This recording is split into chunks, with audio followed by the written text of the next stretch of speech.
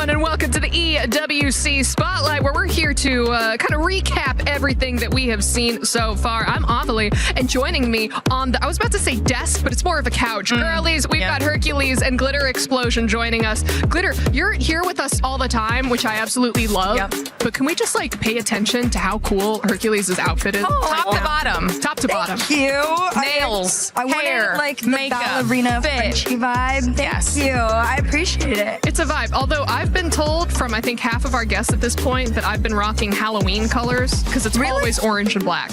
But look, pink. No, you're changing it up Yeah, today. you're switching it up on him. Oh, switching it up on everybody. And speaking of which, we've seen some switch ups in these games. Oh, yeah. You were over at the STC Arena with some Rocket League. Girl, what have we seen so far? Oh my goodness. If you guys did not watch Rocket League today, you missed out. We got to officially start doing all the key crushing. R8 actually just crushed 5 Fierce keys. After, earlier this morning, TSM, everybody was like, oh, yay, APAC finally gets to win. It's so heartwarming. And my Vitality was like, stop talking. You're in France. Just go home. And other than that, it was the same old, same old. Falcons are still surviving. The Gentlemates are still in. Sure. Nothing too out of the ordinary there. I think the only big shock was SSG taking down Carmine Corp. If you missed that, you definitely should go back and watch it. I don't even think Carmine Corp expected it themselves. The fans were shocked. The players were shocked. But there's one more chance. It's the lower bracket starts tomorrow. And so, a lot of time left in the week. I love that. I feel like KC fans have been in shambles multiple times throughout the year. Oh, is it rough for them in other places? Yeah. It's been a little rough. League of Legends handed them a pretty difficult loss. But Gentlemates, they've been strong. Yeah. The whole summer, so. I love that. Drum's ready to go. All right, but over on the Lenovo Legion Gauntlet stage, we did have some Rainbow Six Siege. Yeah, we've got two mostly big stories coming out of that stage, right? The first one being that our defending champs, Team Secret, just went out against GK Esports. So, that's kind of a big deal. We won't be getting a back-to-back out of them. We'll be getting a new title holder on that stage. And then on the other side of things, we're also looking at the Liquid and FaZe matchup. Obviously, we're talking about Liquid a lot this week when it comes to CC side of things, but there's a little bit of a family rivalry going on between these two squads. I think it's going to be a really, really close one. Family rivalry? I love that. I love that ass. Twin brothers. Wait. Yeah. You haven't heard of this? I'm sorry. Wait, do you not know Fill this? me in. Clearly, I'm living under a rock. Twin brothers? Yeah, go facing off against each other. And do you think this is an ideal situation or a less than ideal situation? They've done this before. They've already faced off against each other in the past. So they're no strangers to this. I think that I want to be there at that Thanksgiving you table. Need to. Right? Get your invite in. Just like mom and dad sitting at each end of the table, the boys there, and just being like, so, one of you guys is a winner. And it's quarterfinals too, so it's a big match. Oh, God. Oh, my God. I might have to run away and go see that.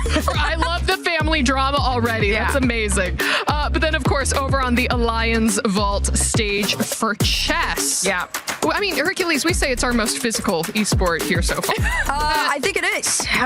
You know how smart you have to be able to do that? Like, physically, a lot of us might not be smart enough We had misclicks previously. Crazy. So crazy. But Glitter, what's been throwing down on the chess stage? Well, we had drama last time in the form of a misclick, right? Oh. Yeah. Wait, T. Yeah. T. This time, we have more drama, this time in the form of an upset. Okay, because world number 8 in Rapid, I want to make sure I say this right, and China's number 1 player, Wei Yi, has been eliminated in the group stage for the 2nd consecutive year of EWC. When you are that good at your game, to come in here and have that type of performance, it has to just be devastating, knowing that you can do so much better than that. Yeah, I mean, is it a choking situation? Right. Is it like the pressure getting to you? Hey, these are big World Cup? prize pools, all right? You're just like, what, Rocket League alone is like 7 million? This is our own like unofficial worlds too, so I can't even like fathom the chess people. I was in the makeup studio with some of them. The talent were like, we never get to see this. So I can't even imagine the players. I feel like there's so much more drama coming out of chess than we would have ever guessed. Every single day it's something different. I really want to know if there's any like meet me in the parking lot after, and then like they both show up ready to brawl. Yeah, and it's just like a chessboard in the middle. Sit down on the floor and be like, oh, okay, that was a good move, brother. All right. But either way, as we get closer to the end of the week, we do have to talk about the club championship points and implications that we're seeing so far. And at the moment, Glitter, do we have anyone who's looking like a front runner? We do, and it does tie into chess a little bit because we still are watching Aurora and AGAL. AGAL, obviously one of the teams at the top of the leaderboard, so we'll have to see how all of that unfolds specifically for chess. But then, like you were just saying, Herc, I mean, we've got Falcons in the running, Vitality in the running for Rocket League. Could either one of them win? Because right now, when it comes to club championship, they are the teams that are very high up there and are looking to get even more points. All the Rocket League fans in chat just made the same face I did when you were like, could they win? We're like, unfortunately, it's probably going to be them in the finals going off before all of this. If the bracket plays out the way it should, there is a world where they do. I do know the Falcons are they're like in top 3-ish right now, or 4, which is like the lowest we've seen them in years. So our Rocket League team, they've won for the last 2 years. Okay. So they could be the ones to do that push. Oh, 100%. All right. Well, still so many incredible and exciting games that we get to see throughout the rest of the week. But before I let both of you go, any last thoughts that you want to throw in here? I'm a major fan of the both of y'all. They asked me if I wanted to jump on here, and I was freaking out.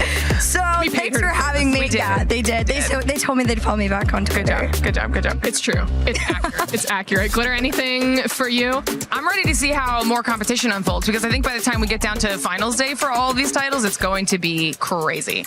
And I'm ready to find the Twitter accounts of both of those R6 players, and then maybe like DM the mom or like maybe a crazy aunt on the side and be like, so what's family dinner looking like and how can I get an invitation? But for everyone else, thank you so much for watching the EWC Spotlight, and we will see you all next time. Look how high it's going. It's going up. We're so such a cute angle.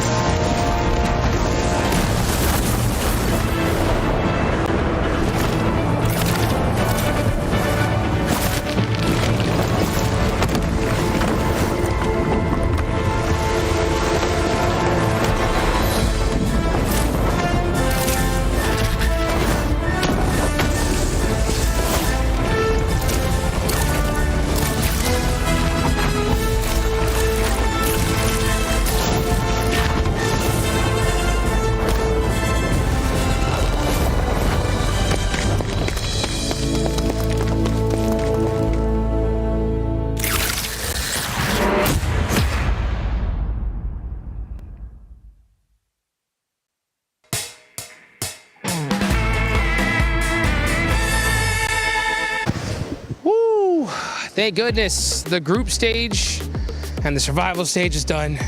Now we can finally kick back and save our voices for a little bit. Playing some pool was a good time. It's been an incredible event so far, honestly, in Paris. Very, very fun. I mean, we're here right now in the Players Lounge, which is honestly ginormous. I think the first place we saw when we came in. I'm trying to hit some trickies right now, but it ain't happening. Also, I just want to let everyone know that I play pool. But I don't really, I play snooker. So this is very different for me. It's not the same thing, not the same thing at all. Matter of fact, I've never even seen a snooker table in real life. This is the game to play. I thought it was only one singular game. Yeah, I'm gonna break some rules though. Okay, what are you thinking? What are you thinking?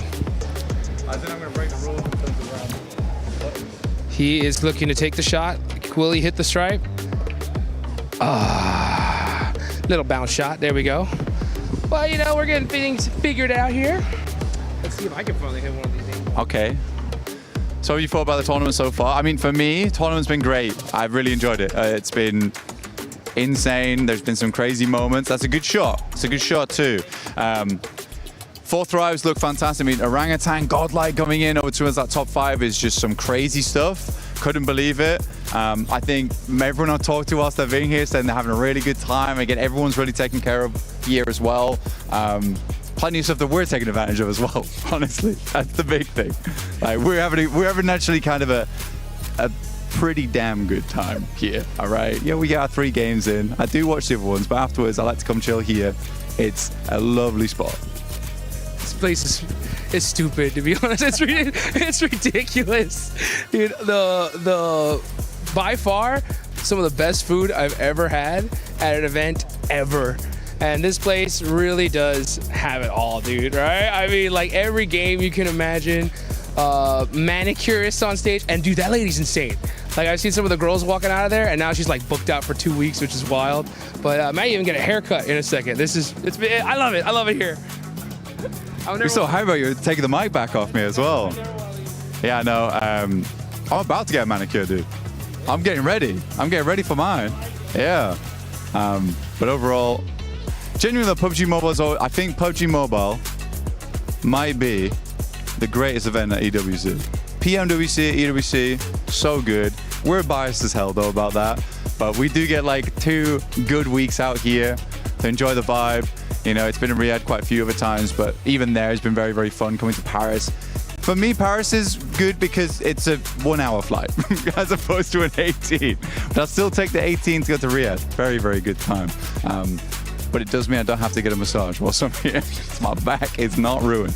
Yeah, I'm in the same dang boat. I mean, when I heard that there was massage therapists actually available, I was like, please, where are you at? Because my flight was a whole lot longer than that. But yeah, man, so far this has just been a crazy journey. And the survival stage just finished. It was tough leaving the hotel room this morning and seeing like 10 teams go home. But at the end of the day, someone's gonna be the champ. And another team is gonna be the not champs. I don't even know what I'm saying at this point. I'm just watching. I saw him shoot 2 different color balls. He really does play snooker here, folks. And that was close. That was close. I like it. Look, I'm just hitting balls in holes right now, okay? I'm playing the equivalent of golf, just with a long stick. I hope that's fine what you did. I don't know the rules. Tell me the rules. I think I was solid and you were straight. Right? That's fine. I got you, bro. You know, it is what it is. I literally was talking. Yeah, I heard you like stop. I heard you stop. You kind of confused what was going on. That's fine. Yeah. So you're solids, I'm stripes. Is that how that works? Or the numbers? I just know. I just go for colors. That's where I'm from. It's just colors. It's so much easier. Black goes in last. Boom. It's easy. That's all I need. So I'm stripes. Okay. Okay, he's locked in now, okay? But what's one thing that you really need to make sure whenever you're playing any game is understanding the rules, right? But even if you don't understand the rules, sometimes you just send it, baby, right? You just put in the work and you might come out on top.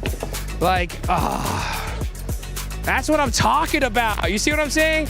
This guy is, I like it though. You know what I'm saying? That's how you make the plays, baby. Let's get it. Yeah, sometimes you help other teams. That's kind of rough. I'll try it that way. Okay, I respect it. Sometimes you gotta make some difficult shots in your life. I trust you. It's a long reach. It was close though. It was I thought you were gonna really ruin that. I thought you were ruin that. Okay, like tell me something. 4 thrives. Overrated or not? Hell no, dude. 4 thrives is insane. I mean, they are coming in champions of PMGO Season 1.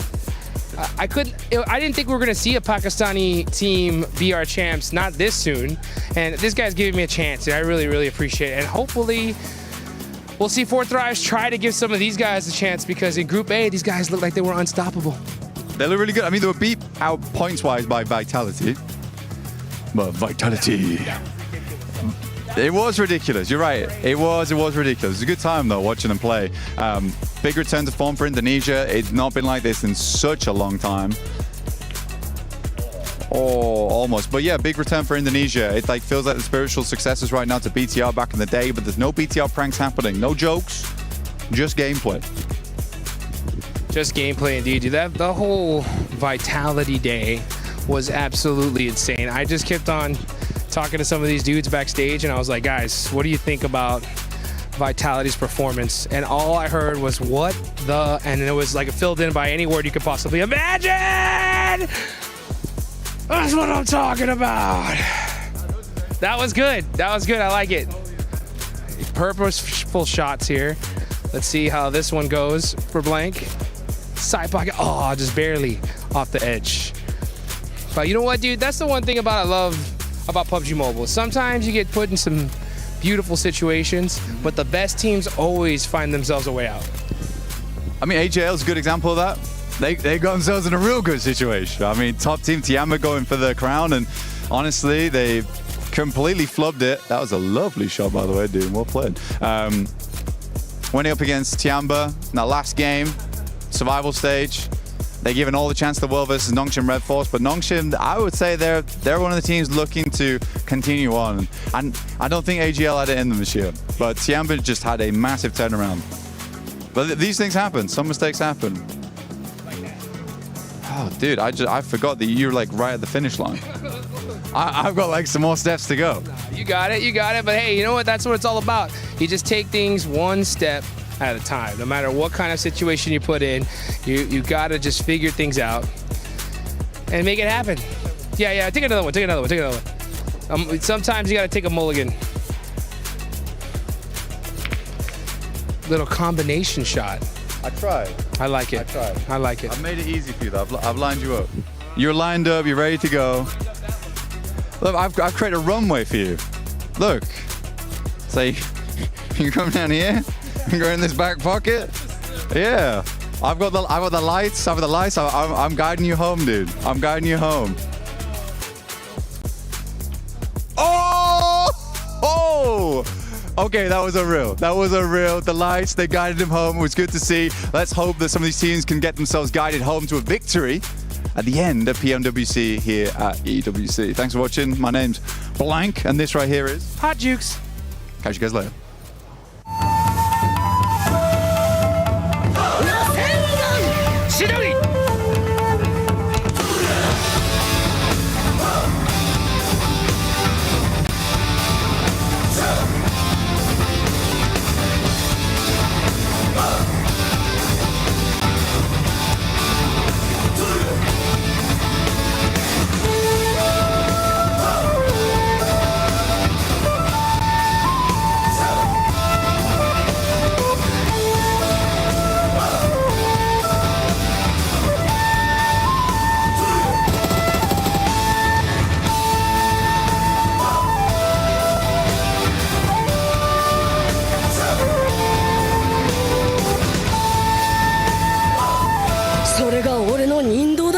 雷鳴と共に散れ。しっかり見ててください。俺は畑かかしって名前だ。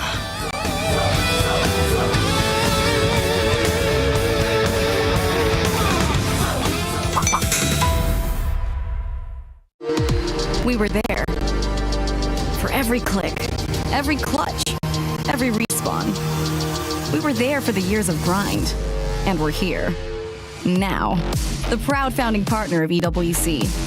Powering the biggest event in gaming, shoulder to shoulder with the world's best. Making history. Greatness deserves a stage. Lenovo Legion. Reach your impossible.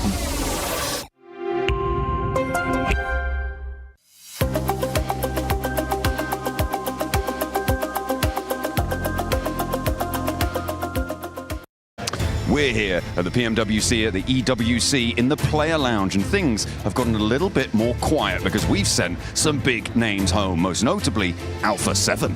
Yeah, that's right. Our champions from 2024's edition of the PMWC. And alongside them, Yangon Galacticos, our reigning champs from last year's event, out in survival stage, John. You know what that means. Oh, it means we're crowning a new champion. Chicken dinners will need to be earned, points will need to be put on the tables, and only one team will rise to the top to be the one and find that chicken dinner. We'll see you guys in the action.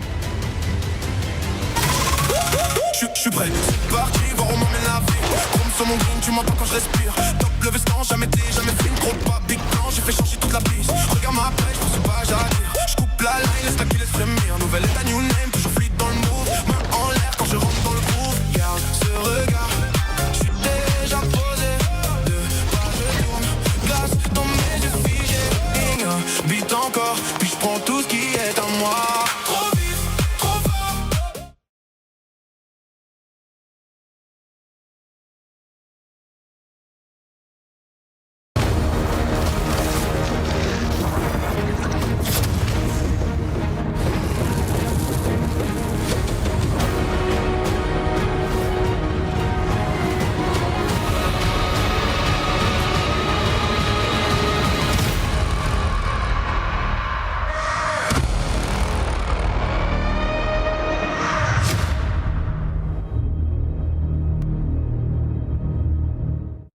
Just too much of a mess. It's just too much of a mess here. We do it live? Seven. Right. We do it live. I think this team's gonna win though. Seven. What? Oh, we are live. Welcome, ladies and gentlemen, to the PMWC at EWC 26 News. My name is the 7WG, and I'm joined by none other than Lace. Lace, how are we feeling for the finals? I mean, I'm super pumped today for the finals, and I think we've got a lot to cover for you guys today. But of course, we're here to bring you the program and break it down for you. I think so too, because right now, I mean, we have some important news, and that is the $3 million prize pool is on the line. The format, pretty much straight simple. It's going to be top 16 teams are going to be playing that they have made it from group stages, from survival, from all of that. $3 million on the line. Only one team's going to be able to lift that trophy, though. I mean, that's some serious cash money for our teams. And of course, what would you spend it on? Ooh, I don't know. I don't know, because I have so many kids that... They all get $1 million each. You know what? Even then, it wouldn't really reach it. But we do have some record breakers that are going to be at risk, because earlier on, we did get some a team being able to get 29 eliminations. That wasn't in the finals. These record breakers right there are only for the finals. Yeah, and that was none other than our E-Arena being able to get that on map number 1. Of course, they have a lot to contest to. They did make it through, so this is going to be super exciting. Can they be able to do that again? I mean, I don't know if they're going to be able to. I'm looking at that Tony K, 53 eliminations. I don't know if anybody is ever going to be able to beat that, because that man was on a tear during that tournament. I mean, everything is on a tear during that moment, and just got to make sure we don't tear something behind this. Talking about crazy stuff, we had some insane moments, especially during group stages, during survival. In case you missed it, let us just back it up a little bit. Let us just rewind. Not only with 7-1, didn't get a chance to make it here to the finals, but that boy almost ended up blowing himself up. I mean, sometimes you just got to strategically place a nade right into your pocket. Or sometimes you just want to call one of those cover flares and let it splash you. And if you think about it, they still were able to do some incredible stuff, but of course, Alpha 7 is one of our teams that didn't make it through today. Yeah, they didn't make it through. That could have been why, but Aura is one of those teams that made it here, and Sleepy is going to be hoping that he is not sleepy today, because he's like, Lace, wake up. Because if he does end up doing that, he could end up costing them the championship. It could definitely end up costing them the championship. And of course, all our teams today need to lock in and prepare for what's to come, because it's going to be a bit of a grueling day for them all. But I mean, that's the news that we love to bring you. We want to bring you the action and the love but we want to crush some keys most of all. Yeah, I want to see which keys are going to be getting crushed. But in case you missed it, we do have special reporter Kalaris giving you the STC rewind. But the thing is that Rondo, the first map, is like ridiculous. We saw a team get 39 points, a world record. Wow. And that team didn't even qualify in that group stage, which makes no sense. That's wild.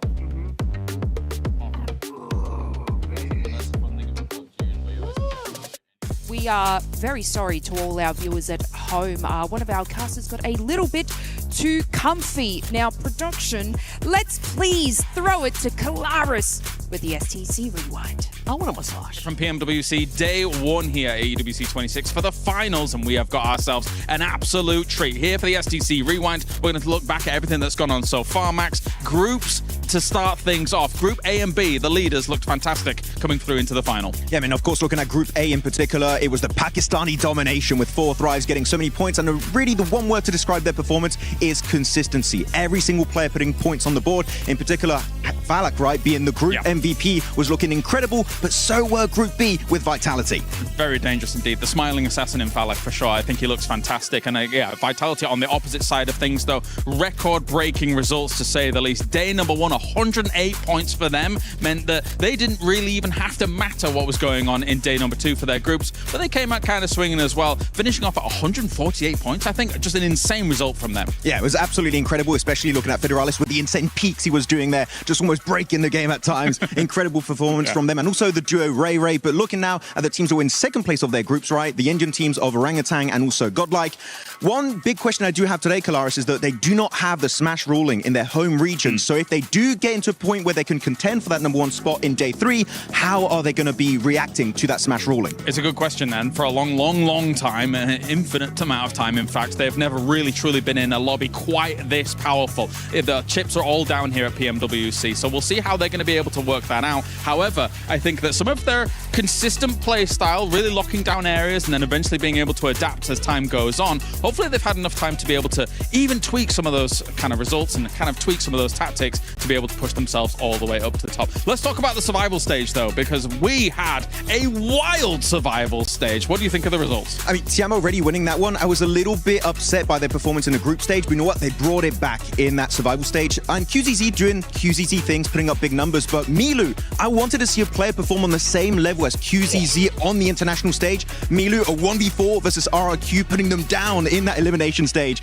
and able to actually become the MVP of survival stage. I'm very impressed. But I feel like one of the biggest storylines were in the last few games, Kalaris, the teams were able to barely make it back up, and that has to bring up the conversation about Ulf. Yeah, it really does. That last game, getting them over the finish line, and you could see the emotion and kind of the relief on their faces when they were able to get that victory. This is a team, Ulf, of course, that arguably coming in, a lot of pundits, a lot of experts had them in their top 5, if not trying to challenge for the championship as a whole. So for them to squeak in towards the end of the survival stage, it feels like some vindication has been done here for Ulf, right? Yeah, I mean, definitely. Every single player doing great. I mean, Aaron and Ketch doing great. But you know what? The player that I would say was the MVP of Ulf was Scarface. Yeah. Oh my goodness. He came out of nowhere and said, you know what, guys, I got this one. I'll do it myself and qualify us into the grand final. So Ulf, right now, I would say I got that glimmer of hope, just like we had at PMGC last year, or even PMGO Season 1 this year in Jakarta, that they can be on the podium and maybe break that second place curse. And that's just a few of the world-class teams that are going to be representing here in the final for PMWC at EWC 26. You want to stay tuned. You want to see all of these teams fight for that grand prize pool. Thank you, special reporter Kalaris, coming in with the information. Now, let's talk about the club championship. AGAL got eliminated. They did. They are no longer in. Lace, don't forget that we still have Vitality, and we still have Aurora, that if they finish in the top 8, or if they end up winning, I mean, they'll get a cool 1,000 points for that CC. Never interrupt me again, Seven. But that's fine. Glitter, with our CC update, is going to interrupt and on standby to bring us the club championship update. as we head into finals for PUBG Mobile, and as we prepare for the penultimate championship weekend here at EWC, as is tradition, it's time for another club championship update, because this is what all of our clubs are fighting for.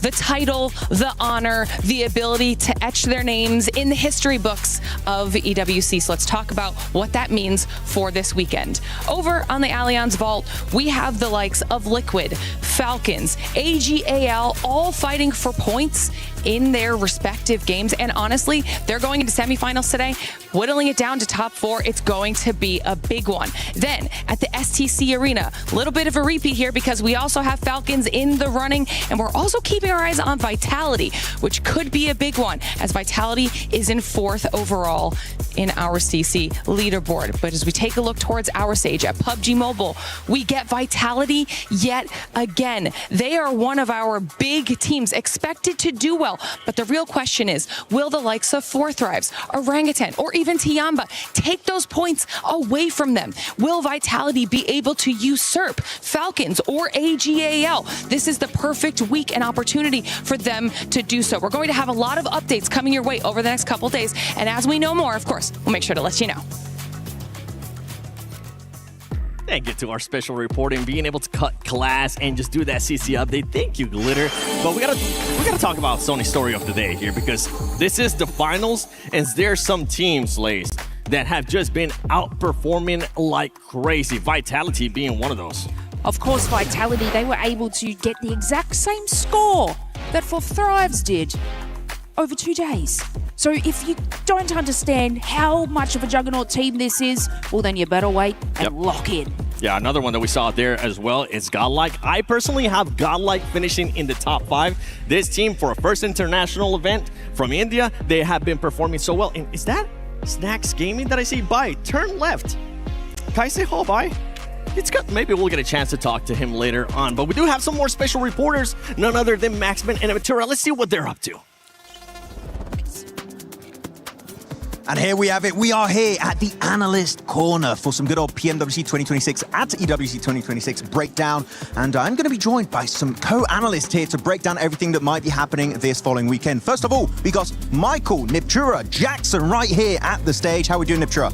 Very well indeed. I'm not going to do what you want me to do. I'll save that for later. But for now, yeah, we're looking very good, excited for the finals. We all dressed up for the occasion. We are ready to go. Yeah, with that said, looking at the teams, I know that Niptura, you really want to jump in on Godlike, because this team came out of nowhere in Group B and made it straight into the finals. I mean, out of nowhere is a pretty good description of it. We were not expecting too much, simply because of the lack of experience compared to the other groups, right? The other players, the other teams, but they performed very, very well. I mean, we had them coming in second in the groups overall, only by 1 point ahead of Aurora, a few points behind Four Thrives, who had a big group stage, and the back-to-back wins on Miramar and Rondo over the span of both days was just really, really nice. I really enjoyed how they've been playing. They play more compact, they look for those positions, and in a lobby like this is working out very well. So yeah, I'm excited to see what they got today. I feel like a lot of people, especially when it comes to Godlike, are highlighting, they're looking at S-Power, they're looking at Admino. I want to say Some in particular has been doing absolutely fantastic for the entirety of Godlike. So you can see a little bit of a B shot there, them getting ready for this event. But you know what? Godlike is one of the many teams that are going to be here trying to compete for that trophy this weekend. But you know what? I feel like we need an extra analyst possibly to join the desk right here. But we have to summon him. Niptro, so you ready? 3, 2, 1. Vitality. Oh, no. Didn't work. Okay, wait. Time 2, okay? Wait, we're going to do it one more time. Yeah. Vitality! Hey! So Vitality, what are we thinking, Blank? Hi there, my name's Blank, special reporter coming in for Vitality so far, doing incredibly well. Razy and Razak, my boy Ray, as well as Federalis and Axel, looking fantastic at the moment. I think Axel's been in a huge amount of work, as has Federalis, opening up a completely new style of shotgun play, which looks completely ridiculous in Game 2. But that's my special report for Vitality. Oh, thank you for the insight. Also, Axel, by the way, the IGL between some big numbers, especially on that one game against Hora on the beaches west of George Pole. So this team, with how impressive they were in the opening day of their respective group, which was Group B, right, Niptra and Blank, Can we see something similar going into this one, Black Mr. Vitality? Ooh, Mr. Vitality. Yeah, I do think that Vitality is going to do very well here. The spiritual successors, of course, but I do think they're going to do very, very well. I think that there's not a player on that team that doesn't look incredibly good at the moment. And the funny thing for me right now, Neptura, is that Razy and Razak aren't particularly the guys that are stepping up the heat, despite so much talk about them. Axel and Federales have come in looking very hot, and I think that's the most promising thing. Absolutely. I think if you look at any of the stronger teams in globally, just the global circuit, you're going to see players that all have very, very aggressive gunplay skill despite their various roles, right? You don't have just one or two. It's very, very nice to see that come through for them. So, yeah, it's very, very strong looking. And also the fact that they can get so many wins, we were talking about that in the group stage, right? We get so many of those wins, it makes it interesting for that smash rule that we actually could have a lot of hope for this team to actually come through the pressure and get that win. Yeah, it's very nice that like 4 Thrives, they can actually get wins, because if they do gain contention for the smash ruling and the trophy, actually that could put them in a really good contention to be crowned your PMWC 2026 champions. Now, we already talked about one of the Indian teams. I think it's time to focus on the other Indian team, which is going to be Orangutan. Niptura, you already talked about them, so Blank, Orangutan, what are we thinking today? You know what? I think Orangutan, for them, I think right now they're looking very, very good. I think a lot of the emphasis, though, has to be on Aru, though. I got to talk to him a fair few times this event. Lovely guy, by the way. Really, really lovely guy. Great chatter. I mean, I talk a lot. I talk a lot, you see. And I think that's sometimes a problem for other people. But for Aru, goodness me, I could just sit there and listen to him all day. But he's bringing a lot of the eliminations. He's also bringing a lot of the guidance to the squad. Yes. Now, there were a couple of moments. I think we're actually seeing on screen now one of those moments, which was a little bit difficult right now for Orangutan. They moved up on this one versus Flash. They struggled a little bit on the gunfight. However, they ended up winning that game. It looked a little bit shaky. I think that they solved a lot of the issues coming after that. But yeah, I do think the rest of the team needs to develop around Aru, essentially. Yeah, I think Aru's got some great ideas and he's got some great direction. It's just that synergy that has to come through. I think probably there's a little bit of, I don't want to say the word panic, that's a very strong word, but when you are in these high pressure situations, it's your first PMWC, whatever, you are going to go, oh my God, they're everywhere. And you're going to have a little bit of a freak out, and they've really worked on that. They've solved so much of that. And so, yeah, it is looking really, really nice for them. So very, very hopeful for this squad to actually do big things here. Yeah, very hopeful. We'll see how high they can actually rank up in the finals. But with that said, a final team I'd like to talk about here, which is actually the team I predicted to be the champion. So I'm sorry, guys, but I'm going to go for Team Flash. Team Flash, I think, is a team that has been getting better and better and better every time we see them play. And I feel like now they're at level, Black, where maybe a trophy is in the cards for these guys. Womp womp. Yeah. Wait. Predicted by Max. Womp womp. Sorry. So they're going to be in 16th place. Yeah, probably. To be fair, though, for Flash, I think that they did quite well, all things considered, because last time we saw them this year, they looked fairly unconvincing. They looked scared. They looked like they didn't have it in them from what was basically a rookie upstart squad who were testing a lot of other squads, right? Poking at them, nipping at their heels. They suddenly play this really passive game. I think some of that aggression's coming back now, and that's good news going in towards the finals. Yep. Go for it. No, I do. I agree. I want to see more from them, though. I think in the group stage, you know, they've been heralded as a very, very aggressive, forward-playing team, and I think in the group stages we didn't see that as much as I was expecting to. I would like to see more of that in the finals, but you know what? It could be just a simple thing of, like a lot of teams do, they saving it for the finals, and so I'm like, okay, you know what? I'm not going to hold that against them. I want to see what they got here today. They do kind of remind me of 4 Thrives in the sense that every player has that clutch factor, and it is especially interesting. They go from PMGC last year to qualifying because of an airdrop on Miramar, barely able to squeak their way into the finals. So now, actually being a team that consistently are able to qualify straight into the finals of these big international events. So Flash, I feel like, could be a big surprise, especially as they picked up the mantle of Deep Xavier earlier this year, right? Yeah. Could be. Could be happening. Also, last thing, Chicken. Whoa, Chicken right there. There you go. Check him out. He's very cool. Check out the booth right here at EWC 2026. With that said, thanks so much for joining the analyst corner here for PMWC 2026. We'll throw it right back to Lace and 7WG. Yes, thank you so much to our special reporters, Max and Neptura.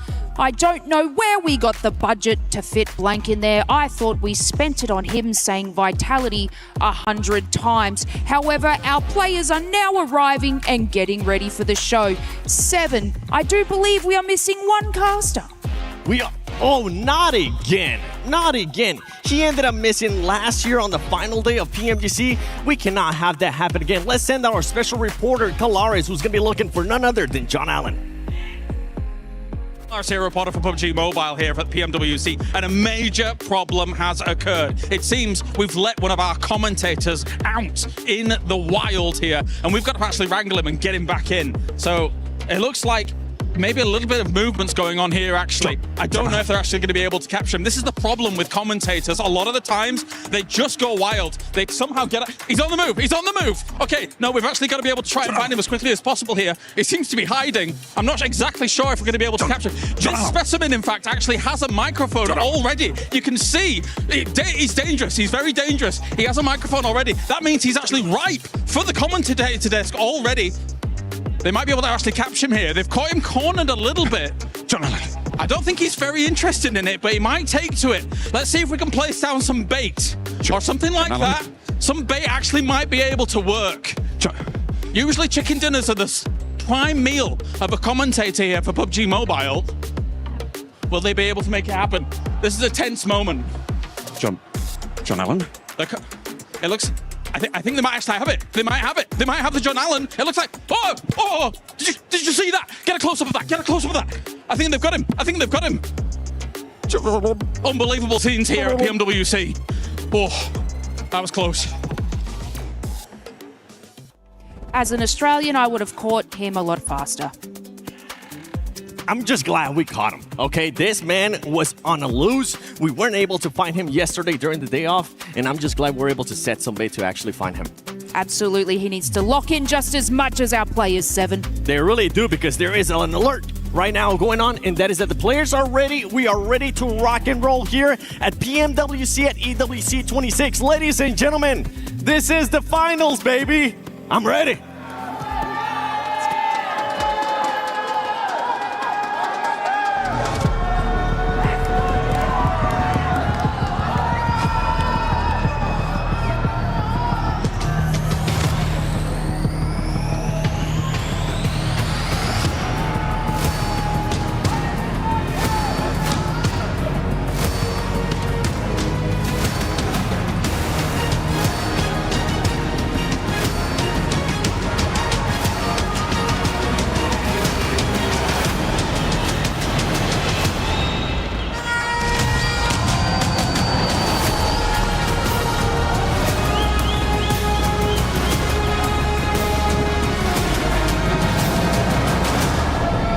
Months of preparation, thousands of hours played, and sacrifices have led to this point. Life-changing money sits on the horizon, and a legacy that dreams are made of. We saw it in the group stage, we saw it in the survival stage. These teams are here for a reason, and every single one of them can actually clutch it all and become our PMWC champion.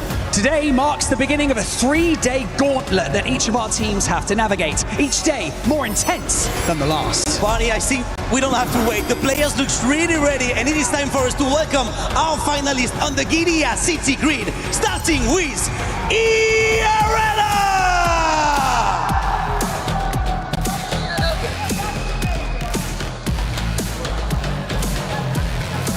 Oof! Esports!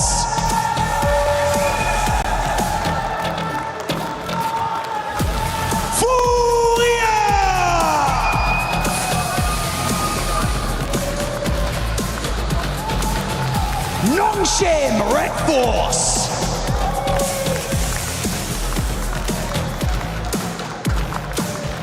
Al-Hula Club Esports!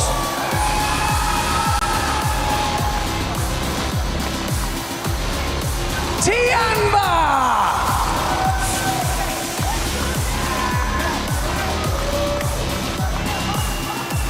S2G Esports!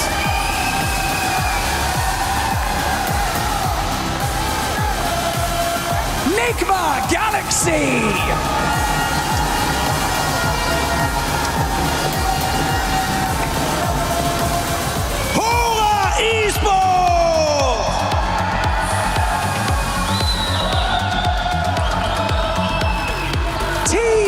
Flash.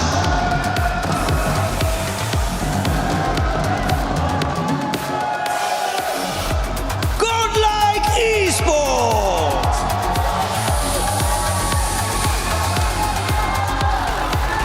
Aurora Gaming.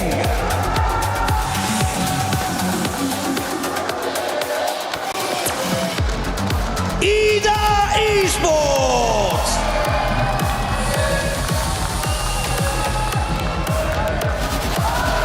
Orangutan.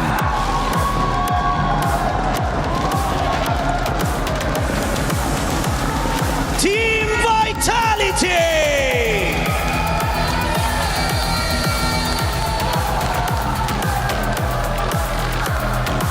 And finally, 4 Thrives Esports.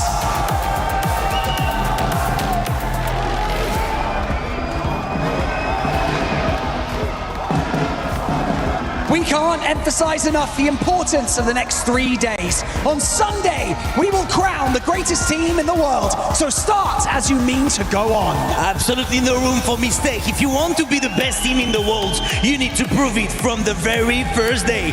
The PMWC Finals at EWC 2026 starts right now!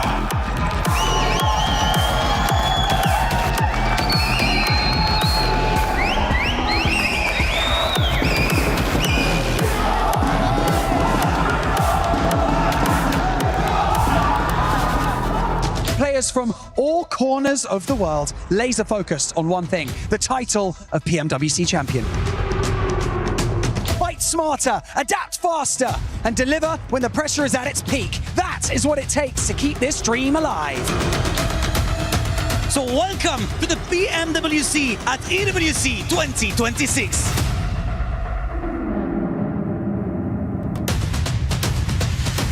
And RRQ are looking to do it here. Pushing up close and personal. With the nade, turning the tables, and he's doing this all by himself. What? It's the Swan Wipe 1v4 from Milu. Let's put the 11th on the board. Looking for TZ, is it a self-denial? It might be. Get to double digits on the And evens that's and it. burn yourself down to the ground. What a shutdown. 108 points in 6 matches. Nate misses, Darkin peaks. That's on target. Headshot. Good shot. Follow-up there. Oh. HG takes him away as Turney K falls. Mormon closes the gap in the shotgun standoff, but will he win it? Oh! Are you kidding me? What a finish! It's Ida! S-Power is just insane. He's been throwing heat-seeking missiles all game long and opening the fight for his team. A full 4v4. S2G tried to catch a couple of their players off guard, but it's S-Power, baby. You can't shut him down that easy. You can't stop S-Power, and you cannot silence Godlike in this moment. Adamino for the closing play as Godlike take this chicken dinner with ease! That is how you do it here, folks. And you can see the look on their faces saying, make some noise, Paris. It's Godlike's time to shine. You see on Rondo, it is madness in the Ox Factory. Nice. A big nade threaded on up, and it's finding 1 and 2. Falak charges on forwards, and they're cutting the rosters in half. Another one right up in his face. They go wide. Top's moving around the side. Aurora, a difficult beast to handle.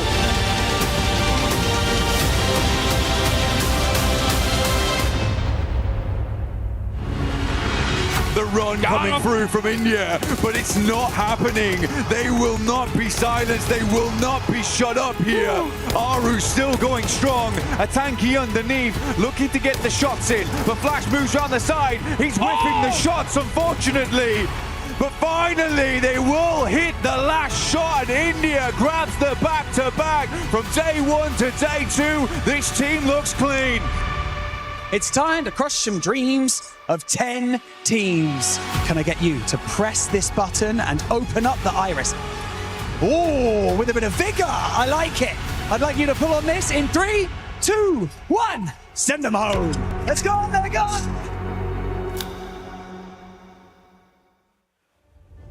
I don't think we could have set the stage better ourselves. So it's ironic that we were featured in that nice little collection of replays there, Blank. An incredible way to give you a glimpse into what's gone on over the past couple days. But it's going to get even more climactic here. The best of the best return to the lobby, and this is where dreams truly do become reality. I'm slouching, but hopefully the players aren't, because this is a day, right? Day one always gives you the most freedom, the most chance to get a big buffer online without that stress, because we saw that come through in survival stage. Yeah, teams were sweating, teams were shaking in their boots, but it's time to get boots on the ground over on Rondo very, very soon for our first match of the day.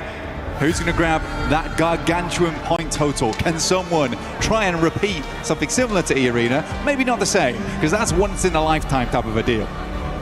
Well, if there was a time to pull it out, try and elevate a world record even further, hey man, there's no better stage for it, no better crowd, no more excitement and anticipation than right here, right now, live from the Qiddiya City grid at PMWC, at EWC 2026. 3 years of intense competition, twice we've had brand new champions crowned, and this year we'll get another one.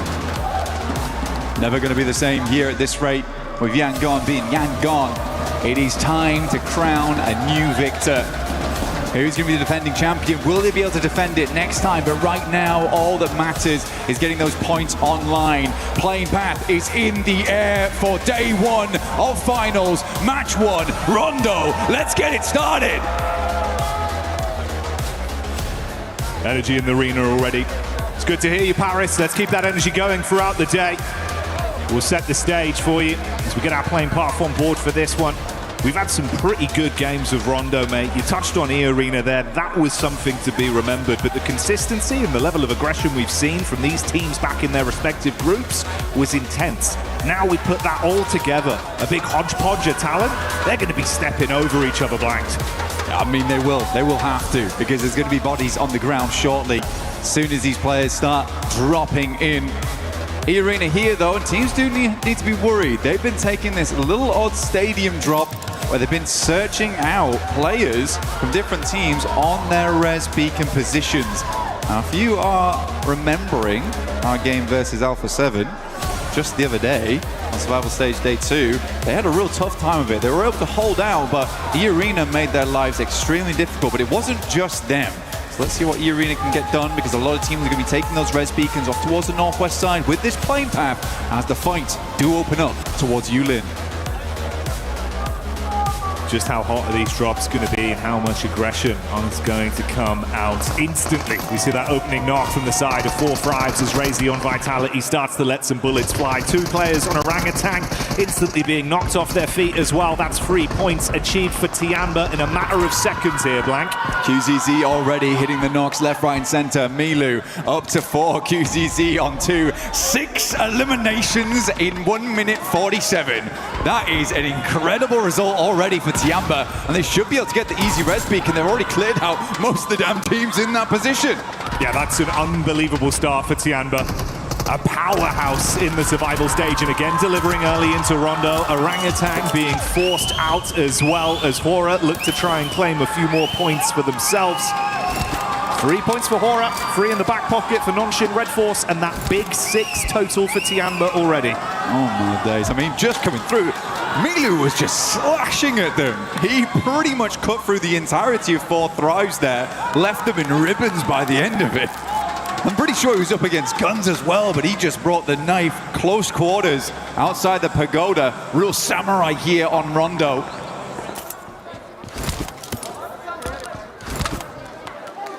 Start as you mean to proceed, it seems then, for Tiamba on today's games. Sleepy taking the clash back over to Zizzy there from Nonshin. Going to be able to force him out early. Nice. Oh, that's a great lineup, bud.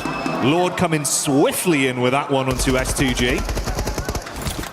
Gorgeous stuff here. But for S2G, got to chat with him for a little bit. My boy was actually getting a haircut when I was talking to him, but they were saying that they have the aggression, and that's what they're bringing here in the finals. It's what Ulf kind of lacked a little bit of. But for their Turkish team, they were looking to bring that aggression over in the group stages. They're looking to bring it again here. They've had a lot of time to study those teams, but Lost moves up and already is down. It's Kamikaze. the man with it all to give. One nade, one dream. Ooh. Good damn. Yeah, it's nice bit of chip damage on the peak. Oh, wow. Lord trying to lean into it, but the pre-fire back from Kamikaze on low HP will at least secure that one. Ralph goes in aggro, though, with the shotty and absolutely pumps them full of buckshot. Good stuff there. Solkay, at least at distance, is able to recall the team back into action. We do have a Western circle. We didn't get to talk about too much. Flash already has tops in that region, so Jiao Ting currently covered, but that place can hold a lot of teams late game. Eren now coming against Win, barest amount of HP, but at distance, it's Milu once again. Tiamba up to 8 probably after this. This is the dream start for Tiamba. And Milu, the fact that he's got 6 individual eliminations alone, mate, he was just popping off back in the games we'd seen previously. If he feeds the hot hand and can keep this going throughout the whole day, good luck. It's the buffer that we were talking about. And there's no luck involved, but there is luck involved over on the Lucky Spin, which you can join in with us in-game right now for the 2026 PMWC, for the exclusive 2026 PMWC tournament set, which you can see on screen regularly in-game. Make sure to try your chances just like QZZ and this spray down with the S12K. We are looking at 2 eliminations per minute. Unreal reactions as well. Coming out swinging today. We know mechanically they're very gifted as individuals, but they're putting it all on the line. And hey man, that's the way to do it, right? We were touching on the fact if you can have a huge pop-off game on Rondo, the extra buffer of points from the sheer quantity of additional eliminations you can garner from this battleground, it's worth its weight in gold, especially in a 3-day finals environment like this. You gotta get in there and get stuck into the thick of it, and Tiamba are doing just that. Again, for Tiamba, their biggest success in the survival stage was the fact that they started out so incredibly hot, where it felt like all the weight was off them a lot of times. At Milu making that 1v4 look real easy, I think that came from the fact that they had nothing to lose at that point. They were already in. They're just pushing a little bit further there. We haven't talked about it too much so far on the cast, but we do have Smash ruling this event. And not only does that mean that, yes, you can win technically, game 2, but it also means the further you are ahead, the harder it is for teams to catch up to you to also get into that Smash ruling. So we are looking for more similar results to 4 Thrives as well as Vitality in terms of how far they sent themselves ahead in those rankings to make it difficult for any team to catch up to really engage that Smash ruling on the final day. Might be coming down to match 6, honestly. Yeah, it will be a fun little storyline to see how that affects things going into the last day of competition. How big of a barrier that'll be, and really if other teams will have to rise up to the occasion for it to even be a potential pipeline for them. That's one for the future though, but now it's in the back of your mind. You have that context with just how much these early points matter for some of our squads. 2 sides that you touched on there, though, of course, being Vitality and 4 Thrives. They were dominant in both of their respective groups. Easily the best squads we saw when it came to how consistent they looked and how aggressive they were. Yeah. Vitality even kind of completely blowing away what we thought was the upper limit when they then played their group, right? I think they knocked it out by 1 point, but even that 1 point is a hard point to squeeze out in such a short amount of games. For Tiamba, it's a little less impressive, I would say, just because you are playing with the dregs coming through from the group stage. We already did send what we assume to be our best 10 teams forward there. Yeah. Even so, Tiamba still looked very strong, and for them, it was more a case of switching it on in those moments. And they've done exactly that. It looks like all the lights are on at home right now for Tiamba. They are burning the midnight fuel. It's crazy. Actually wild. Speed at which he was, the speed at which he was like, so was that 1v4 again actually? Now I'm thinking about it. Technically, It feels like it is, especially when you then factor in, by the way, we had the one clean 1v4 he won. We then had a 1v4 attempt towards the end of survival stage that resulted in a winning free elim to going out as the last guy. Yeah, like the conversion rate we've had on raw 1v4s from him has actually been unbelievable. I think we're more astonished that might be a 1v4. I mean, we didn't even clock it because it's like, is he just doing this repeatedly now? Just full-on butcher blade coming out from Milu, chopping everyone to bits. Crazy. Love to see it. Circle goes over towards that northern side. A bit of an awkward res beacon on this one as well, down towards the lake. Definitely possible to go for, but you get caught out on the bridges coming out from that area a fair few times here, Jackie, and also there will be teams playing around that spot, trying to hold teams out. Orangutan, though, nice rotate on the north side, will be able to get them further into the circle. Tiamba, Vitality all on the back foot here, as well as Ulf. Aurora holding a 2-2 split. I think they've realized because they're so far down towards the south, likely better just try and clear their back angles and then look for maybe a major rotate on the west or the east side later on.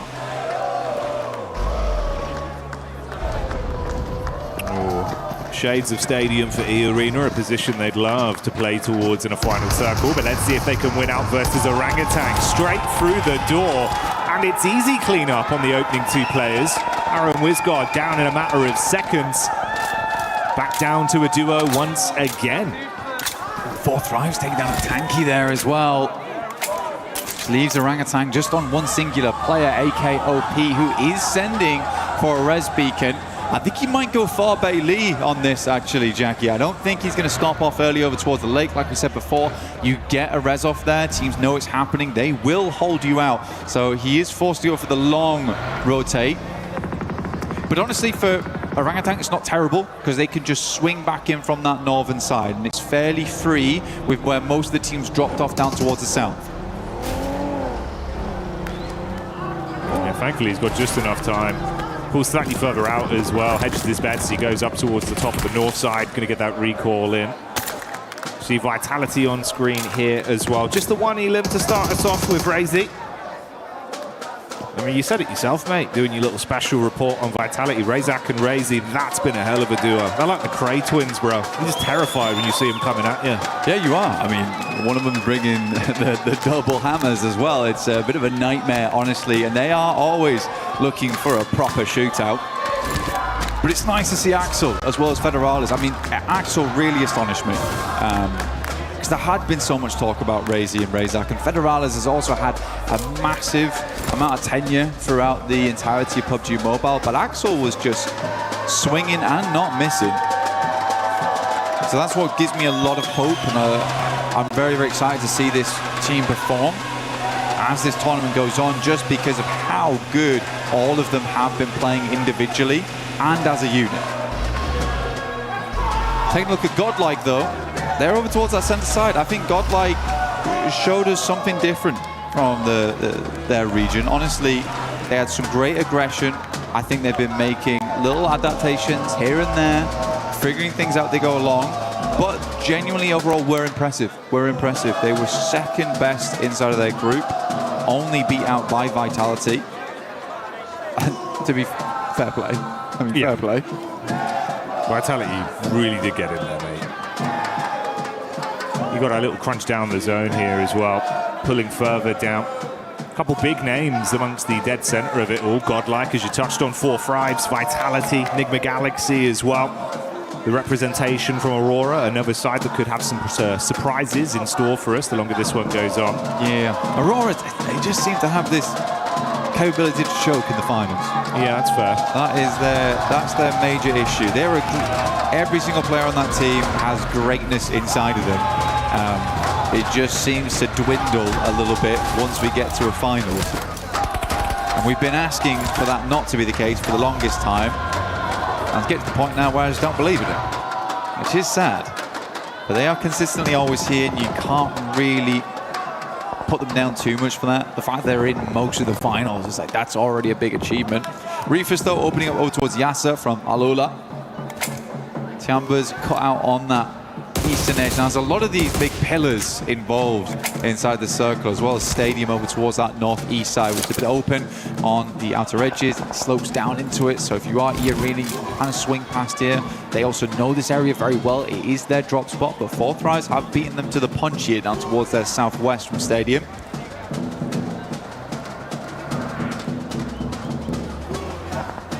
Excited to see what the form of Fury is going to be looking like in a final situation again as well. They were massively coming alive, dude. Felt like it was way better in terms of the decision making. The communication was on point. A lot of the fights we witnessed from them. Igor as well, just playing so brilliantly with some of the individual plays. Feel like a whole new man showed up.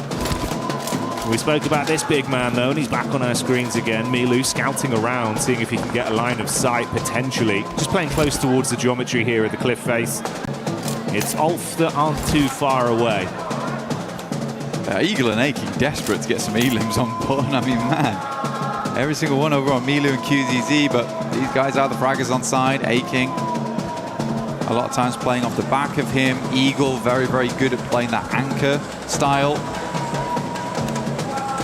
Generally is the last player to go down. Plays that survivalist very well for them as well. But yeah, you're right, Furia looking good. Igor's, I think, was a big surprise. Yeah. They've got big names on that team like Chief, Ayala. Silence also doing a lot of good work. But yeah, Igor's was just really giving it to a lot of these squads. Now, we're getting in towards our later circles with quite a lot of them teams still involved. We talked about Jiaotin earlier on. It can house a ton of teams. It is uncomfortable to play in, and swinging from apartment to apartment is not always easy. And there's a lot of difficult windows and little places to pitch nades in. We can't quite get those full finishes on. So I'm curious to see how this will play out. I think it's going to be a little bit of a passive game going towards the end, but you do have to get in towards Jiaotin. See over on the side of the stage, the Nick the Galaxy fans getting quite excited. But meanwhile, amongst the battleground, it's S2G that feel the hammer crash down on top of them from Nonshin Red Force. The hero of Hyunbin starting it out well. And only one man in last, forced to bail out and try and keep their dreams alive as he breezes out of action. There's Aurora as well, clashing against Ida Blank. I mean, Ida tried to get in on the northeast side, which I think is, at this point, a little bit too late. They got crunched in by Vitality as well as Aurora. I think you somewhat deserve that coming into this stage of the game. Jiaotin's still far on the western side, but because it's such a big amount of landmass with a lot of places to play, you do see a lot of teams confirming here early, but you sort of want to be on that end where Aurora is, Vitality, where there is those clear exit points across the road. A lot of other teams have to take something a little bit more unfortunate. Fourth Rise, though, Joker stepping up to the plate here, spraying through the smoke. There's one close. He's giving himself away, though, Jackie. Yeah, this is risky, bro. IQ had to be so swift with the shotgun here. It's Joker just teasing them, dancing around on top of the rocks. So much damage already done to Fourth Rise. This would be a hellish way to go down. And that's how they fall in our opening game. E-Arena. E-Arena down, but back on board with Tiamba. Milu finding the first, as per usual. Scarface desperate against it, but he's just pushing up. Aching will find another shot. Solus is down. This is looking very, very bad for Ulf. And Tiamba puts up more points. Milu on a fat 7 so far. It's not going to stop either. They want even more. Squeeze whatever points they can get out of this one. Eren had to tuck his tail and absolutely bolt it.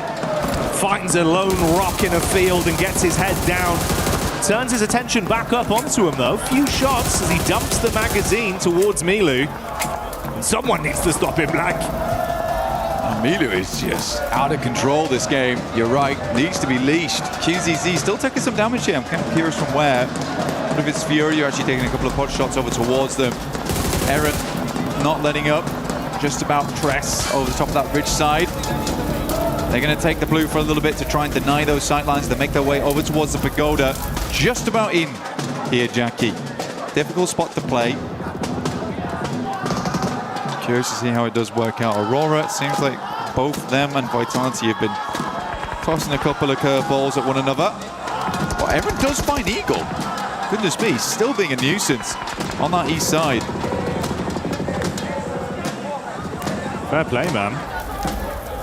He's thinking, you want to try and ruin this for us on game one? We'll at least make it uncomfortable. Force out the utility, see what he can scrap through onto them. Can't really make a move towards that recall, the zone coming in, and that's going to really crunch up away from all of them. Still dead center for Vitality. Yeah, Vitality's actually in a really good spot here. Like I said before, it does give them that capability to move out over towards that northeast side of Knees B, but they also can crunch every single team on that western side. There was one player left remaining from Ida. It is Darkin. He is over on the eastern side of Jiaotin, just hanging out for the time being, but that does kind of save grace for Vitality, because they'll hear the shots immediately if someone tries to rock up over towards Darkin, just give them a brief opportunity to reassemble and reassess how they want to play off on that eastern side. Quick replay here from Federales, just instant shots. I think this has been a key factor for Federales throughout the entire tournament as well. Reaction speed. He is quick with it. It was quick and on a disgusting angle as well, so good plays. Oh, Federales, no one clears it! Hello? He doesn't get the playoff! What? They turn around back onto it and Federales falls! What's gone on there?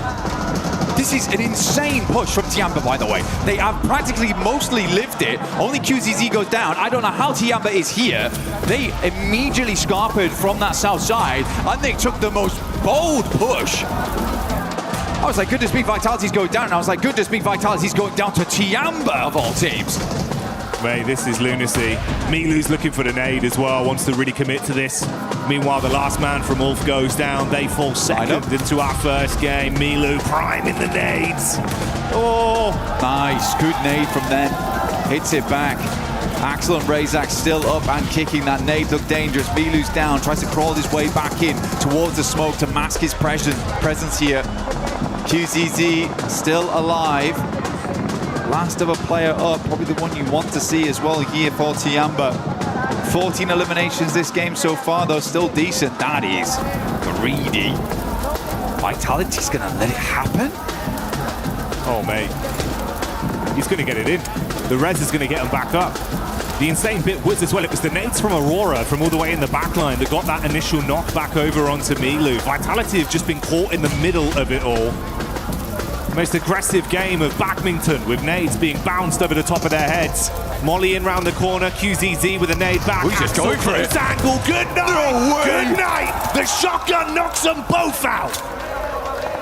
This is what I can't believe about QZZ, because he's like, I've run out of grenades. You see so many players just step back and be like, that's it then. But he's like, if I can't do it with a nade, I'm just facing. I'm fully facing. Now Aurora, they're pushing on the sidelines. Can Tiamba hold 2 versus 4 here? It's a tough one. The opening grenade is not good, but Reefers is taking a ton of damage. Top bullet finds at least find QZZ, and it seems like Milu will also go down. But 16 eliminations, a fearsome game, even going out in 11th.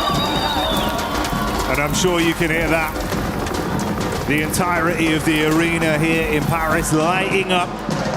A spectacle to start here on game 1 of Rondo, and it's Tiamba that lead the charge. Now out of the running, let's see if anyone else can try and mirror their success with what remains. Flash moving over towards Aura. He's on the south side. They're kind of fighting for nothing on this one as well, because they need to leave at some point in the near future. Jiggle. Fair bit of damage. Flash still got bows in the back line here, lining up a grenade inside the warehouse. Hard to pop these off the wall though, because of all the concrete inside.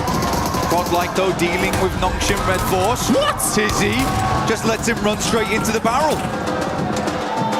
God damn. Shotgun straight to the cranium. Blows him away. Godlike clap back upon from Schweppes in the distance as well. Gets an angle onto him. This is looking tiresome for both teams. I mean, Nongshim down to just the duo. Godlike with only 1 man left remaining. And Alula, they've seen the blood in the water. They want to see if they can roam over. They smell potential points here. Why not? Honestly, grab them where you can. Alula sends up Yasser. Nongshim Red Force has not got the reset online at all. Still priming nades upstairs. There's going to have to be a big hole. Tizzy on the outside. Luckily, that Molotov is not on target. Tizzy's just going down. What are we doing? Mate, this is nutty out there. Tried to drop off the top of the rafters, spamming the shots. It's all gone. I feel like Tizzy just panicked. I think so.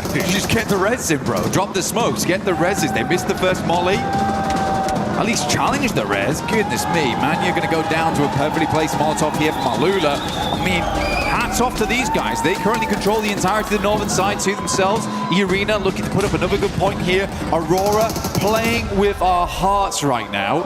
Opening up with maybe a gargantuan game. Leading us to believe it is possible once again for Aurora. Enigma Galaxy coming out swinging as well. Might have been a bit quiet in terms of the overall aggregate elims we've seen to this point, but we know it's a team that can deliver with some consistency late game. They've got nades as well. Oh, the red zone forming on top of the arena. Thankfully for them, a little bit of deployable cover will make all the difference. Turney K in the back trying to keep his eyes on what's going on, but if you flick to the elim feed, you can see Doc's doing damage.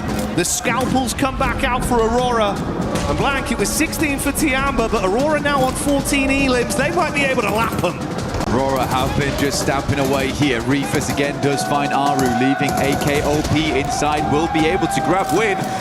Actually didn't even grab that. Top was able to steal it. But for OG, they live a lot longer than expected. But with 0 eliminations, they will not get a huge amount off this game other than the placement points involved. AKOP inside. Has to move soon, might just end up denying the point here. Reefus spraying in, has 217 bullets as well, so they have had a lot of loot crates to pursue and peruse. Akop just trying to keep himself sustained and run the clock down on this one as long as possible, see if he can deny it out to the blue potentially, because if he goes running in there, that's just another point for Aurora. Just try and get an extra placing on this run, but I don't think anyone else is going down anytime soon. Still more. He's mistimed it. Yeah, unfortunate. I think he thought that the angle was bad for him, so pulls off the first aid kit there. Sadly, not able to rank up once again. If he'd waited a little bit longer, maybe he would have ranked up over E-Arena here, who will go down shortly, I imagine. Turney K not able to weather the pressure here from Alula, who have been impressive this tournament for a team that was kind of down on their luck last year. I don't think a lot of people had high hopes for this squad. They have come into EWC looking fairly decent, like a lot of work's been going on for this squad. A lot of practice in the meantime. But Enigma Galaxy up in top 3. A rocky group stage for them, but we're still able to grab those points, and I do attribute some of that to Coops. He is a nuts player on side. He's been a big King Cooper for this team, bro. Wearing that crown with some of the plays he's making. He wants to slam down on the off-angle peak behind the vehicle here. Alila trapped, cowering. One by one, they eat the bullets and they fall. Huge step up for Enigma Galaxy, and enough time to fix their HP as well before any other fights are forced. The only solo player from Furia, he got just trapped in the ditch between our two teams that are going to scrap for the dinner, and Top finds that one for an extra elim. Just instantaneous shots coming through. So we're down to Aurora. Reefer swings very wide here over towards the northern edge. And hold both positions. An awkward angle like that could make them very worried. Has a little bit of hard cover here, but it is outside the zone. Going to wrap back, but at least got the info on side. Coops tries to hit the shots, has to go for the reload here. Going to go for another as he passes on by. Again, I do think for Enigma Galaxy, Coops is a really big deal. Not just on his own, though. It's the fact that Lord has someone to play off. Yeah. Lord is also a very aggressive player, but Ralph and Satan, they like to take it slow, and that's great, and it works out, but you do need someone else to move forward and bank off of one another. So for Enigma Galaxy, I do think this is the perfect setup right now for them. Joel will move forward into the smoke line. 17 eliminations on the game. A teaser, potentially, from Aurora. And we'll hold our breath for it. Ooh. Nice. Just unreal. It's greatly timed from Joel. The shrapnel hitting hard. He knows. Enigma. He knows, Jackie. Look at the lineup. Wants to get it behind the cover flare. Barely, but they bait him out enough. That's more chip damage. Coops on half HP. Molly. Could be good. Oh, this is annoying. This is very frustrating for Coops. It's really slowing them down. Giving quite a bit of time for Aurora to reposition off the back of this as well, because both the front targets have been distracted, discombobulated in the chaos. thought it might be a little harder for Aurora to get back into the circle. They also know the north side's free after that original rotate from Reefus. Ralph had to go back up that angle. But they have all the knowledge in the world going forward here. They've opened up the full library on this game. A lot of nades being baited out here by Coops as well. He's down to 2 nades and 1 Molotov. Ralph actually being isolated from his off-angle peek round the backside. That's half his HP gone. The vehicle detonates in front of him. One Blessing has got a little bit more cover to try peek off of, but no easy rotation. Still the 4v4 here. Utility down to nothing on side of most of these players. It will just be a dry gunfight, and honestly, on top form, I do think Aurora beats them out on that. Coops and Lord, though, deadly duo. Prime at the 2 nades. Doc is up front. Is this the dockening once again? Takes 2 nades. Just will tank them. But there's 2 more coming, and I'm not sure he'll be able to do the same on the next. They both go wide. He's going to push forward into the smoke. We'll have to swing back, but one player goes down the back lines. It is top, and now Aurora's down to 2. Enigma Galaxy is making this happen. They're standing tall right now. They want to convert this one into a chicken dinner win on game 1 as 2 of Aurora's players buckle under the pressure. It's over. Rufus falls. It's all down to the last man in Joel. They need to isolate the peak as he hits Lord heavy, but he's gone. Cut short. The Aurora is gone. That is insane. That is insane, Jackie. I got to eat my words on that one as well. I mean, for Enigma Galaxy, what a good game. Did say though, Aurora do like to choke. The crazy thing is, it was probably the most fitting head-to-head of 2 teams we could have. Yeah. Similar contrasted play styles, the way they split off, confident their 2v2s, the off-angle aggression. But I started to get worried, man. Pointing to the map feed, seeing Doc charging in. Slight timing on the nades. The docketing, dude. It's the docketing. It's happening again. 5, bro. Just absolutely come alive on that one. Yeah, wonderful stuff. Actually wonderful stuff. I still think Aurora played that game very, very well, though.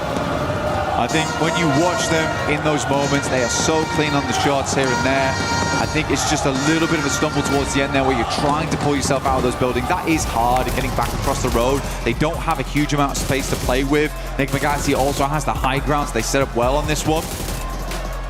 But yeah, good stuff from Enigma Galaxy. Again, Lord and Coops, though.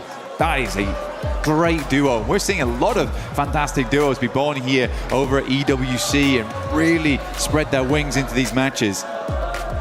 You can see him enjoying it as well. Ralph enjoying the celebration from the fans behind them there. Everyone in the arena popping off with Enigma Galaxy taking game 1. Stay tuned for even more.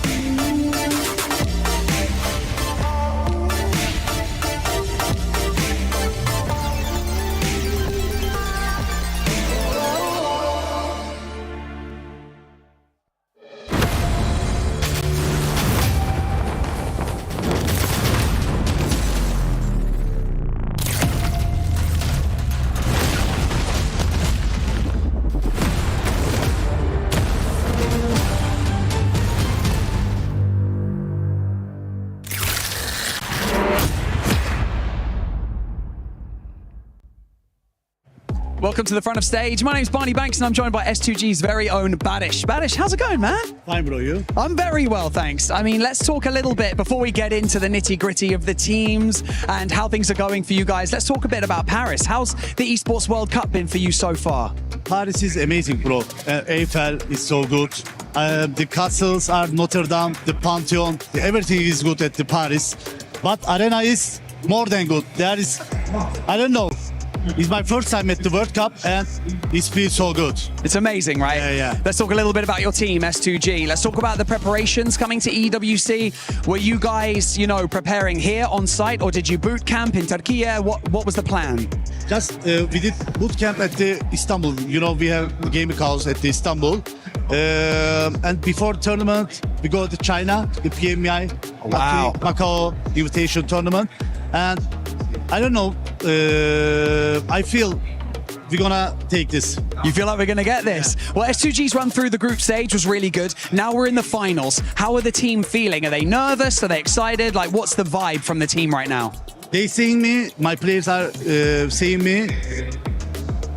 Maybe we're gonna get the first place. Maybe we're gonna get the sixth place. Oh, they wow. don't know. Yeah, but I think we're gonna handle this. It's a very strong group of finalists, isn't it? So if you get on a roll, like momentum is a big thing in this game. If you start playing well, you could take it all. But do you have faith in them? Do you think they can do this? Yeah, I believe them. I believe too. Badish, thank you so much for joining me in this interview. I really appreciate it. Enjoy the event, and we'll see you later.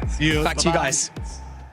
Day number one in serious business here now for PMWC at EWC 26. And what better way to start it off than I have two legends here from India to talk about what's happened so far as well as what may be to come. So, of course, I have Admino and I have Aru here as we have Godlike and, of course, Orangutan going to be representing from India. So I guess I'll ask you, Admino, first. You guys must have watched the survival stage. What did you think about the teams and gameplay overall from the survival stage? It was kind of little passive, like the previous group were too much aggressive, or maybe they were one more chance, that's why they were aggressive, and this was a survival stage. But I think Tianba got the momentum, and the top 6 were expected, as we have decided already in the podium thing that we have a fun activity over there. Yeah. And I think Alula gave a little bit surprise, and I hope so they perform good in grand finals also. But I'm hoping for Tianba to carry forward the momentum that they have already got in survival stage. How about you, Aru? What did you make of the survival stage? We tried to grab as many things as we could from the playstyles and the lobby structure to get a better understanding and to be able to predict better what the structure of the finals lobby would look like. And obviously we don't really fear anyone, but yeah, there are many respectable opponents that we need to respect in game as well, as much as we should, not more, not less. So yeah, we are confident coming to the finals and looking at the survival stage. We know that when teams have like only one last chance, it's like they play more in pressure, and yeah, that's it. All right, so I wanted to actually ask a bit of a fun question since we've got two fantastic teams here. I'll start with you, Aru. If you had to take a player from Admino's team and add them to your roster, who would you pick and why? Maybe Espoir, because he's really consistent. Okay. Same question to you, Admino. Who would you take from Aru's team and why? Aru, I insist, because it's a good idea. What do you think about that? You think she's a good IGL? You think that's fair? I don't know, I just work. All right, so kind of final thoughts, final kind of look at the finals as a whole here. I'll start with you, Admino. Well, what's your expectations here for the final? Obviously, it's an amazing lineup of 16 teams, arguably one of the best lineups of all time here at PMWC. So how do you think your chances are here? Well, I wouldn't be saying anything. I'll just prove it by performing over it. Perfect. How about you, Aru? What are you thinking for the final? I'm just here to play and enjoy the 18 games because I love this game. I don't want to feel any pressure or, set unnecessary expectations from myself. If we are going to enjoy the game, inside the game, then we are definitely going to perform well as well. Gentlemen, thank you very much for joining me and best of luck today. Thank you, Kalaris, for that amazing interview there with Admino and none other than Aru. But it does end up coming down to Aurora at the end. Even though Nigma Galaxy won, congratulations, Nigma Galaxy. I gotta give this team some props because we're finally seeing the MVPs show up for that squad. But Nigma Galaxy, Coops, especially at the end, what a surprise for them being able to come out with a win. It's so nice. Just in my notes, I just have Coops because that's all you gotta say, really. I do. Can confirm. Yeah, see that? Yeah. I can't read that. Yeah, my handwriting's not great. But Coops was awesome. I really love the jump that they're coming through throughout that game, right? They played on that edge side. They waited for their moment. They bided their time. And what I loved particularly here, Max, was their push onto EA was not super aggressive. All they wanted was space inside the zone. They didn't go for that full push and that full clear of the team. They're just like, hey, we want some space. We're going to take it from you, take a couple of points as well, and then wait some more. I really liked that from them. I have an idea, but this is just pure speculation. Maybe I'm reading too much into it, but I'm like, maybe they slowed down the fire into E-Arena hoping Al-Ula would go for a third party, and then they could let them fight each other and pick off the rest. I don't know if that was the actual reasoning, but it's how it worked out in the end. And because of that fight in particular, they get a 23-pointer tied with Aurora Gaming. Lace, and we get just pure aggressiveness right off the bat. This feels like a PMWC finals, baby. As 3 teams were able to get 13 or more eliminations. Aurora with the 17. Tiamba started off hot as well. Man, I did not like, I mean, you know, we came out of that survival. It's just not, I just love the fact, right? I'm just getting so excited, so passionate here, that the fact that they carried on the same momentum that they had. I mean, it was exceptional from them. Obviously took the hot drop seriously, which, you know, shout out, love a hot drop taken seriously, and were able to capitalize and obviously recover the team. And this is, it's just a crazy storyline from them, from bottom to the top. And I mean, I'm so excited to see what they can do next. Yeah, for Tiamba, they're looking to carry that momentum that we saw out of them in survival. Something that you actually enjoyed watching that game is the plan B, the adjustments that Tiamba was able to do, Max. Because they had a great hot drop, right? I think it was, what, 9 eliminations after the hot drop? Absolute mad start for these guys. And then they start losing players. They want to go for the recall, which is usually Tinglong Garden. But then Hora, coming out of nowhere, looking to chase down the recall player, which usually is Eagle in Tinglong Garden. And Eagle instantly, instant response, seeing we don't want to go out to Hora. We're going to go for an Eastern rotation, a bit out of their way. But by doing so, he gets the entire team back up, and they get 16 eliminations off the back of that. Eagle, definitely, maybe not in terms of elims, but the MVP of the game in terms of what he allowed his teammates to do this match. Allowing the team to be able to come back, allowing the team to just be able to just be there for support. Allow the other players to just frag out. And for anybody that had Tiamba, Enigma Galaxy, or Aurora in your predictions, congratulations, because those teams have been performing quite well. If you haven't already, make sure you check out the EWC Play app. Go put in your predictions. You could end up getting some rewards there depending on what your predictions are. And no surprise here that it is Milu from Tiamba with the MVP once again. 8 eliminations. This man is just non-stop right now. He is. You can't stop this man. He's just gonna go from better to better to better performance. Here we go, the head-to-head. You're seeing here 16 eliminations versus 17 of Aura. And if I'm not mistaken, Milu had at least 8 or 9 of those. So, you know how you just had some notes and it was just Coops, just Milu. Man, this man's just chasing that MVP at this point. He is. He absolutely is. QZZ though, shout out to QZZ, that 1v2 onto the rest of Vitality. He was wiped out by Aura like seconds later, but yeah, it's some really, really good stuff there. There's a lot more players on the team than just Milu that are really fragging out. I mean, I was wondering going to this, are we going to get group stage Champion? Are we going to get survival stage Champion? Clearly, with this opening performance 7, it is survival stage Champion in the finals. And we're hoping that that's going to be the case. If you're a Tiamba fan, you're going to be looking really happy. If you're a Fourth Rise fan, Fourth Rise, it's looking for a comeback here. Same with OG, but let's see what's going to be happening here on the second game of PMWC at EWC 26 Finals. Thank you, Seven. Great breakdown there, recap of what we saw on our screens live in Game 1 of Rondo. Starting to get a little bit louder in here, but Paris, I want to know, how loud can you get? Let's get some noise going! It's a good crowd. It's a real good crowd here we got here in Paris.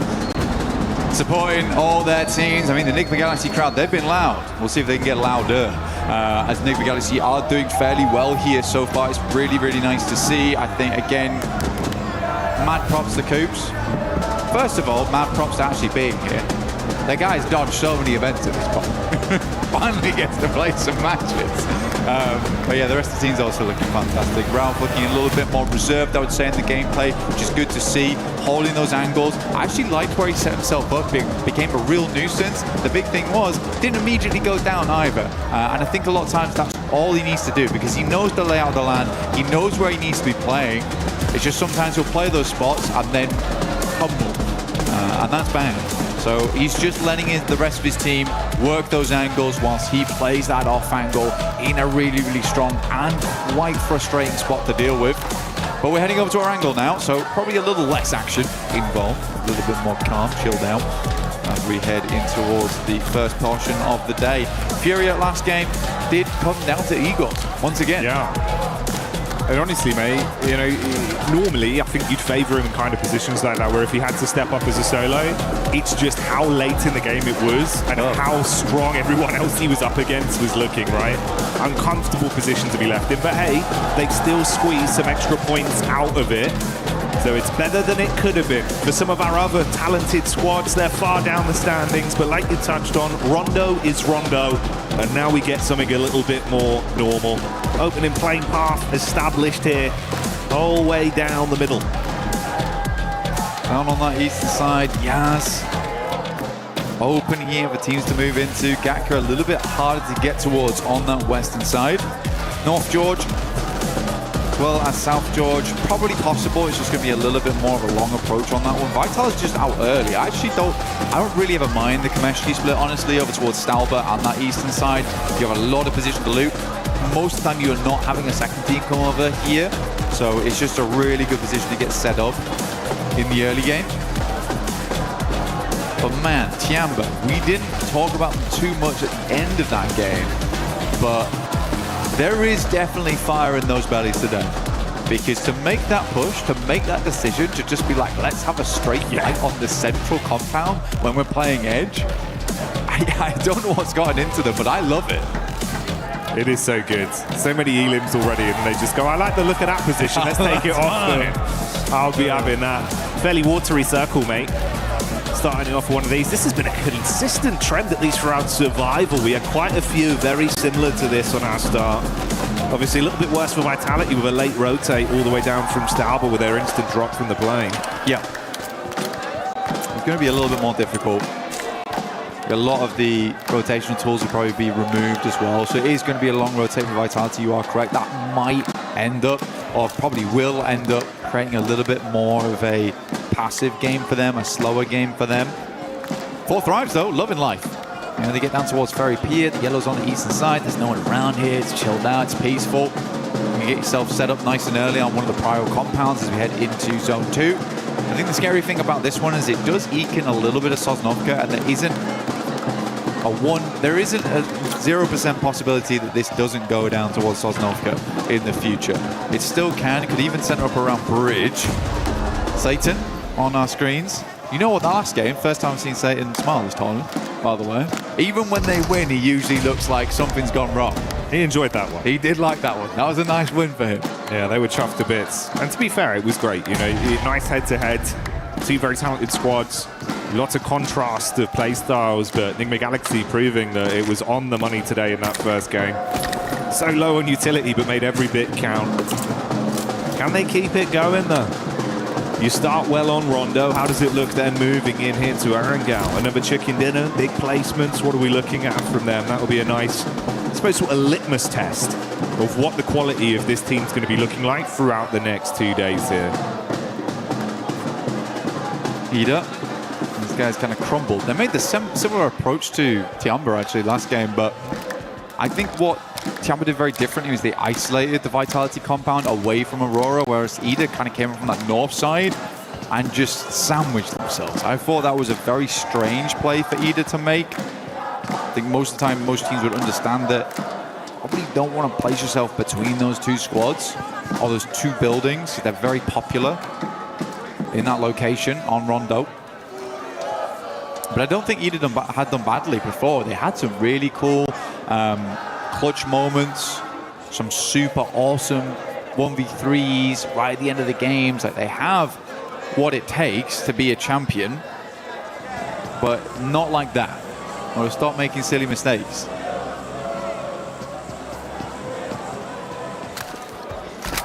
And obviously we touched on Vitality going down kind of early into that one. 2 other squads that I'm assuming towards the end of the day will be in a very different place to where they are in the standings right now, would be both 4 Thrives and Godlike. 2 teams that have got so much firepower, even just individuals as well. Yeah. Valak gets some of that old 4 back out immediately, mate. You won't only see it, you'll hear it from the crowd. I mean, he looked happy when I saw him this morning. They're ready to go. He's got a little bit of a shy smile on him as well. Quite like it's cheeky. He is cheeky. It is cheeky. But even when I was talking to him yesterday, he seemed like he was ready and raring to go. The rest of the team all looked happy. IQ is in high spirits, which is very, very good news for the team. be able to give that advice and those crucial bits of information, where the team wants to go, how they want to play it out. You need all of your team to be happy. Though I am kind of worried about Godlike and Orangutan. Okay. Not because of gameplay we've seen so far, just because this is a finals at EWC. I think for them, it would be unwise not to say they're under pressure. I think if you're a fan of both these squads, and maybe today looks a little bit rough for them, I would caveat with that there is a tremendous amount weighing down on them right now, being in such a prestigious finals versus some really damn good squads. I'm hoping they could probably get back into the run of it, like by match 3 potentially. But if it takes till tomorrow, I think that's fine as well. OG already still showing off that they have the rotations capability to make it happen. They got far into that late game. Not a lot of eliminations, that's fine. Godlike similarly, still that aggression in play. I like to see it, but maybe not where we really wanted it to happen during that game. I think it's also for teams like that, Blank. For our other squads that were forced to play survival stage, you've had to consistently keep grinding and keep that form on the go. Yeah, exactly. You come out from your group in those top team spots, you get a few days off, but that does cool you down a little bit. And the thing that's changed is what's going on behind us. The energy in the arena, the noise, the hype. They're getting excited because 4-5 has made the play. That's IQ with an opening takedown. But that's the difference as well. You come back into this area, Blank. Sure, with the noise-cancelling headphones, they might not be hearing it, but I tell you what, they can feel it. The vibration. I know the floor is trembling under my feet, so it'll be the same down there on the stage for our players. And if you're trying to instantly snap back into that tournament-winning mindset after a few days off with all this going on, it might take a game to try and lock back in. Yeah. I don't like that, though, from Aurora. Because you can scout that a lot easier just by sending over towards the beachhead, having a look over towards Lighthouse and be like, okay, there's a guy up there waiting. Try and check the girders. I always think it's an odd maneuver to try and just send someone, slingshot them across. And it's like, well, we know there's someone across there, though, but you also just lost a player. Like, it's so early into the game. Could have even just waited for zone 2. I'm curious to hear what the analyst desk has to say about that, because for me, that's just not EWC, PMWC potential. Right? That's not what that is. Yeah, the trade of it, one player's life, one of your squad mates for an information play, economically, it's not the best trade on it. Especially if we see him get a good run out of this game. Goes down to an awkward fight. One player of difference, Blank. Hell, I mean, even this circle right now, where it's down towards the eastern side, Fourth Rives knows that. This is prime time to go for bridge camps. Yeah. Like, if this circle was further over towards the northwest, maybe you don't go for that type of thing. But I think this one, if you're Aurora, it shouldn't be a case of, oh, let's check if there's someone there. You should just know. Devil's in the details. And it paints a very pretty picture here for some teams. For Aurora, it results in 3 players alive in game 2 to kick us off.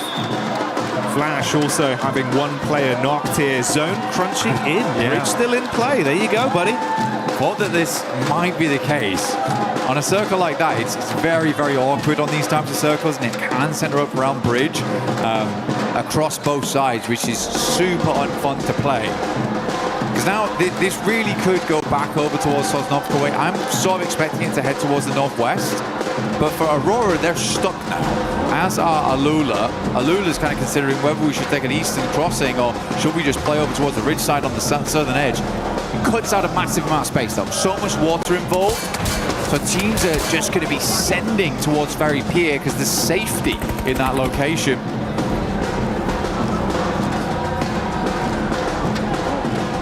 Vitality did thunderfoot their way down from Stolber quite quickly, so you can see there amongst the rest of the pack, everyone else attempting to forge a path into the zone, knowing that play space will be very limited with a decent chunk of it cut out by the water and that bridge dividing either team from each other. The only 2 squads on the island right now are Alula and Aurora. We've got E-Arena on screen now. This is the POV of Joker. Tianba, though, taking the scrap towards OG. Wizgod being hit very heavy. Trying to stay behind the trees, bro. Luckily still alive. Yeah, great zigzag. Able to stay out of dodge there for a second. I think he's very close to going down. AKOP actually challenging this. But man, A-King has been making a name for the DBS, right? You know, there's a lot of nerfs that came through. S12K became the more popularized weapon. Despite that, though, A-King has been consistently winning these trades with it. He's bringing it back in fashion.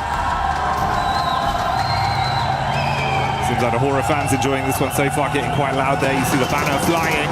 Haru. Oh, going back in. Let's see what he can do with a DBS. Wants to prove he's the DB best up close and personal. On to Schwetz with the opener. Not ideal for his teammates though, as Joker strikes with a shotgun and Turney K outside twists the knife. Another one falls. An orangutan, it all goes down to just Aru. Trapped behind the bike sheds and laid out by E-Arena.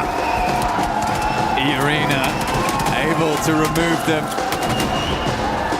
Stepped up to the plate, but not worthy to sit around here with E-Arena, unfortunately. Some good shots at the start there, but started to crumble slightly. Turney K came in like a demon, though, from the sidelines. I think WizGod was not expecting him to be so up close and personal. Aura played back here. They're over towards the pier itself. Fourth Drive's mirroring them over towards the eastern side. We are close towards our next circle now. Nigma Galaxy making me laugh at the moment, man. They're like, this circle looks horrendous. We're going to play in our drop spot for the rest of the game. We're going to get very looted before we even think about moving. And we're still on Sosnovka with this one. Fourth Rise looking good. Down towards the southern edge here. Vitality trying to confirm over towards that compound that sits towards the field. I don't think that's a bad idea here. Gives you a lot of control of the long woods that sits around this area. Not sure what S2G is doing. I think they've got boats. Okay, that's fine. Yeah, it seems like at least one boat in play there. Dream scenario, maybe it's a hovercraft wrap back over to the mainland, grab their teammates, then get involved with the action later. Meanwhile, though, Godlike taking on Tiamba. Milu on his last leg, suffering a casualty there for the Tiamba squad. It's a decent start, but Godlike have received one knock onto their roster. This is the establisher. You can see the fight here from the top down. QZZ with a nade into the ditch. Manya very low, but backpedals into safety with cover to play with. Right, first nade goes long here. Ash Power holding down the fortress, keeping that drawbridge pulled up. Takes a fair bit of damage here, but he's refusing to move. Manya will reinforce the front gates. Actually goes for a swing by, try and get some information on that. So Eagle's going to move round, understanding the position has been compromised.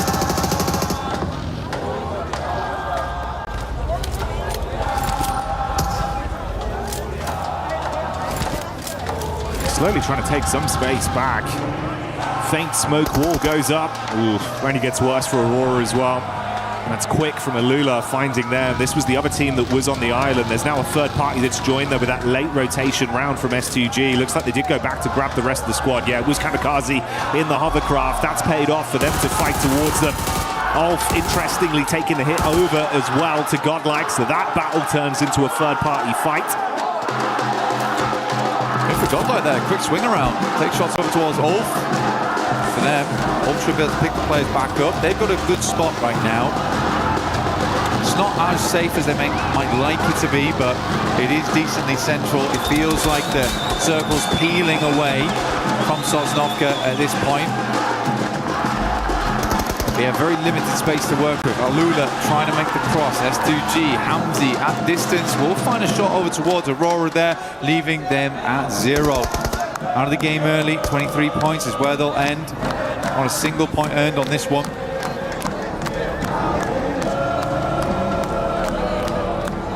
So a great start on Rondo, but a bit of taste left in their mouths off the back of the Erangel performance. But these guys have been playing the same game. I think it's the first time they've been inside the circle since the beginning. How does their entry work, actually? Man, how are we still on the bridge? Yeah, this is kind of unreal. At some point, I thought we'd move. Yeah, we're still here. I mean, Sosnovka's still in as well. I cannot believe this. Aluna also took another casualty from S2G on the backside, so they've called it quits and actually rushed over the bridge now into the mainland. Yeah, and that's only a trio blank. Damage onto Yasser as well. Oh, Enigma Galaxy might try and trade up. They're just in. They're just in. They're absolutely playing a different game at the moment. I mean, I'm glad finally there's some shots that go towards them now. It's just such a wild play from Nigma Galaxy. Coop's taking a hell of a lot of damage. Will slowly careen it back in towards his team. And lock it down. They have lost one off the back of that. Vehicles are smoking, flaming. Flash's dash with gone. I mean, that's 3 eliminations potential there for them, but they're worried about these sightlines at the side. Furia. Ooh. Go on. Give it some welly.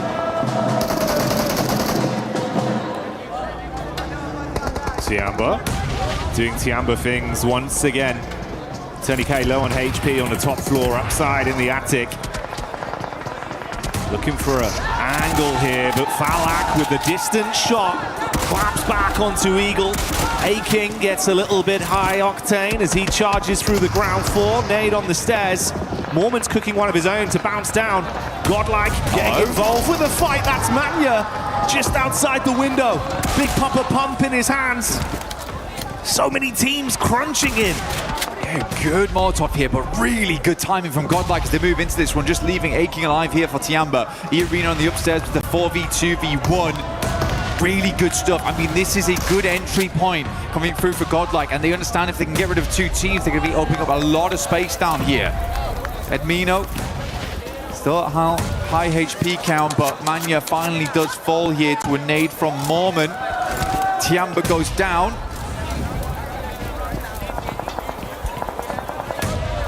Smoke on the stairs. Mormon's going to clear it. Oh, straight in with the clothesline. Whoa! The turnaround. Mormon saying, "Feed me more," as Godlike charge into him. Quick decision, but not fast enough on the mantle. And Sume will save it. But at what cost? The only player left alive for the squad. I mean, Godlike need more men now. They're only down to 1. What a play from Mormon. The speed, the velocity. Straight in there, no qualms. Now Vitality, they're up into it. This place has been the graveyard of 5 separate teams so far. Vitality finally just come over towards the dregs. The funeral's almost over. Can Salme stay alive as the sole participant?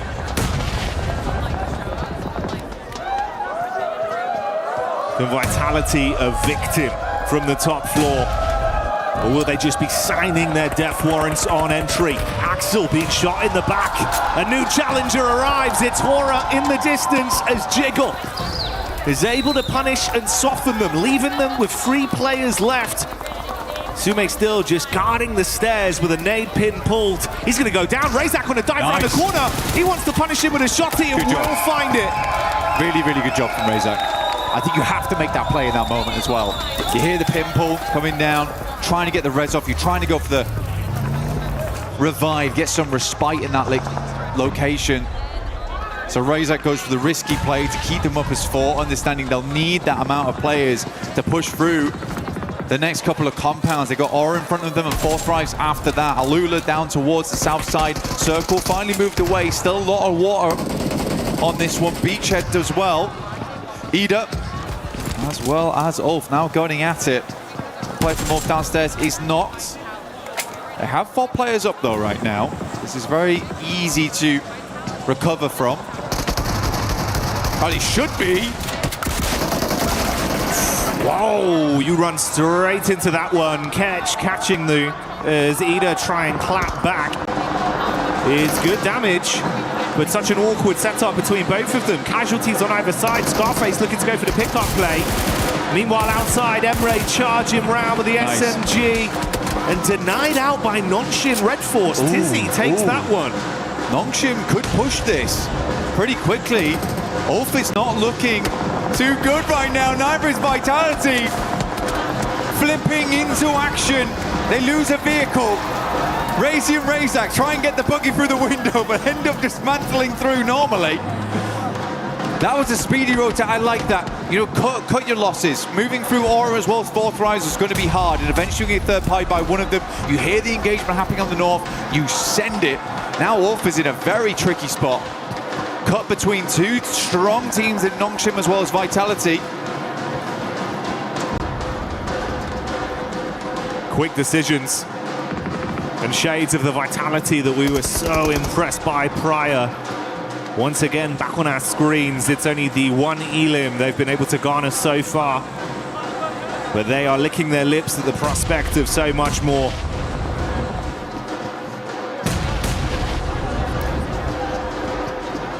Getting a little bit more here, you can get yourself the Naruto skin in-game as well as the Ninetales Fury Org.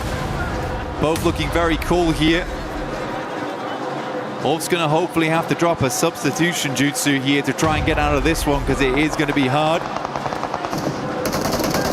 Vitality, Razak move up, quick shot over towards Souls. He tries to move around the corner. Nongshim still in play. They're the ones getting the most of the damage though. Federales at least will confirm one. Quick switch around the side. Denying some of the sight lines. As Ulf does go down. Vitality though, they've been hugging the wall so far. Not allowing a single moment for Nongshim Red Force to try and challenge that spot. Razak though, what are you doing? Testing the waters, a little bit hot. Yeah, did not like the feeling of that one. Although maybe he wants to go for it from a slightly different approach. Runs back out. Meanwhile, attention turns onto Federales, and that is another knock going the way of Nongshim. Oh, Razak. Oh, yeah, good shots. He's got so easy, very low. Nade right on top of him as well, following up from that. Oh, mate. Hyunbin with the instantaneous conversion. Now it's a raw 3-on-3. Luckily, they will save Federales, but he's got to top himself back up. I mean, Razak understood the idea. Now tries to get up towards the wall, create a different angle to deal with. Nongshim was quick to it. Hyunbin pushing up right now. It's a little bit close for comfort here. But I think they know they want to get rid of this guy sooner rather than later, but he has pulled these kind of antics before. Getting a little too aggressive without the help of the rest of the team. So easy goes down the back lines as Flash starts to move on through. Tizzy tries his might. Rapid shots coming out, but not enough to finish Vitality. The end of Nongshim Red Force. But it does leave Vitality slightly weakened. And Flash, they are next in line to try and keep them pinned here, knowing eventually they'll have to move. Slightly paranoid about the other teams that could be behind them. Blue is ushering Vitality forward. Swinging in on the same angle as Flash. How will they make this work? S2G, you were right. You were actually right. They had two hovercrafts in play. Being able to keep both of these alive all the way through to this end game is giving them a lot of pressure. Loss isn't quite able to get it up though. And the hovercraft is stuck on the side. Yeah, just about. We'll take it. I mean, that, they're just letting it happen. Come on, bit more gas. Got to give it some welly. His teammate's taking a fair bit of damage, but with that added armor of these big hovercrafts in play, if you say like this, man, if you can get them into the zone, there could be a lot you could do with it late game. I'm surprised the Lula have been able to guard this for so long, make it look uncomfortable. Nade after nade as well, just trying to soften them up. Vitality do move over to the side. They're looking down over towards fourth rise. The shots are pouring in. S2G, they brought repair kits as well with them. But the blowtorch in play, I mean, that's bold. On fire. Get out. Falak down. Aura, no fear. Drops them all up top side. Looks fairly decent on that one. Airbursts are slightly too far. This is some comedy. Not gonna lie to you. Okay, they should be able to clean up from here at least. As long as there's not any more mistakes. It's damage done onto Soul K, but they do hold on. Shut down Alula. What was that? Bit of a weird one. It was a weird one. I'm glad you picked it up strong though, because I mean it is an important fight. It's just interesting. Vitality go down in the meantime as Flash continues to push the advantage, but it is majority of fourth rise doing that damage. Enigma Galaxy, after their strange approach from the early game, now going out slowly but surely. Just Ralph as well as Lord. Flash has been all over the place so far. Next circle will pull in stage 7. Fourth Rise have been weathering it though. They have held a ton of space. It has been a little bit greedy, but they've been doing a good job of playing off one another. Yes, they've taken some knocks here and there, but they've maintained a 4-man. They're in this area early, and they understand better than anyone else. This is a game that they should be doing well on. I don't think I'd put as much pressure on and say this is a game they should win from the spot they had at the start, but it should be at least a top 5, which I think, you know, we've already achieved. So this is a good game from Fourth Rise and shows that they still have it in them. And with them being able to have enough timing here to get IQ back up once again, the 2-2 split from them could still pay dividends massively. It's been a very elongated firefight between them and Hora, effectively just mirroring each other's movement up along the ridge into the zone. A little bit more split here. No Fear in the back, trying to protect some Overwatch. Right above you in the building as well. Meanwhile, that's an engagement over onto Enigma Galaxy. S2G, after moving in and cleaning out Alula, they head center zone, and they find the final blow there. Goodbye, Enigma Galaxy. S2G stealing points here, there, and everywhere. Do we have to call this play the kamikaze from now on, where S2G just launch him out like a rocket to center circle and leave him there on his own? This is the kamikaze. This is crazy stuff. The rest of S2G trying to regroup with him, but it's not likely. Kamikaze in play right now. The other hovercraft does go down, not really any other vehicles. Might need to regroup, pick it back up again, but Kamikaze, he's going to hold that spot. He's planted the flag, the S2G flag. T24 goes down, jiggle around the side. Ooh, Sleepy. Top side of the stairs, but you can't weather the storm as Fourth Rise arrives, and the brain of the operation kicks in the brawn. The shotgun does damage. Falak there in the back line to assist, but no Fear. Charging up. He's going to play on the edge, wants to run in now with the timing, see if he can shut them down. Falak charges back, can't do it. No Fear holds on. Quick switch to the primary. Gets himself onto an off angle. With one more play, if he can shut down IQ, he can take out Fourth Rise, and that's how he does it. No Fear from Hora stands on. Absolutely not frightened in the slightest as he moves downstairs, pushes up into the dark, and Fourth Rise will fall. Win up against the world right now. DPS at distance, he's fighting all of them, but S2G falling in the meanwhile. No Fear. There's a possibility of winning this if he wants to push out right now. Get involved in the action. Everyone's weakened. Doesn't have all the info we do right now. He's going to top himself back up, play the slow game. That's Flash. Losing their last man there with Kamikaze continuing to punish. Oh, a horrible spot. Tries to get the heal in. Kamikaze's got a single nade in the back pocket if he chooses to dash it. They've got clear vision now. Peppering the bullets. This is it. Pulls the pin, looking to cook. Let's see if he can land it. Kamikaze looking for it now. A bit of splash damage. But not that just there yet. Kamikaze keeps spraying the right location with the bullets. Peppering the ground, picking up mud. Solke in the backlines. What's left out here? Quite an unfamiliar target. Solke will take down Tops, but Kamikaze is out, and we're down to a 1 versus 1 versus 1. The outside contender in No Fear. Solke looking at both angles. The battle of the solos to decide our second game, Chicken Dinner. No Fear already picking up that big clutch. He's amped up as an individual. Got a rough read on where he believes Solke can be stationed, tucked in behind this burnt-out hovercraft. I don't think he knows. I think he knows there's a team in that general direction, but he does not know where No Fear is. Hamzy G finally goes down. I think No Fear has a rough idea that he's playing on this hovercraft, though. He has the information. Watching both of them. This would be an unbelievable double clutch up versus Fourth Rise into the last two teams. Zeus is just pushing forward. Instant spot though, over towards No Fear. And now Zeus with all to do here. Flash, who had swept everyone aside. Solke, the last to fall potentially here versus Team Flash. Zeus. The lightning reactions for Flash have guaranteed them a second place, but can he take it to first, or will Soke get it done for S2G? A smoke wall, giving him limited play space. That tree, the only protection for the peak for Flash. He's going to make his move. Starts charging in, wants to close the distance. Here's the peak up, bullets on target. Sui is so low, buckles under the pressure. That's the damage coming through as they lock it in. S2G Kamikaze with the Kamikaze play towards the center. It's an explosive finish right at the end. But Solke steps up, a lad that's been in the esport for the longest of time. He's still got it in him. Feeding the crowd energy. A celebration in unison for the nation as they pop off on that one.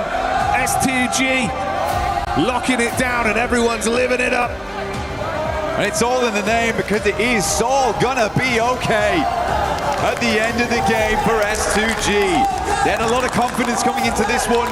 They look good on the stage. They look good in the game. Is this the S2G comeback that we were looking for? Aggression, confidence, some brilliant gun skill. Showing us a lot of the moves we needed to see on that one. A smart rotation from start to finish as well, playing by their own rules, Blank. I think the thing for me is just, man, 2 matches so far, they have been both electric. I mean, this shot from Zeus. Oh, the quick reactions, dude. That sent me. His eyes must be going 2 different directions, man. He'd be seeing everything. He was so locked in for an S2G fight. I don't even know how he clocked him, but instantly. He said it, lightning flash reactions. That's what it is. I mean, it's so good from this team so far. I mean, they were involved in everything. Yeah. I think Horror, honestly for them, yeah, it's a tough fight versus Fortrise, but you got to be happy with the way that No Fear clutched up there. That is an incredible finish of those guys. Yes, Horror had a good spot on the sideline, but it's so many teams constantly pouring in, cycling out time and time again. I don't think that was an easy game whatsoever. And you can feel it looks a little bit different with this lobby compared to what we had in isolation in groups, right? Yeah. Everyone's so much more quick to the punch, a lot more early contact. And it feels like sometimes we were seeing maybe a bit too much respect for the big dogs. Now everyone's playing on the same level. It feels like we're all on an equal footing here. And they're giving it their best. It really has changed the dynamic. But let's get down and hear from Kalaris himself on the stage about what they have to say. Thank you very much, Jackie. Yes, you can cut the tension with a knife here at the moment for our first 2 games. And I'm here with our winners from game 1, of course, Ralph from Nigma Galaxy to talk to about them. Some of the games that have happened so far. So let's talk about that first game, in that late game against Aurora there. What was your anticipation as a team? Did you think Aurora had maybe moved a little bit earlier? Or talk to me about the late game and what you guys were experiencing. I mean, we didn't really know. We didn't have much info. But we just played it slow. We took our fights that we need to take, and we just secured the win at the end. I mean, it looks good at the end, right? Of course, getting that many points off of a Rondo. Not a bad start at all for a grand final like this. That second game, a bit harder, I think. Yeah, second game was a bit harder. I mean, we have a team hot dropping us, but they're scared to fight. I don't know, they're camping. So we'll see next games what they do. I was going to say, were you surprised by that? Because it was in the back. We were a little surprised that they were going to come your way. As we've talked about multiple times, it's your territory. So what are they doing? They know we won't change, so they're just wasting their time. And they're coming to fight, but they don't want to fight. So I'm really confused right now. All right, well, thank you very much for joining me here, Ralph. You heard it out there. He's got his eyes on you. My name's Blank, and I've had 4 coffees, and I'm testing my reaction time right now. I'm Hot Jukes. I just had a massage, and this is my reaction time. Let's get it.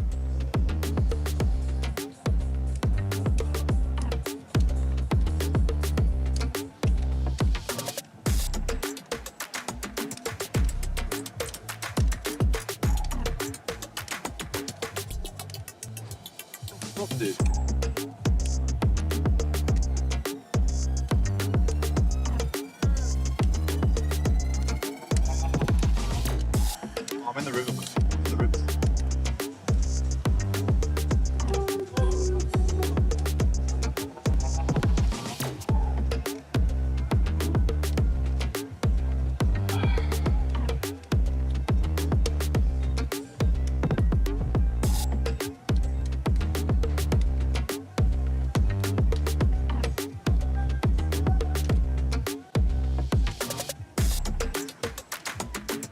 Yeah, so my reaction score is pretty damn good. I actually don't think it has something to do with anything else or anything like that. But what about you, Jukes?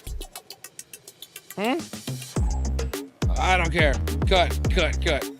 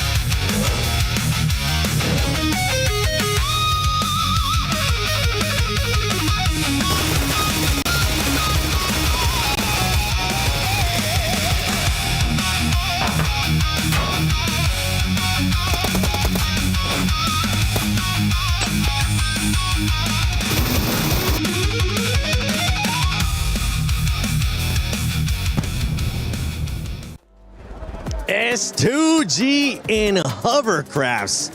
That is like white on rice right now, because my goodness, what a performance out of that squad. Before we break down that second match here in finals, don't forget that we do have the fan experience that you can check out here at EWC. Make sure you go check it out. You can check out the new mode, Brain Rot Royale. Check out the collaboration right now the PUBG Mobile is doing with Naruto, and so much more. And you can win some really cool shirts, which actually we've been wearing them. Not right now. I think Jukes does have one on, but you'll be able to check out so much stuff. Yeah, check out that still Brain Rot. Brain Rot Royale. I've been playing it. I think I got to level 7. I've seen people being able to get to level 11.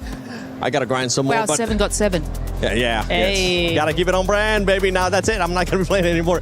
But S2G, Jukes. Bro. My goodness. Oh, dude, that double hovercraft play right there at the end was absolutely insane. They were able to take out Aula in a very nice way. And then just, I like to see that they kept one player there, right by the water, behind the hovercraft, just in case.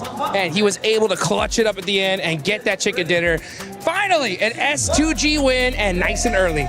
Yeah, really, really nice. And the momentum they were able to pick up on after, getting those hovercrafts. Very quick side note here while we're on this fight. 4 Thrives are looking, I hate to say it, very shaky. I don't know what happened, because group stage, they were looking really, really solid, just not able to get that win. Here, the splits are kind of off. They're pushing one by one. They're not really communicating, it feels like. So the last 2 games, I've not been super impressed with them, but hopefully that changes in the next game. And for 4 Thrives, I felt like it took him way too long, Neptura, to engage the fight there with Hora, just coexisting for too long, and No Fear came in clutch with that 1 versus 2. He really did, and he continued to come in clutch for a lot of the game. Actually, he was a big part of the team this game.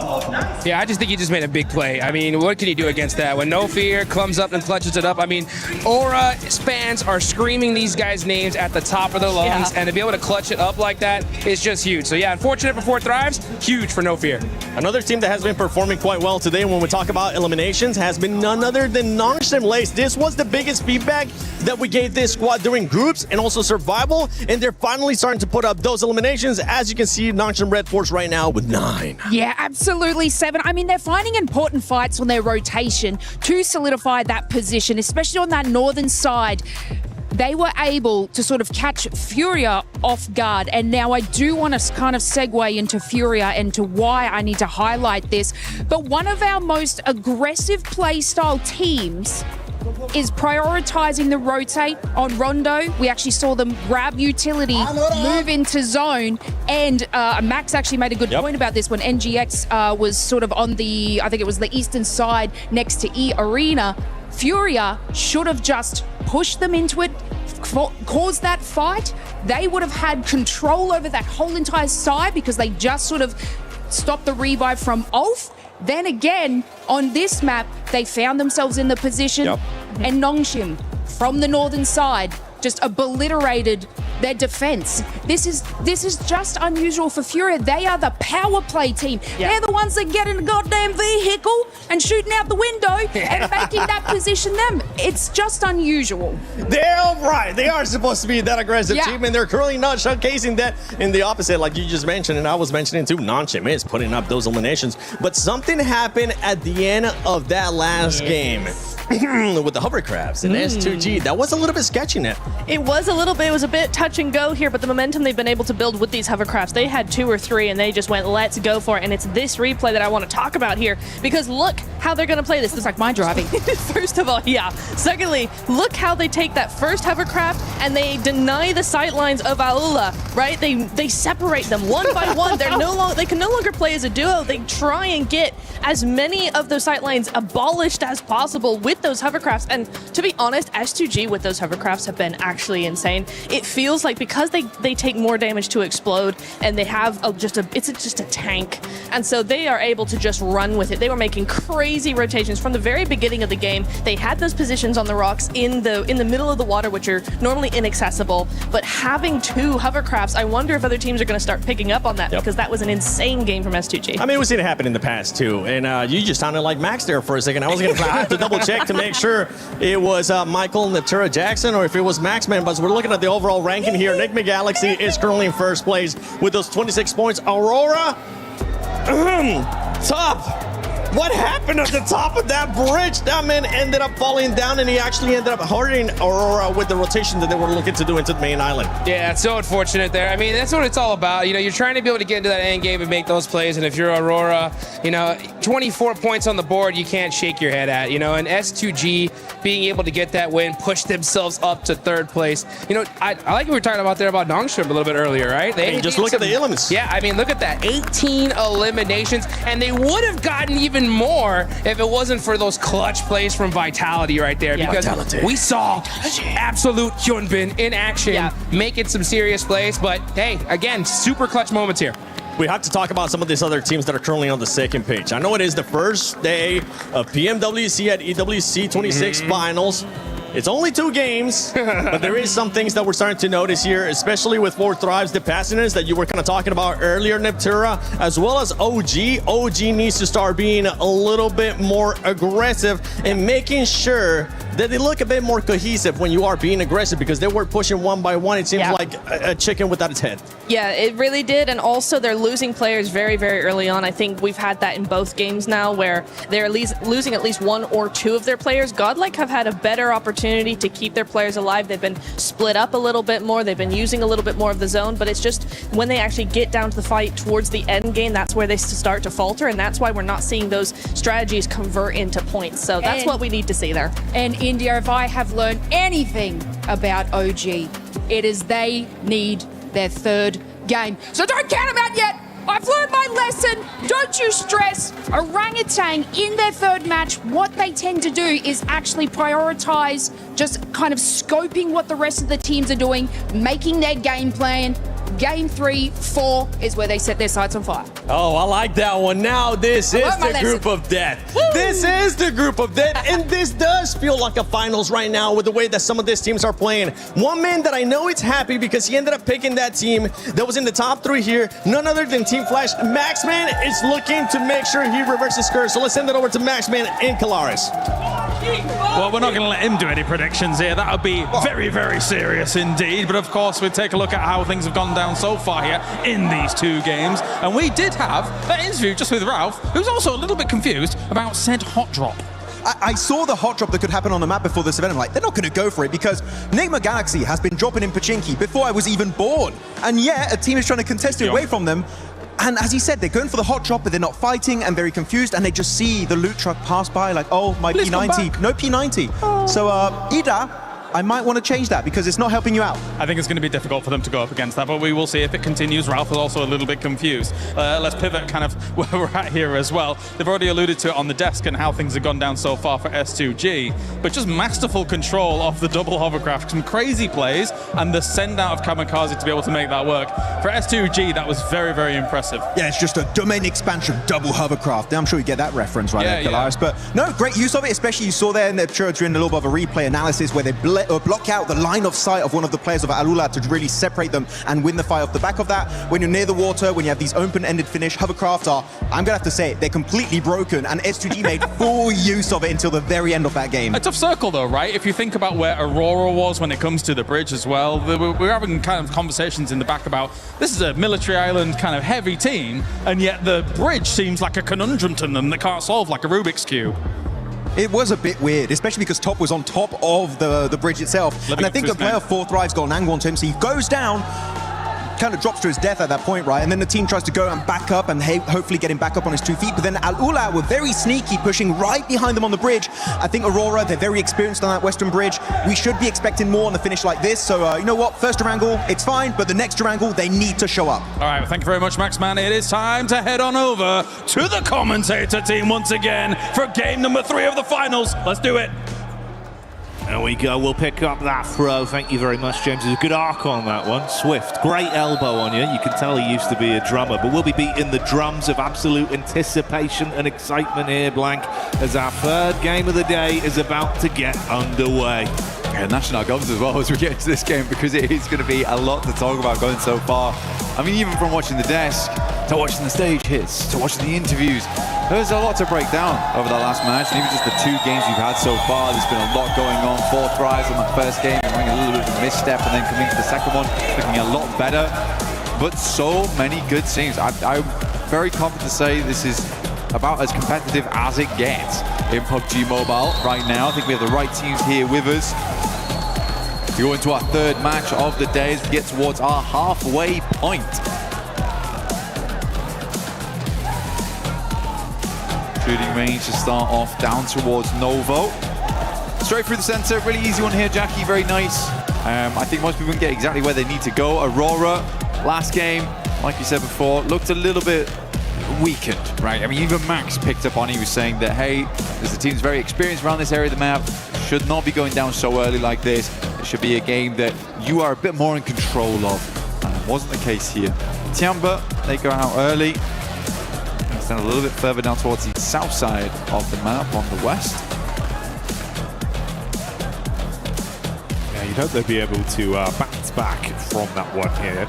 Obviously, it was a nice start on game 1, but that didn't really translate over.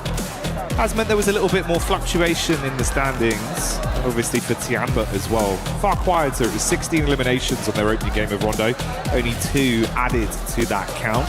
See Milu still living his movie though in terms of individual plays, as he was popping off on Rondo. It was a big piece of the team. I do wonder if we'll have something early here from Hora and Aurora. And where's that zone gonna go? We've had some wacky zones this LAN. It's been kind of crazy. Yeah, most circles have just been very strange so far, very odd to play. We had a couple towards the end of survival stage, which I think I was quite grateful for, that were more normalized on Erangel at least, where teams could actually play out their games. Enigma Galaxy versus Ida. No idea why this is happening, by the way. It's actually very strange. I'll explain once it's done. I mean, Kalaris already went over it in the interview, but the context is crazy on it. Ralph with the M249. There's some good shots done. Actually, Enigma Galaxy doing quite well here, but already losing a player does feel bad, and it being Coops is even worse. Taking on the side. Lord hits some shots with Abacan. It's back and forth here. Swine last left to face. Ooh. And Ralph will get it done with the M249. He's screaming! He's up, he's standing up. Give them large for that. It is absolutely insane that they continue to come here. For context, Enigma Galaxy has dropped in this location for years upon years upon years, and they say it every time. In fact, they actually say it to the crowd and to all the players, we will never switch our hot drop, so it is never worth it to fight Enigma Galaxy inside of Pachinki. Sadly for them, Fourth Rise feels like we can get some easy points off the back of this one. You guys just come off a fight. We know you've come off a fight. This is a great read from Fourth Rise. I actually love this. Oh, mate, didn't see him on the angle. Fourth Rise spotting Lord. So as much as there was a pop-off of them defending their home turf on the hot drop, like you say, Fourth Rise know you're slightly weak. They'll look to get in there, twist the knife, and completely knock them out of the game, denying any more points on this. I mean, to be honest, you do wonder if Fourth Rise boys, they see a big hubbub go over to by the Enigma Galaxy camp and they're like, they've just won that fight. We should get involved. We should fly over. Oh, cheeky work, but you got to make the point somehow. Ralph the M249 looking for some good damage, but the shouts from the crowd start to ring out. Fourth Rise might look to back away from this one, allowing Ralph as well as Satan to live another day. Circle did move up towards the northeast side. I don't know what Ida's doing, man. It's akin to throwing away all of your errand goals. Yeah, it feels like one of those where it's kind of cutting your nose off to spite your face. Yeah. As much as, you know, it's your spot too. If it's not working, you got to adapt. Gigantic prize pool on the line. You fought this hard to be in finals. Don't ego challenge if you don't need to. But for Fourth Rise, can they find those elims they wanted off the back of this counter play? T24 spotted on the drop. Let's see if he can go for the peak off this. And of course for you, you can get involved with that Naruto event at home. Porte up top. T24, he's got an inkling. Smells him out on this one. Senses his Reiatsu inside the building. Satan underneath. Ooh, slightly slow on the timing there, and T24 tries to use the DBS. He's swinging around in circles. Satan's not sure where to look on this. The rest of Fourth Rise will come into hold. Finds the first. Takes more damage though. Ralph is nowhere nearby to help. Drops him down to 1. And it's an easy revive here on T24 inside the building. Church held. Then get the revive back on T24. And Ralph's just had to stay, man. It's where he's been for so long. You'd be furious. Yeah, you'd be fuming. You win it twice. You win the hot drop twice back to back. It happens again, it costs you your game. And not even because of them. Yeah. Oh. Well, that's the thing, it just comes back to haunt you, right? Here we go, this is the full replay on it, so you get all the action. Oh, mate, it's carnage from the start. Obviously, we had Coops go down early, and like you say, they pop off to win it. We saw the celebration from Ralph literally sending a message live in the event, live in the flesh. Said it with his chest.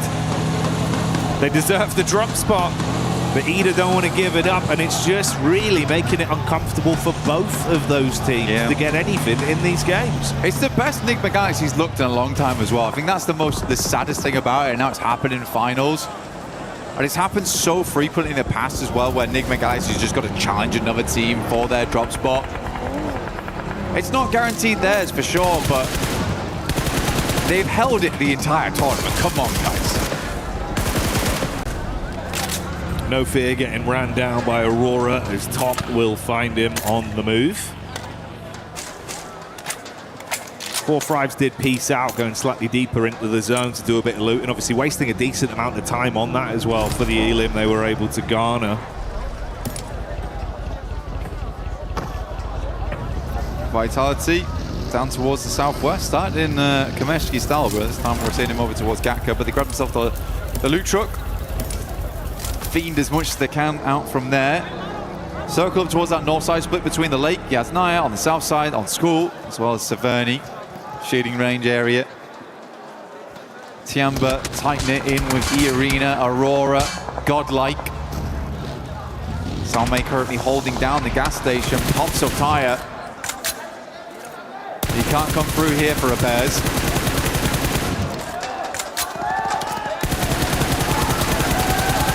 He's got no bullets though. Yeah, only 18 left. One in the clip, 17 in a hole. Let's see if he can turn some bodies cold on this push-up. Top going to drop down back behind the car. So Aurora taking a fair bit of damage. More reserve taps now. Got to find himself some ammo to play with. Switch it out to the Tommy just to keep the pressure on them. Suppressive fire. Spraying it through, cutting the grass, but not quite finding the shots over towards the players. Next circle, 10 seconds roughly on this one. Aurora still figuring out where they want to play. Probably going to be a big old retreat here out. Migrate for a lot of squads. Hard shift potentially. No, actually. Very, very kind. Up towards that north side. Obviously, Lake is a bit of an awkward one to play around. You're going to see a lot of people playing on the rocky outcrops. The staging that goes up towards Stalba. Big old mountainside. There is also... Never mind, it's horrible. I lied to you. It's not great. You got the field down towards the Asnayatsu, so there's not a huge amount of fun spots to play in. You have to decide a rotation in now and quickly. Do you wrap on the north? Do you wrap on the south? Because you can't really change that as time goes on because of Yaz Lake. Mormon from E Arena once again, being able to throw out some big uppercuts.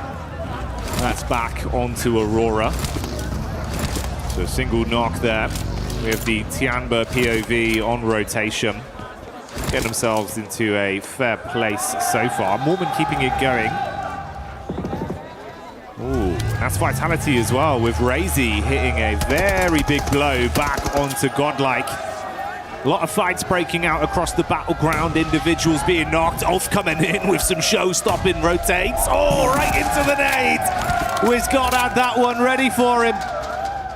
Got it primed. I mean, for Ulf, Aaron comes in swinging. But yeah, got shot down very, very quickly there. Scarface looks to send a nade, but I don't even know if I think it's worth it anymore to go for this. Ulf's deep on the south side of the map. Need to swing back further up in Yazway. Alula instantly takes up the cliffside. Aurora decides they're going to go loot Severny. I mean, to be fair, they had taken quite a fair hit earlier on. Spent a little bit of ammo. Potentially some of the vests are starting to wear down, some of the helmets. Get some resets on that before you get moving.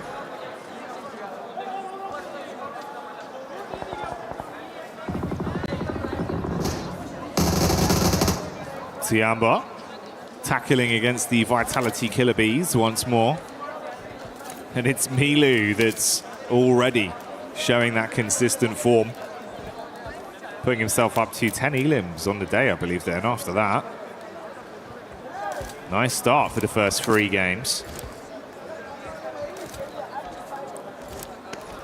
Milu keeping it a little bit quiet, though. Now playing a little bit of a split on this one. They've got Eagle a little bit further forward, perched up. Over towards Aura. Very much slowing down now at the halfway portion, Jackie. Trying to maintain some of that lead because some teams have struck out in a big way. I mean, Enigma Galaxy absolutely 30 points right now. Aurora at 26. They were able to earn 3 after that last game. In the first, I think they got 23 on that one. So last game was a bit of a dud. Hope they can find more of this one. Centers up over towards Tiamba as well as Aura. So those 2 compounds there are going to be a really big deal. Aura actually has the high ground on this one, the plateau that surrounds them. Very nice to be able to take shots out towards teams as they push on in. Sadly, Alula's much more high ground spot gets pulled off. So you're going to have to move over towards that western side. Yasser pulled away.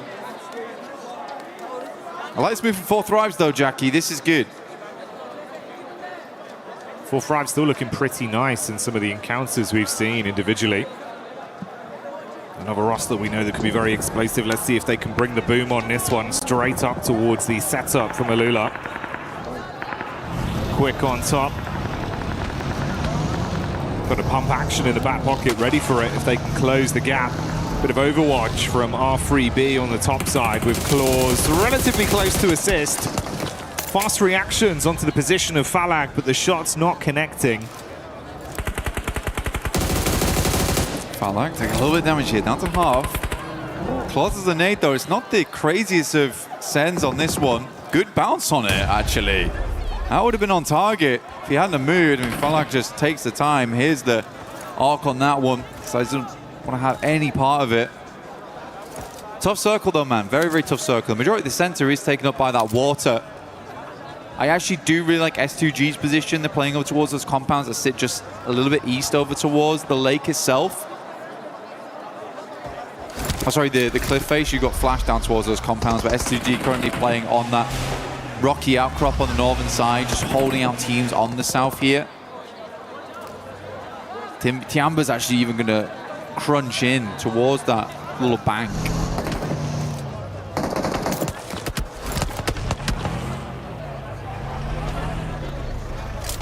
Fine margins between this going wrong for either of these two teams in 4-5s and Alula. So not wanting to risk it too much. Meanwhile, OG crossing past the crosshairs of Nongshim Red Force with Zizzy taking the peak over the top. Got the heavy weaponry ready to rock them if they stay close by. And luckily they have at least been able to create some space between the two. Double back over to the bridge where Rolf is stationed. Yeah, they know OG's in the area as well. See, Aaron struggled versus them earlier on his flying maneuver into the gas station. Tried to go for the movie entrance, but we went straight to credits instead. Yeah, Ulf hoping to hold them on the bridge side. Next circle, though, I'm feeling the pizza slice here over towards the west. I mean, Aurora currently have a really strong position on it, and we do head over there, in fact. But it's like a case of Aurora holding the central spot. They have a lot of 360 vision, but it's very open, Jackie. This is a very, very open area, a little bit unfun. There's quite a few radio towers and the square concretes that sit underneath them that end up being like where you play. You literally just lie down next to them, try and set up vehicles. You can see Vitality already sending over. But this is quite a nice spot for Aurora. It's a tiny bit of hard cover, a little bit of a crescent lit behind them as well. And that's the last man for Enigma Galaxy, and Ralph trying to stay alive for as long as he can, but finally falls to S2G. S2G possibly being collapsed upon as well by 4-5s. They fall next. Yeah, good fight. Very good fight from 4-5s.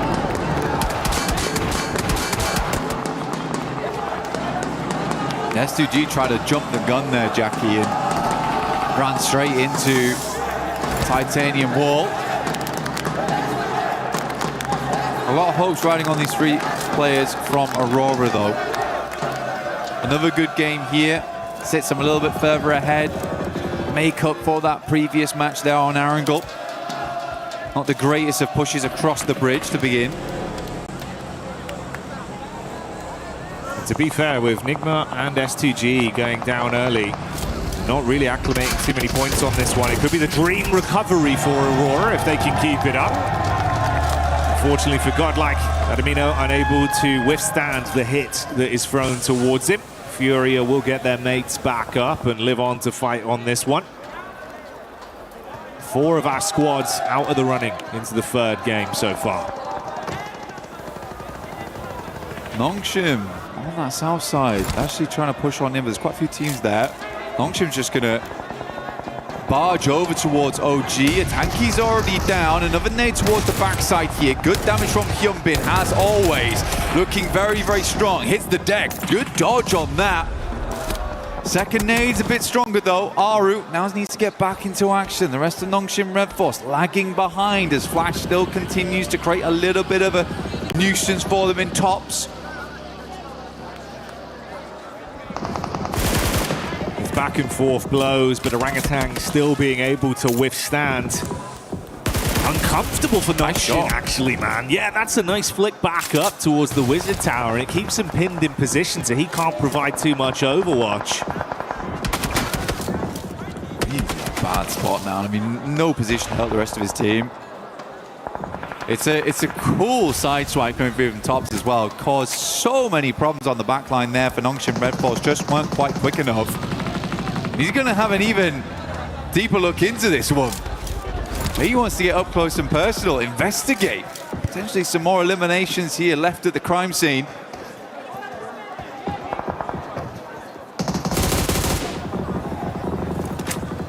He's still trying to get an angle on this. The minute you got to move, he'll be ready for the catch. And Furia over on the other side of the coast have been taking shots over as well, so it's all been a little bit uncomfortable for the 4 squads that have been collapsing in onto that one position. This gas station for OG somehow being a very formidable defensive area. Oh. Calling it from zone 3 there.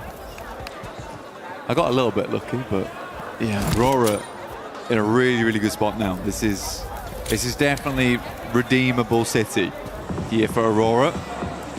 We just need to not see them go for something silly again. That is all. Yeah, just keep their cards close to their chest and be able to close this one out with some good plays. To be honest, mate, that is kind of the dream with what we saw off the back of this game with the other squads above them falling out early. It has presented that opportunity, and like you say, if they can grab it, you've recovered from that. We can all forget about game two. Everything looks good for them, and they'd actually be on that podium spot in first place come the end of this game. But that's still in the future. Still a lot of other teams that could potentially look to upset them. So we'll stick with the narrative as it develops. This is their position right now. 4 Thrives going in against the arena. Doc looking to decimate some damage out, and he does hit nice. Good shot onto Falak. A little bit more they can do here. I like that though. Good smoke. Over towards the rock side to kind of isolate this engagement between them and 4 Thrives in the arena on the northern edge. Makes a ton of sense to me as well. That vitality location is going to be a real problem for you. That's a long nade. Ooh. Actually hits on target. Great damage, and they just keep on pumping in. 4 Thrives are out. But yeah, I mean, that's some massively long nades on that one. Just chaining them together as well. One after another, after another. They want to go in to grab the bits. Drop the smoke, try and stay alive. Issue is you're now in a position where other teams can take shots onto you for free. Yeah. Good I mean, Doc is holding on. He is holding on. I think he's got that mentality where it's like, well, I'm sorry guys, I ran out that time. I will play anchor for the rest of the day, and I will keep you lads safe. It's a good shot over towards Silence. The rest of Fury need to re-angle over towards it, but it takes a gun away from that western side. But Aurora had to do that. They had to push over towards 4 Thrives. They knew that it's not likely in the near future they're going to be getting many more death crates, and they need that util. They need that ammo to carry on inside of this match. Tiamba though looming off in the wings. Had to restock and get themselves ready for what's yet to come.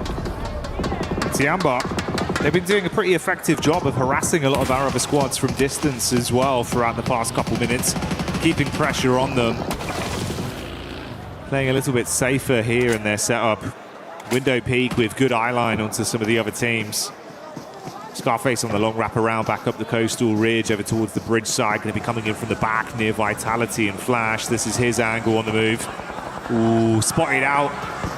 Starting to lose his HP bit by bit. Got to drop down to the deck and hope that he can hold on. Kind of unsure how he's lived this long. I mean, Tops has got to know someone's mover here, the pitter-patter of the footfall. Close the distance. Scarface is instead just going to go for the heel. Tops pulls the pin. He should know. It should be right on the edge of the blue here. Good airburst will do the trick. Ruins the amount of healing that came through there. Aura from the sidelines, though, will get sleepy and over towards Bose. Top, though, is the one to refrag over towards that. Tiamba aching moving forward. Gets behind that radio tower. This is a good spot to aggress over towards Aurora on. But more importantly, hold out on the southeast side. Good nades again. Goodness me, Aurora's having none of it. You feel the base on that one. More coming as well. Airburst over the top side, trying to arc it round the corner. Ooh. Eagles crossing his fingers, hoping the smoke is enough to get the pickup play back on Aching to stay alive. I wonder if they're going to push this, Jackie. I mean, with a molly, you could. You get the spread on it, just try follow up off the back. You know they're weak. Oh, man. I think they just wanted to get the flush, at least, but not meant to be. That's a lot of nades invested there for basically nothing. Aking's going to send back one of his own. Now they're fully set up over here on the radio tower. Good Molotovs, man. A bit more damage done. Chip damage from the nades should be good enough. So start to bombard now. They're splitting the difference on these ones. They know they have to go for one side, and it is over towards Dog. Survives the first blaster shrapnel and should survive the second. So many nades though. And Doc, although the shrapnel hits him in the face, he takes that peek and shuts one player down once again.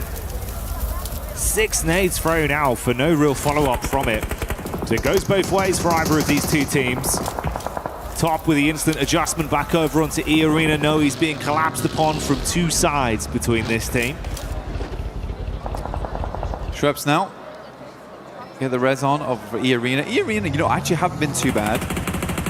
I think for the points they currently have, it's 19. But they've been consistently up towards at least the top 8 every game. Vitality's still taking more shots here. Tiamba is the one to take down tops. Tiamba's playing as a 4-man, and genuinely the way they weather the storm here versus Aurora, they have a place to play inside the circle going forward. It's more about dealing with the couple of players inside of that shack right there. And it's hard to line up those nades past the side.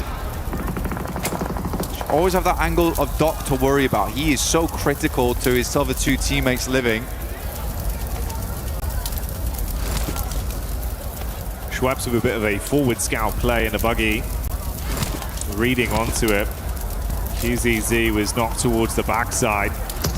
Thing is though, they've been here for so long and they've invested so many nades, so many bullets that they're starting to run dry and can't actually push out to get themselves anything. Availability of crates becoming an all-time premium. The longer this goes on, the worse it gets for Tiamba. Yeah, they needed a break, honestly, and that break was going to come in, be able to get those shots, get those nades over towards Aurora. E-Arena making a massive swing.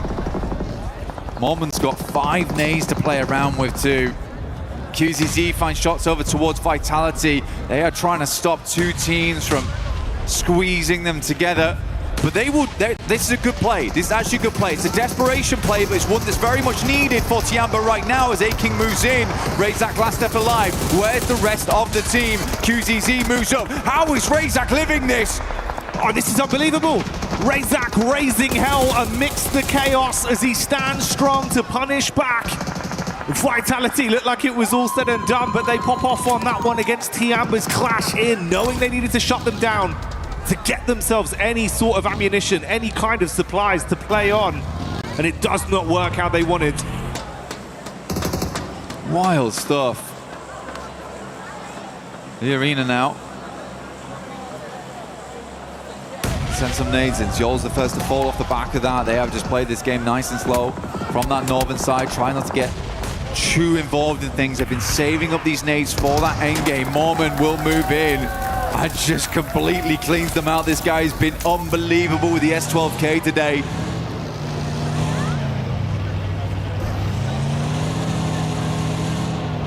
Finishes off the stragglers. Slowly but surely, the team's exit stage left and the final fight begins to have itself set up. Furia coming back in with some of that firepower we had seen prior. Good damage onto E-Arena. It's Tony K that's knocked behind the hard cover. Joker looks to wrap over to see if he can save his mate and put them back into an equal situation. 3 versus 4 right now. Schweppes warding off Ayala. Igor's Mormon still coming out strong. He wants more on the game, and they are delivering. Igor's down, big player on the squad. Now it's time for the likes of Ayala as well as Chief to stand up tall. E-Arena, they saved all their potential up for that late game though. We saw how much ammo they still had more, how many smokes they still had remaining. This team basically played this one out for the chicken dinner. For E-Arena, it's sort of not worth it unless they get the chicken dinner on this one. The amount they saved up, 5 nades still in the hand of Schweppes. Getting a second place is nice though, but yeah, it's this open ground, disgusting to work with. Furia is lining up for a big old bombardment from E-Arena in the near future though.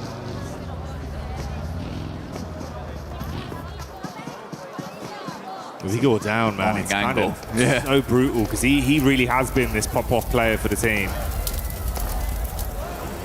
Is that going to be enough of a deficit to really make this one uncomfortable?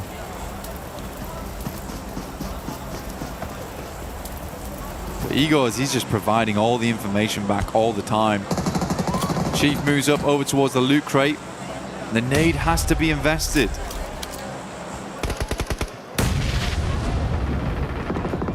Oh man, don't miss on that. Yeah, good. I was thinking that he was going to send it over towards Igor's. But he is just calling every single time they pull the pin on this one. when to move and when not to. Finally, the play zone takes him out, and Fury is blind again. You lose your eyes in the back line and have to rely on your gun skill now.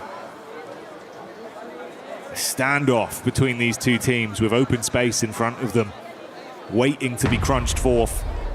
Silence with the big guns in the back line, ready to spray. A lot of nades invested, dashing them in towards the middle here.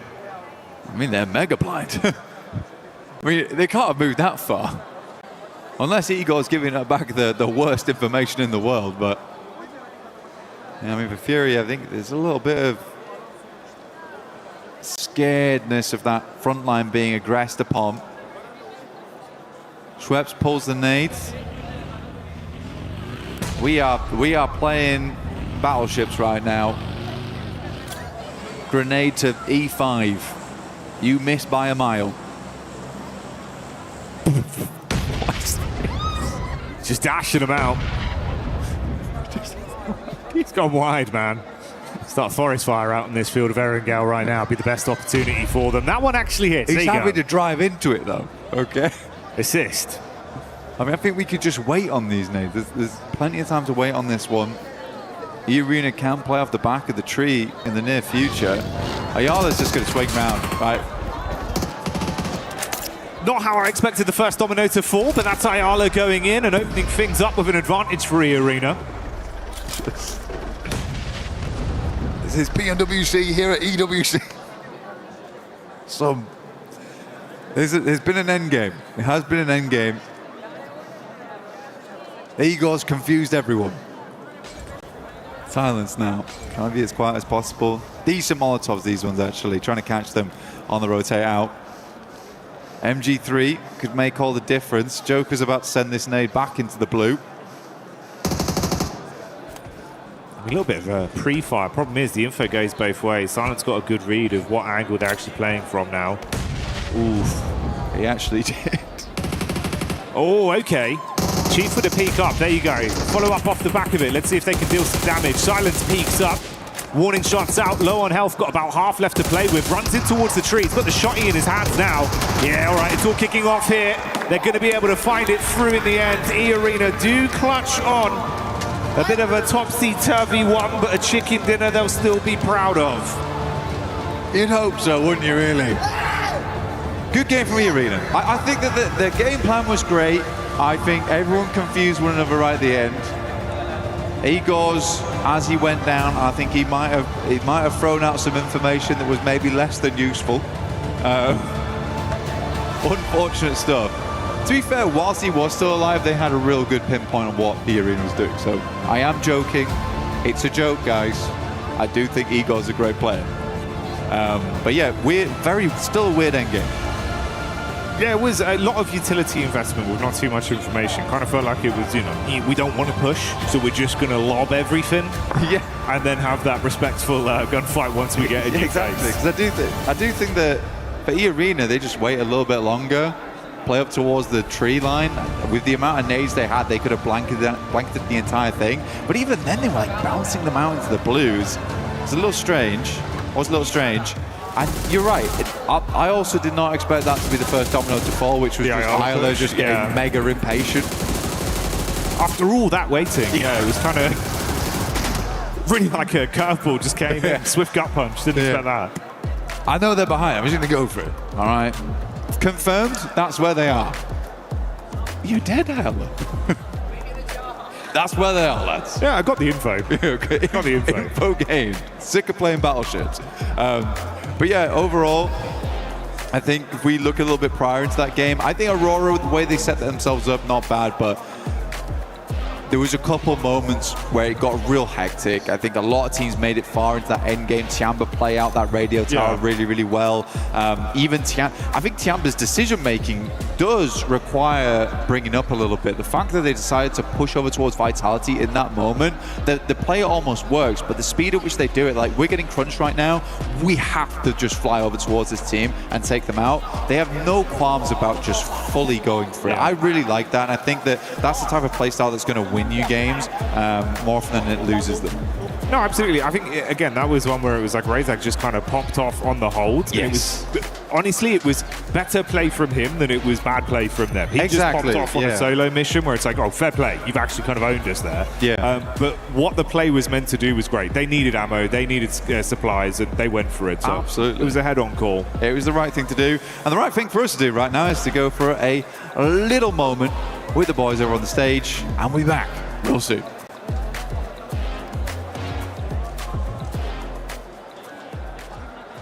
Powers here at PMWC 26, joined by John Allen, Kalaris, and Neptura, and we're playing a round of hot drop darts. Ooh, we're going to be getting stuck into the board, hopefully. Maybe not for some. Some are having a bit of trouble during practice, but we're going to be taking some shots at the board. The person with the least score is going to have to give their hot take, so let's jump into it. You guys, I think you two have to go first. I think we get Nep up there first. Let's get Nep's in a prime position for this. I feel like I'm in the danger zone, but let's see. Get ready to dodge. Oh, it's your best one. Yeah, that's it's on the board. All right, Very much. shuffle up. Thursday. And Kalaris up to the bat. Oh, okay, all right. Okay. This is good. This is good. There you go, James. There you go. Shuffle in. Thank you. Don't hit me, please. Oh, it's a 17. Currently, Nep's in last with 6. No way. Oh, a double 17. It's a triple 17. It's a triple one, I don't know. That means Neptura is last. Are There you go. serious? Yep. What's your hot take, Neptura? My hot take is that the Uzi is a bad weapon and shouldn't be played. There you go. That's it. Wait. This one was Neptura. That one was mine. bullseye. No, it's in 25. Yeah. Oh. It's you. Well, she's already done a hot take now, so. Wait. You did that on purpose. No, I didn't do anything. All right, here. Go on. John starting us off. Let's see. Oh, hey. A 5. It's Not in. bad. That's all that matters, really. It's on the board. Here we go. I haven't missed. Kalaris now. Forearm strength. It's good. It's good. Ooh. That could be a treble. That's nice. Get out of the danger zone. The splash zone's coming for you, Kale. Good maths. Whoa. Oh, that's a triple. Okay. Triple 3. God. All right, here you go, mate. Take this. I'm pretty sure it's currently the lowest. Wait, no, it's not. I'm John's on a the 5. lowest. Yes, John's the lowest. Or is that a 2? It's a 5, I think. It's a 5. Oh, and that's a 2. That is a 2. I've been saved by the upside down It's version true. of my own Jackie, number. it's your turn. There you go. Okay. Hot take. Dino Park and Vikendi, infinitely better than Ronda. I miss it. Bring it back. Oh, okay. All right, considering I actually lost the first round, I should probably do a hot take because I cheated you out of it. I'm so sorry. Tiamba will not win PMWC despite looking really good. I feel like I've got to follow in with a hot take as well. Oh, okay. I feel like over-reliance on ARs, nonsense. I want DMRs in, give the players a little bit more expression in the secondary slot, you know? Those submachine guns, something else popping in. Give a little bit more individuality. That's what I want to see. I like it. Don't give me this, Mike. You know what I want? I want all of your opinions from the viewers at home. You in the chat. Tell us what you think. Let us know right here, right now. What are your controversial takes?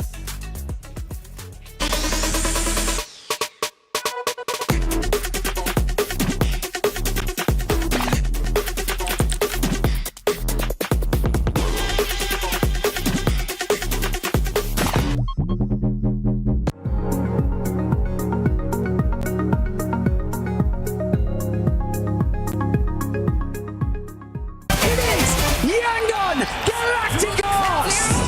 Chasing the sunrise.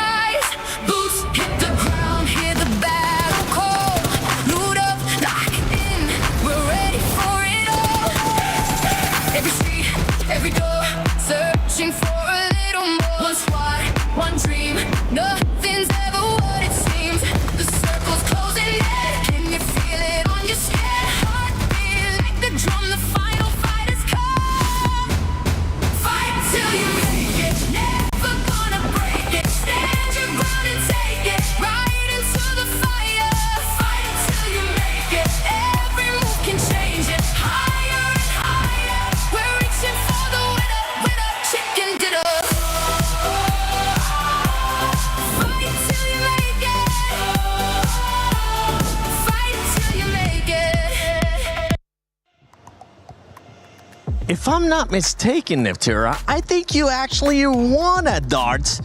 And I think you got that chicken dinner. I did. You were lied to, but very mad. In this last game, E-Arena wasn't lied to, Max, because E-Arena came out with the win.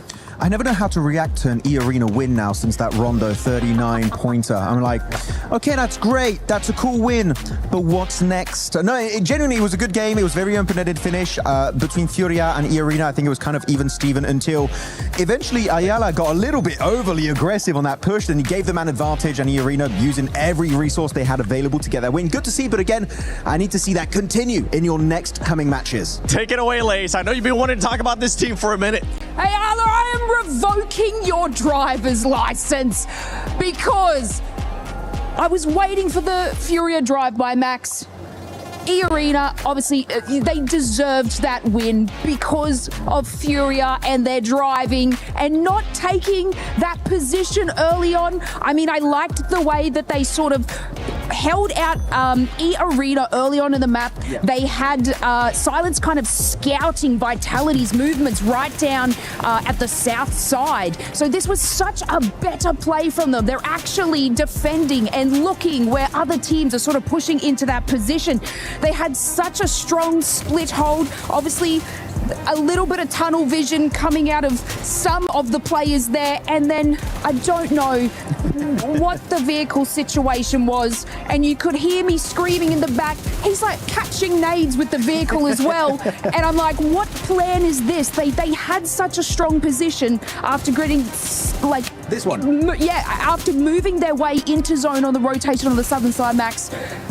Look, I'll give you a mic back, Neptune. I'm really upset. I know what happened, actually. I was talking tonight. I saw him as we were leaving the talent room, and I asked him, like, what was the play with Ayala? And he said the idea for Ayala was to get an off angle on the team and actually catch them from behind. But then he saw two players and he got scared. And that's the thing is, right, lack of information will make you do these kind of mistakes. So it could have been a good idea, and catching nades didn't work out. It could have been great, but unfortunately, two-player setup was exactly what E-Arena needed in case of those kind of pushes coming their way.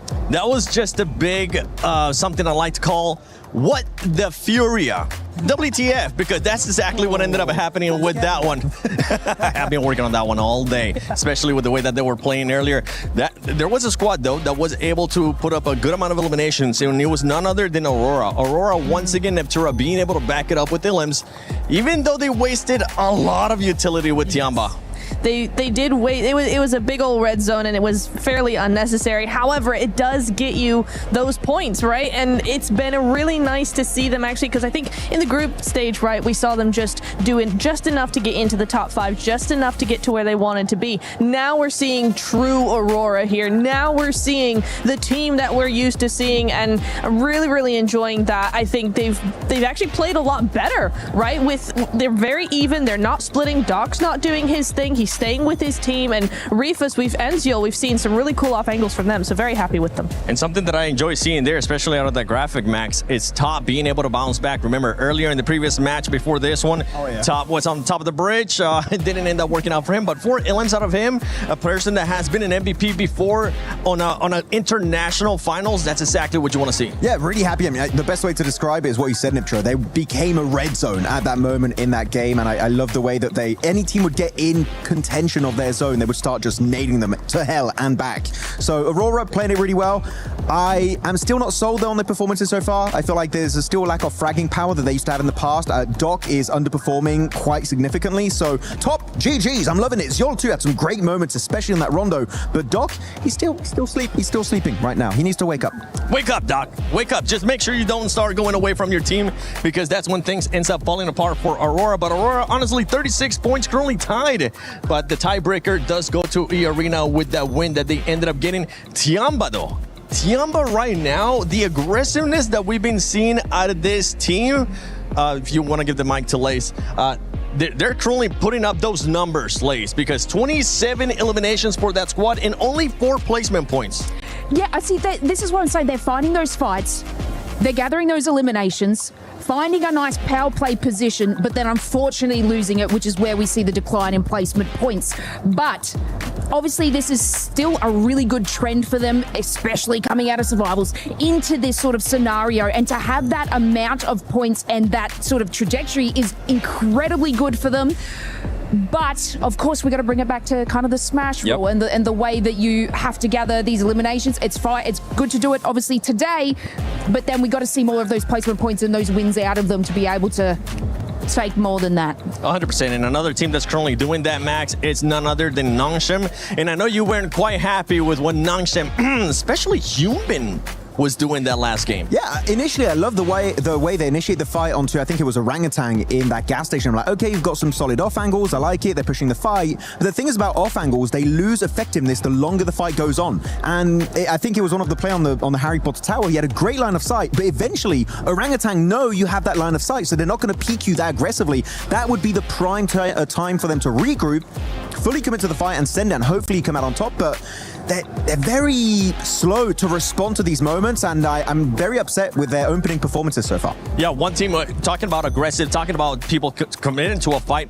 We saw Nigma Galaxy and Ida finally commit to the hot drop, and if I'm being completely honest, I don't want to see it. I don't care about it. Leave that ego to some other time, because right now it's going to be hurting those two teams. Yeah, it is, and we did see Fourth Thrives take advantage of what's been going on there, right? Just dropping in on them, trying to get a few limbs, and then move back to their position. They were trying to punish that as much as possible, just because it's kind of silly. In the finals, maybe day one you kind of get away with it, but keep on doing it, it's not going to work out. Fourth Thrives knew that, and you know, they might not be the only team to take advantage of that. If the playing path's a little funny, if that keeps happening, other teams might just third party that.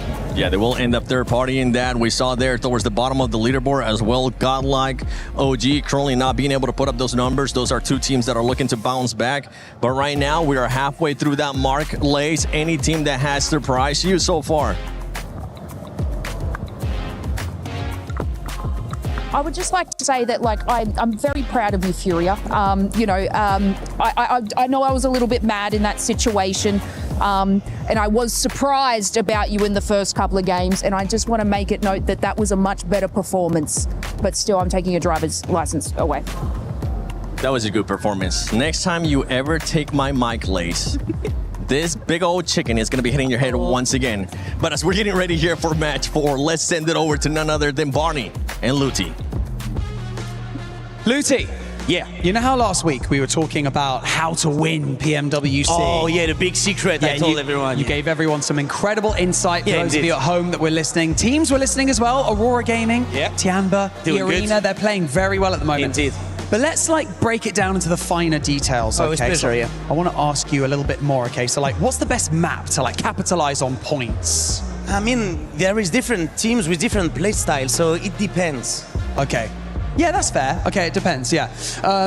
How about vehicles for late rotations, getting into a good position? What's the best vehicle to use? The horse, the buggy, and so different maps. So it depends. It depends. Yeah, as well. Yeah. Okay, sure. Yeah. Utility, okay, so end of game, smokes, nades, medical packs, bandages. What's the best thing to have in your arsenal? I mean, depending your situation with the cycle, so I will answer, it depends. It depends. Yeah. Okay. Luti. It's not that easy, Luti. What's the best gun in the game? I mean, let me guess. It depends. Sacre bleu. No, Barney. Everyone knows it's a P90. No, depends. Okay, back to you, casters. I hope you're ready. It depends. And yeah, he's right. The P90 is where it's at. But we are here live in the finals, getting ready for the last 3 matches. Absolutely. We have got a great day unfolding before us. We've had some real step-ups from a lot of teams coming on through, some great rotations, some insertions, some side swipes into those zones. That S2G hovercraft double roll-up, that was looking pretty, but we're going to be sending ourselves once again over to Erangel to find ourselves one more chicken dinner. Let's see who's gonna get it. Yeah, I mean, this is it, the last Erangel of the day, and it's time to put up some serious points. I mean, we're still super early in this tournament, but we're already starting to see some teams, right, make some things happen. I was able to talk to one player in particular. As we were getting into this game, I happened to see S-Power from Godlike. The hair is hard to miss.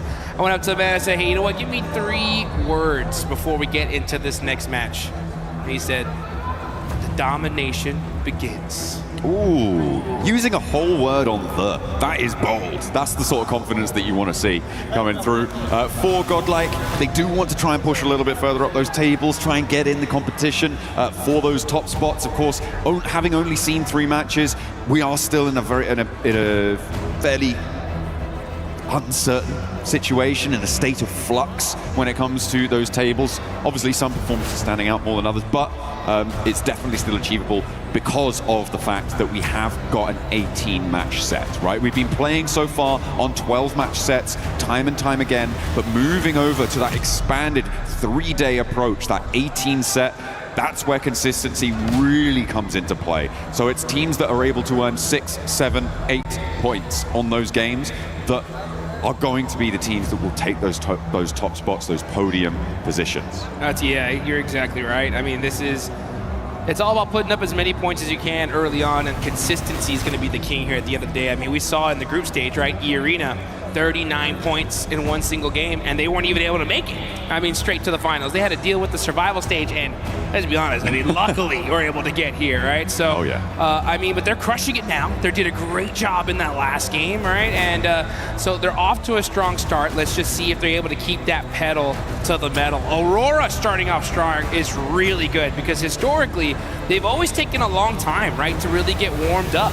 But for them to put some points on the board early just goes to show that come finals time, they're adjusting their strategies and it's working out for them. Maybe able to finally claim a title spot, you know, that's what they're going to be looking for. Plenty of other teams looking to do so as well. I know there's plenty of fans in the crowd for Furia who are there, really giving them their backing, which has been nice to see. Hopefully they can keep up the pace towards the top side as well. But yeah, I mean, there is so much on the line. That trophy, a threat to so many, but a promise to only one of our teams. Man, one of the sickest trophies you could put on your shelf. I love every single year I see it. I'm like, oh, you gotta get one. And this is what these teams have been hunting for. They've been working all year long to get here. And we can tell the teams that have prepped, and it's every single one of them. It's wild to see all these names, and the level of competition has never been so even, in my opinion, right? I mean, there is squads all across the board. They get a good couple zones, good couple situations. They're not messing around. They're going to take full advantage of it here. You talked about Furia, right? I think it's only a matter of time before we see them get a chicken dinner. We got to see some keys a little earlier. We saw that Team Vitality key, Tianba, 2 monster squads as well. So it's just really about that consistently, like you talked about. But you know what? We're in the final Erangel of the day, John.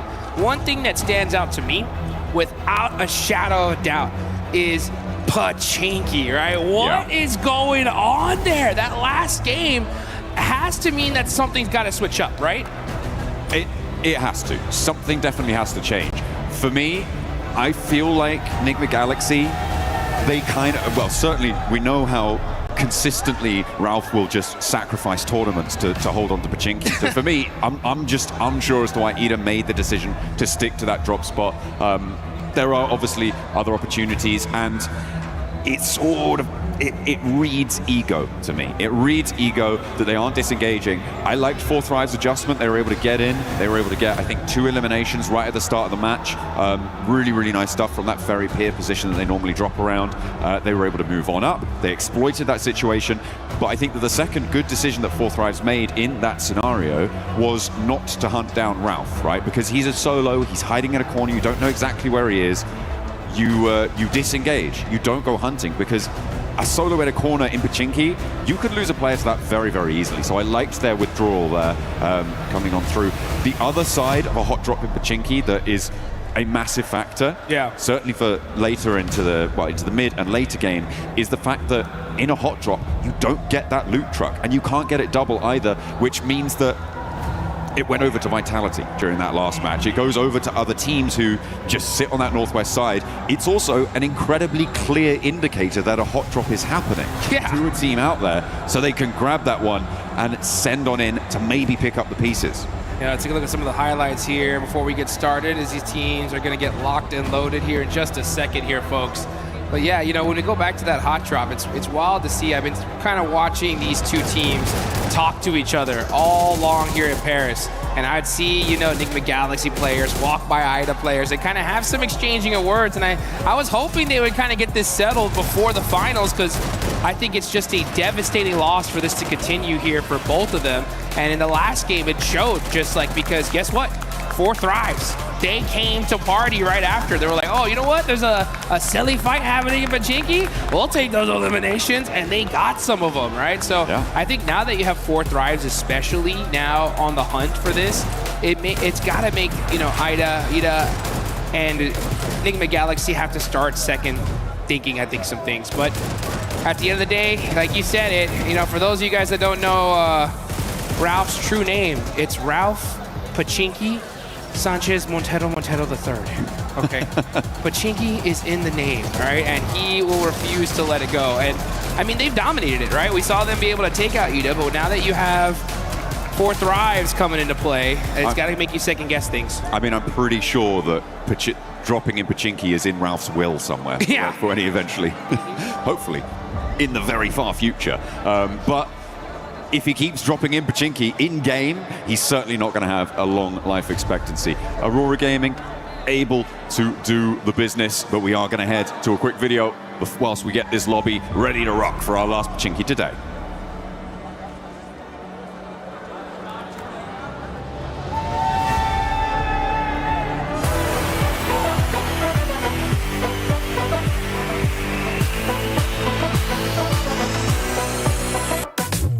안녕하세요. 저는 농심 레드포스의 엑지입니다. 여기는 현빈, 소이지, 키즈입니다.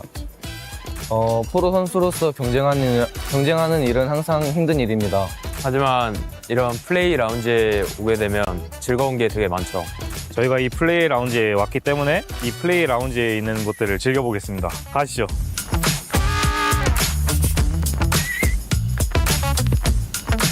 이 공간은 협력 공간입니다.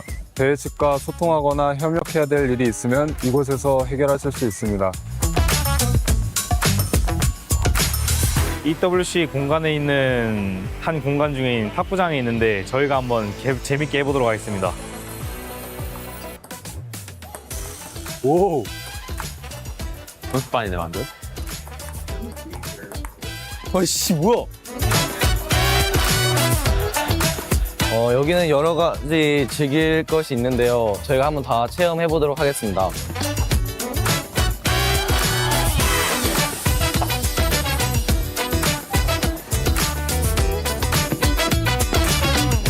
대회를 할 때면 항상 배고플 때가 있는데 EWC에서 제공해주는 음식이 있는데 그 품질이 아주 좋고 최고급이라고 해서 저희가 한번 먹으러 와봤습니다. 아 배고프다 빨리 가자.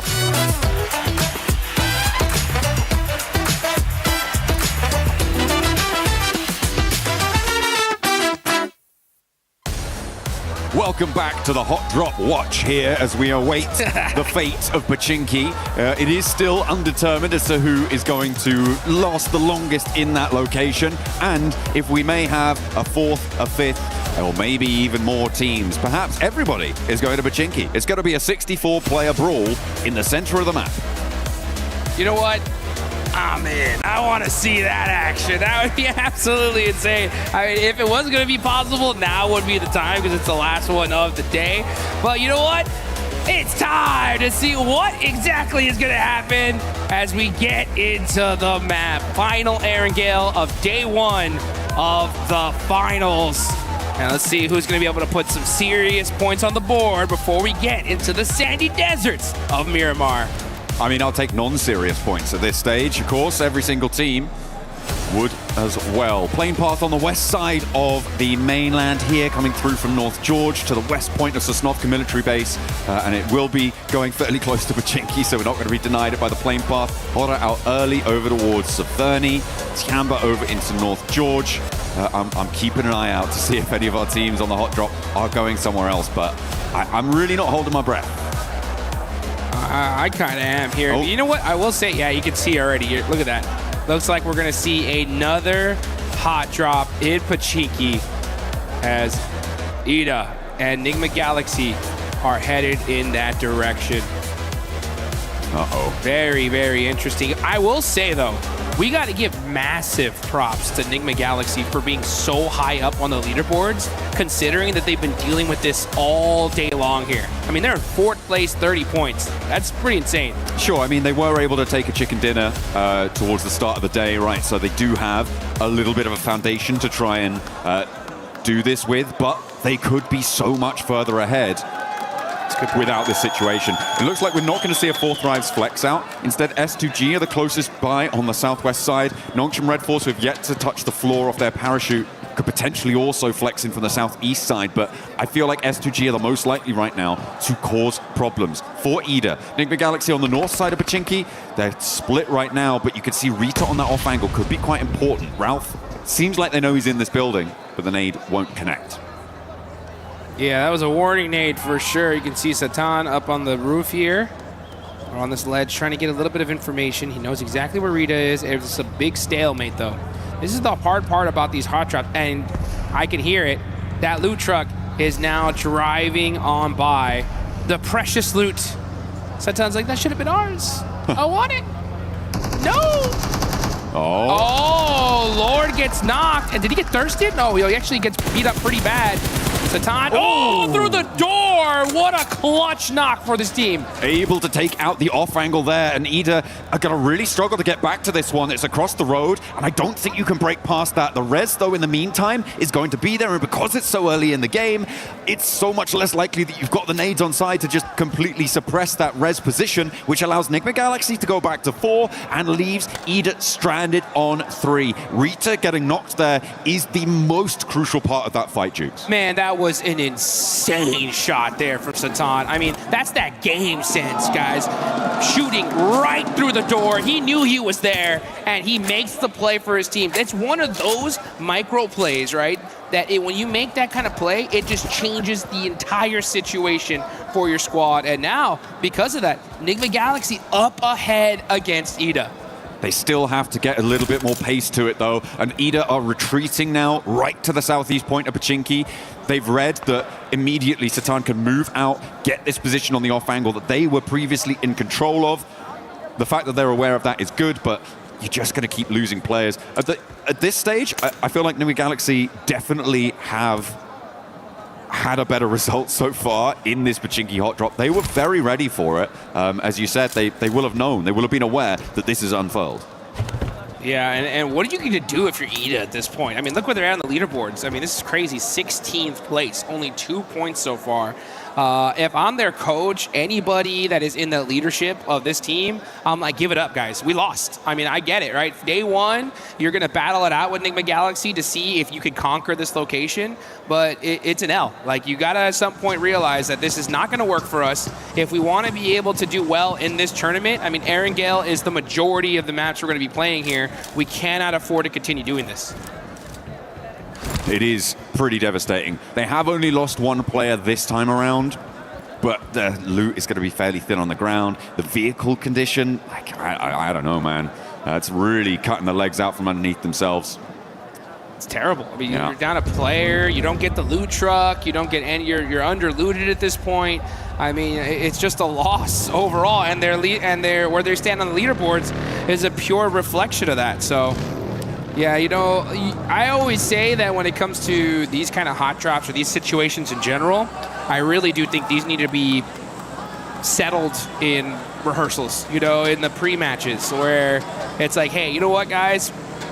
Have a little handshake agreement. We're going to drop in Pachinki this game. Whoever wins it gets it, you know? Fair enough. Yeah, well, I don't think that would ever happen, but yeah, I mean, I kind of understand.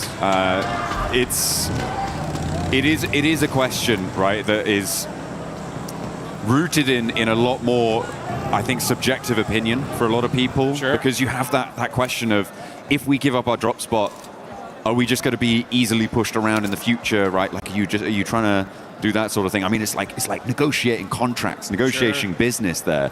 It is one strategy is to just be like, okay, we'll go somewhere else. We'll go somewhere else. But you can hold your nerve. And if you guys want to be the best, then you guys need to hold your nerve, and you can look good doing it using the Naruto skins here. Make sure you're heading into game, get that character set, get that Ninetales Fury AUG skin, get that one developing as well, because you can get some variations on that bad boy. Yeah, you want to be maxing that bad boy out and looking real good. As you know, Tiambas have been looking really good today. They're in 4th place, 31 points. Milu, man, the way he started off that Rondo match was just wild. I mean, this man has been performing all tournament long for his squad. He had, for sure, right, the play of the tournament. That 1v4 earlier in the group stage was so sick. Yeah. And then come finals time, the way he started out, they are looking really good. Absolutely. They are currently in 4th place right now. Looking to try and keep themselves within striking distance of that 1st place spot, Godlike. Would love to try and join them, but they are a little bit more destitute on that points front, with only 8 towards the bottom of those tables. Another circle heading up towards the north side, split by that central river. A lot of open ground south of Severny, being covered actually mostly by Aura, who have a wide spread around the river, are causing a lot of problems. I'm interested to see how many teams look to head east of Yasnaya.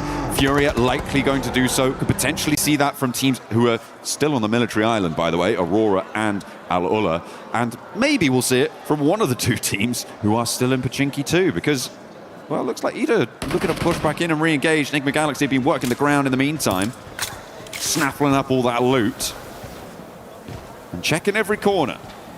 Or at least I hope they are. Yeah, they better be, that's for sure. I mean, you can definitely tell they're keeping their head on a swivel here. They got to know that Ida's around here somewhere. They're just clearing building by building with Satan on the other side, rocking a 3-1 split. Got to be careful, though. One nade could be dangerous. Oh, the shots ring on out, and the knock on to Coops is huge. He's got another nade as well. Coops is in danger here. Ralph does need to get some healing done before he can go for that revive, but he should be okay to do it. You can't step forwards and go for the cross. And again, Satan is on that off angle. Just about misses Swain on the cross, but he should be able to call that one out. Should have spotted it. Lord is already cooking a nade. He knows he's in the building now. Launches it forwards, and he takes it down. Beautiful communication. The plays from Enigma Galaxy in Pachinki are just insane. How do they do these wild bounce back shots, nades that just turn the fight in their direction? This just goes to show you, when you know this side of the map like the back of your hand, it's gonna pay dividends. In the meantime, Nongshim Red Force and Fourth Rise are going head-to-head. And at the moment, it looks like Fourth Rise are in the driver's seat. This is out to the east side of Potato Hill, but they are grabbing a couple of flushes on board as well. As we keep going with this hot drop, though. Yeah, Nongshim Red Force, they're going to try and get out, just leave a solo survivor coming on through. And another knock goes on in. This is Enigma Galaxy sweeping it under the rug. They're putting this hot drop to bed. It cannot come back tomorrow. It would be a terrible idea. I can't stress how difficult this is to do, right? To be able to deal with this hot drop so frequently and to just execute in this perfect fashion. I mean, not losing a single player, getting those four points early on is just insane. There was a hard north shift on the circle in the meantime. We are watching all of this hot drop unfold, but it is pushing teams now north very, very quickly, which is causing conflict around the crossings as Coops finds the final player on Ida.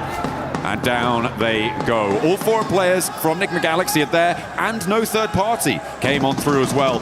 Now we're going to jump over towards the teams that are looking to put pressure on up towards the north side. We talked a little bit about Nongshim Red Force losing 3 of their players. Fourth Rise lost 1, but they did manage to get the 3 points for that fight. They are both still south of the river. Ulf Orangutan now on this northern side of Roshok River, and trying to get their foothold to move in towards those shooting range hills, potentially over towards Severny Way. Yeah, we've been really focused on that Pachinki fight for so long. This zone is all the way up to the north, like you mentioned. We already got Fudia up there in Severny, E-Arena over by shooting range right now, taking that Snake Hill position. And now we're going to see a lot of these teams start make that rotation. Aurora Gaming, oh, the one rock! You gotta hit it for good luck. That's a map open right there. Guaranteed. 100% looking at the map. Yeah. No ways. I think we're gonna go here, guys. Is he gonna do it again? Oh, no. Okay, we're getting a little replay. This is on the Fourth Rise and Nongshim Red Force fight. They'd already lost T24, but the hold from Hazaifa, the angles that he was able to clock, it seems, pretty efficacious on the high ground there. Love to see it. for fourth drives. Aurora on their crossing, run into Vitality. Looks like they may have run their last across these bridges. This western hold looking quite good for Vitality, who, for the time being, have been a little bit quieter, I think it's safe to say, than their group stage performances, but they're still very much there. They're still very much present. Certainly their presence is being felt by Aurora on this northwest side. Vitality. Oh, southern shift here, and a big southern shift. This actually might be really good for the side of Enigma Galaxy, as they're going to be mushing in super late here.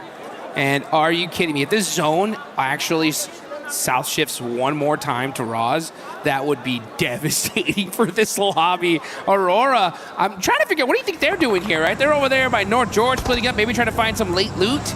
Well, I mean, they were being held out by Vitality, yeah, right? So you're right. They're just trying to take a turn around the town to maybe allow Vitality to disengage and then maybe re-engage later on, see what they can do with a little bit less pressure from the river crossing on that front. Team Flash over on the east side need to settle their score with Alola to try and get towards the circle.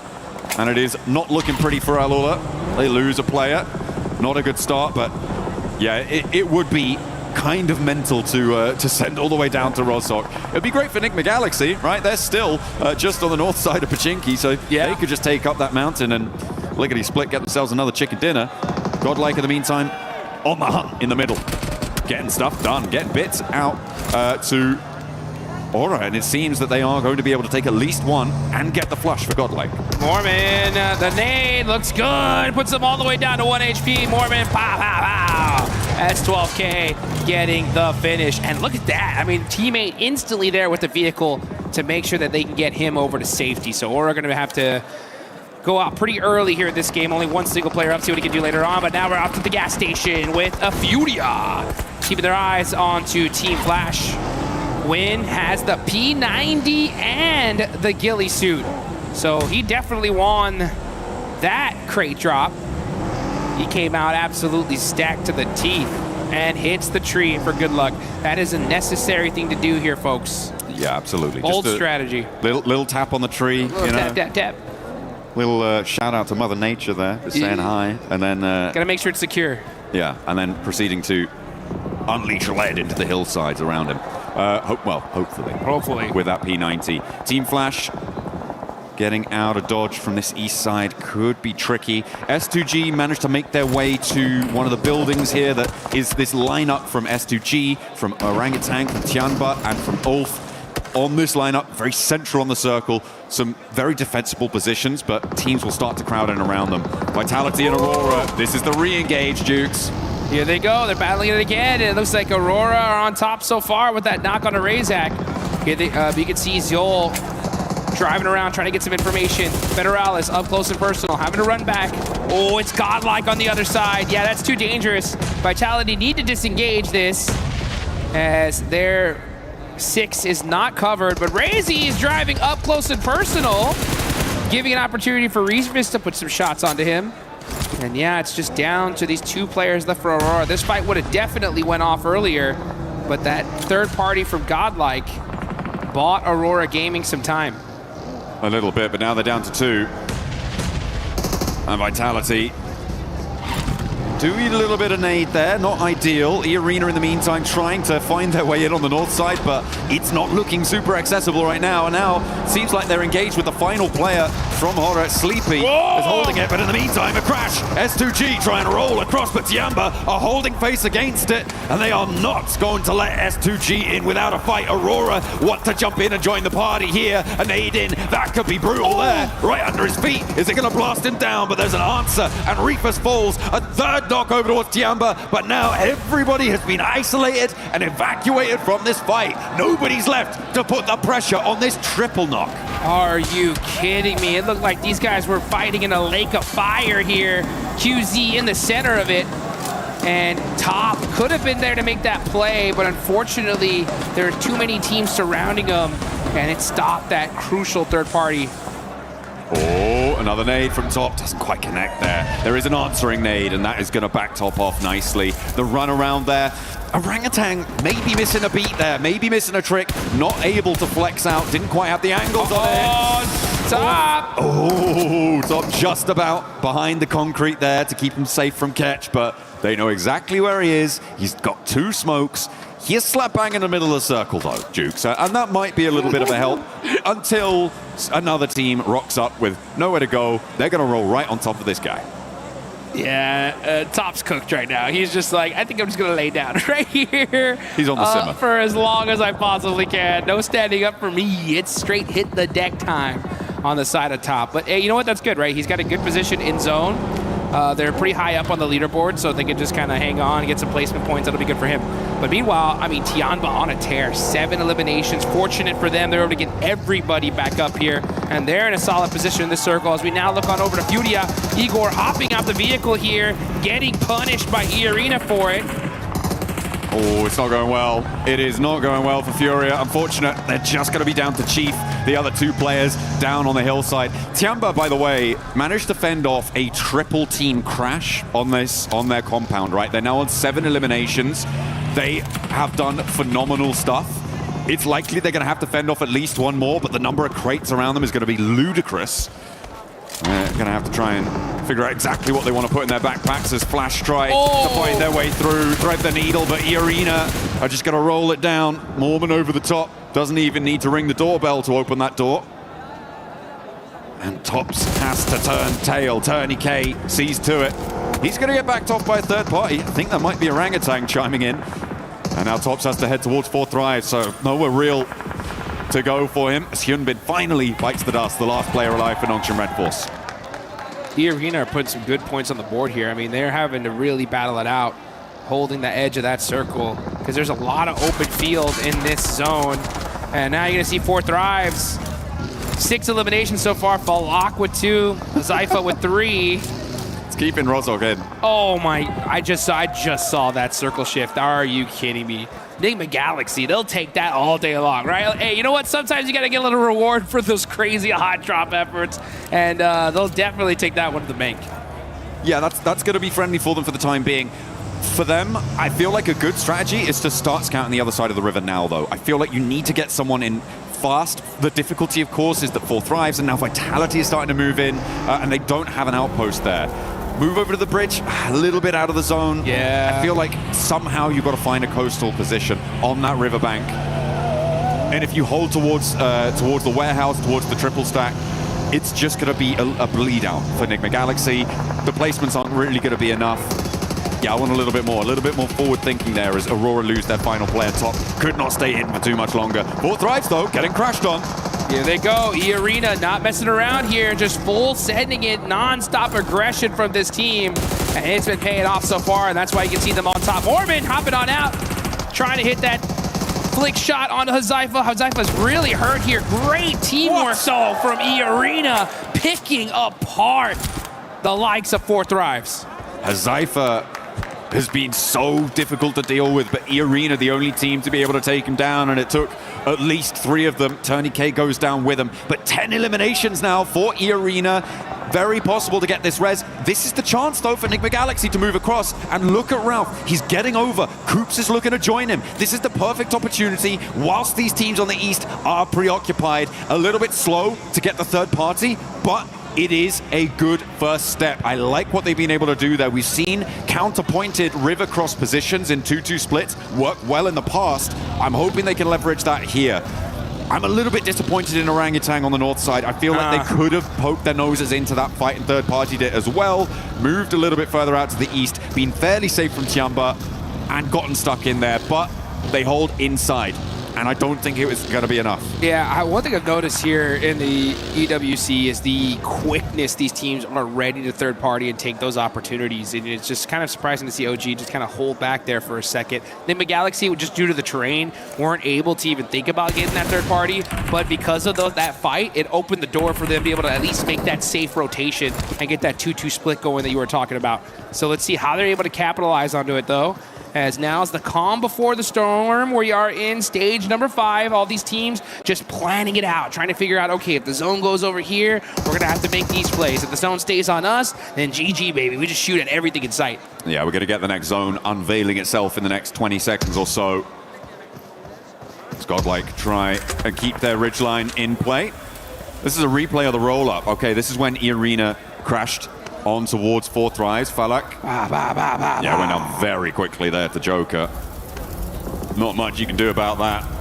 When the flying vehicle launches over the top, the bunny rabbits bound on into your sightlines. He wasn't ready for it, which is kind of unfortunate. Next circle, though, comes in Jukes, and it will head over to the west. So I think the Galaxy do have to get on the road. Ulf fairly happy in their compound, but Godlike are putting pressure on.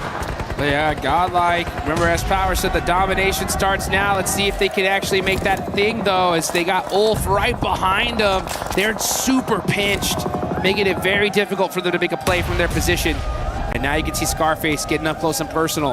As Power trying to smoke some things out, buy his teams some time. It's going to be up to him and Admino, though, as they are just trying to hold this spot. Unfortunately for them, though, it's outside of circle. Yeah, so now Ulf are in a perfect position to gate cardi this. Oh, nice shots though from Admino, but unfortunately those smokes are perfectly put, and he's not able to get the thirst. The nade is up high, doesn't quite go the distance. It went completely out of his viewing angle there. If it had been just a little bit further, that could have been a straight knock there. S-Power gets across.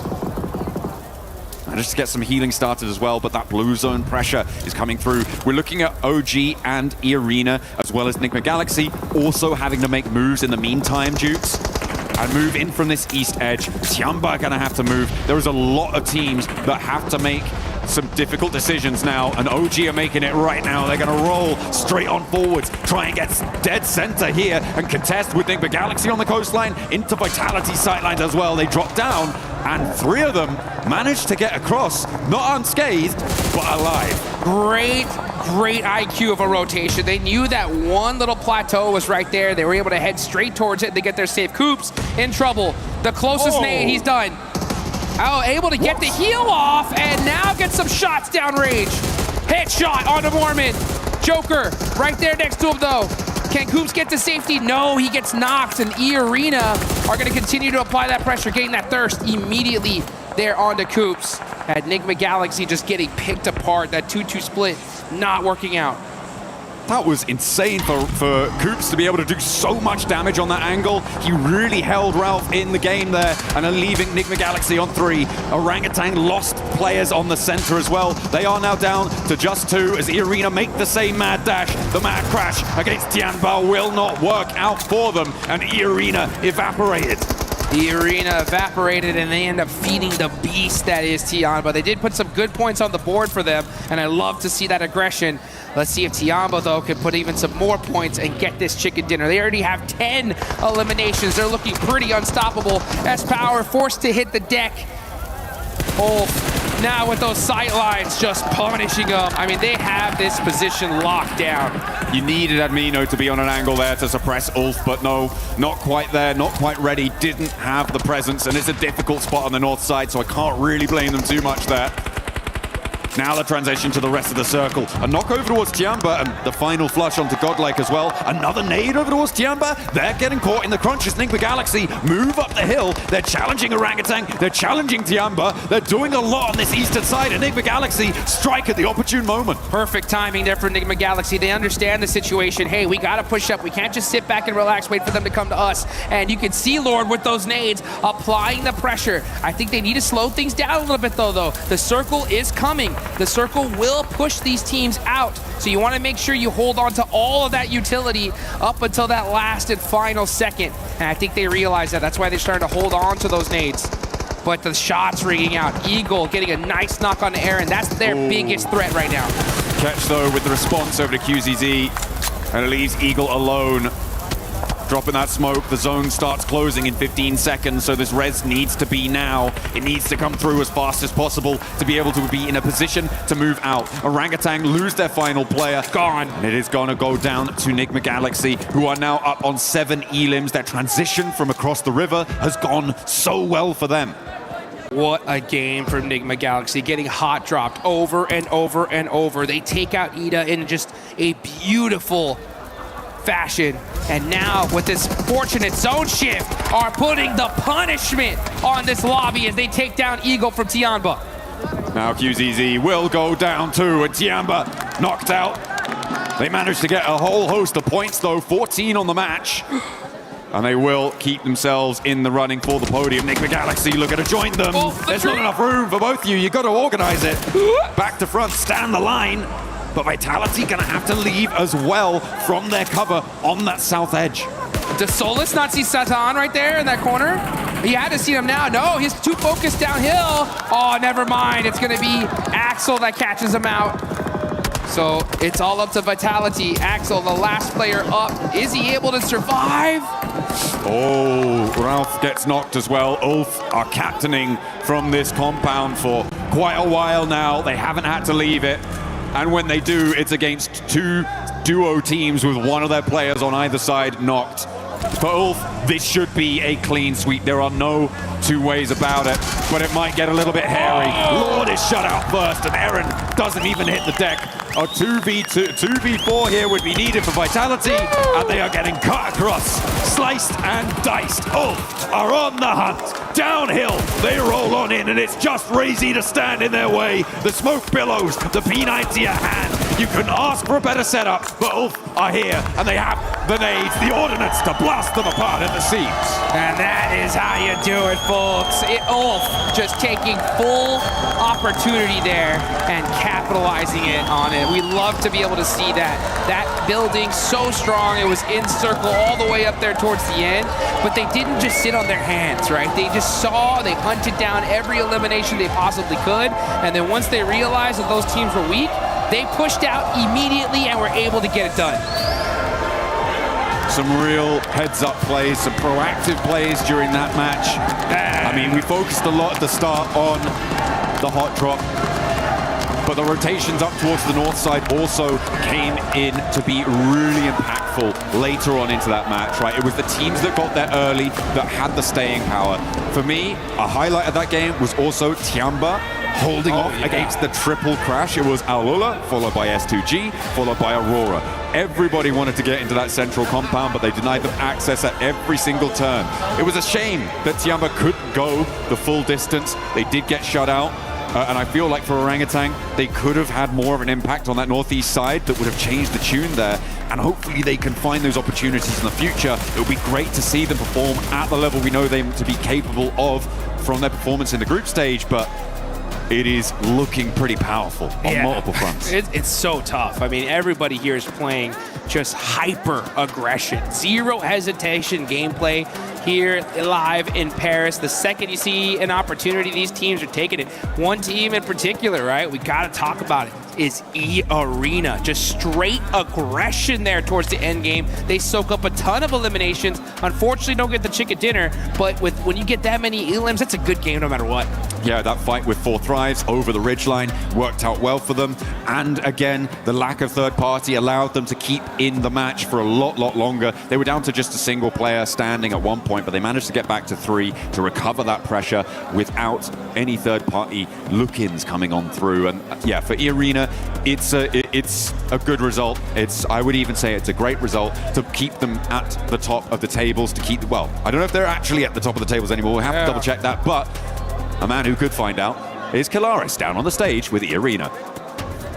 I'll try my best, John Allen. Yes, that's right. E-Arena looking fantastic so far, so let's ask them a few questions about the games here to get things rolling. So first things first, your previous win going up against Furia. Were you surprised by Furia's approach to the late game? And talk to me about that late game in general after you got the win. ในเกมที่เราต้องเจอกับฟิวเรียนะฮะในเกมที่เราชนะเมื่อสักครู่เนี่ยฮะตอนที่เราเจอกับฟิวเรียฮะเรารู้สึกเซอร์ไพรส์นะกับวิธีที่ฟิวเรียเล่นเพลย์สไตล์ของฟิวเรียในเกมนั้นครับ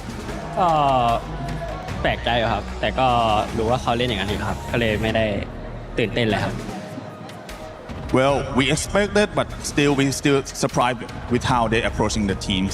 But even though the last result is that they winning the games.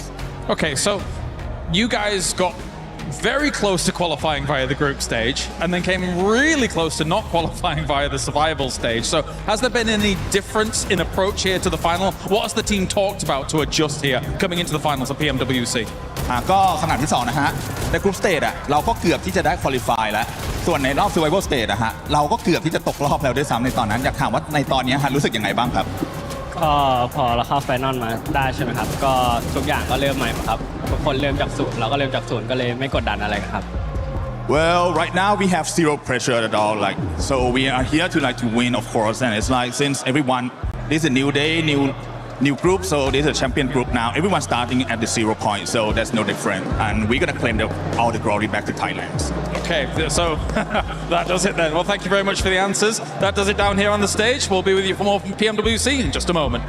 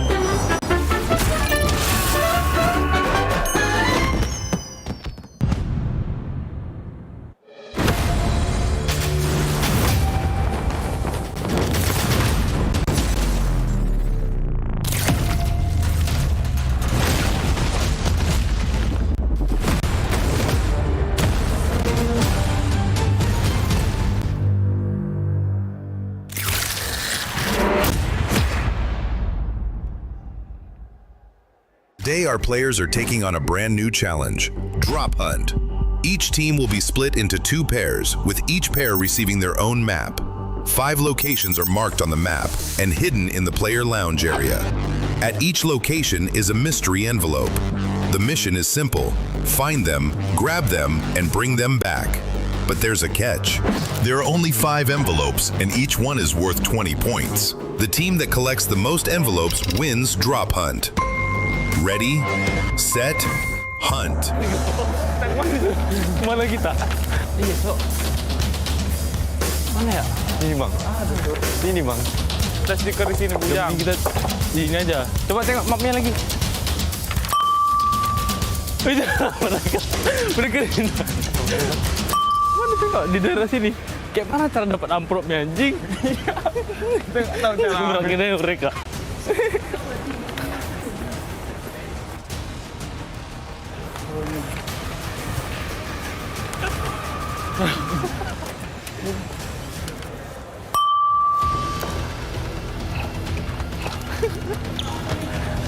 Sini kah?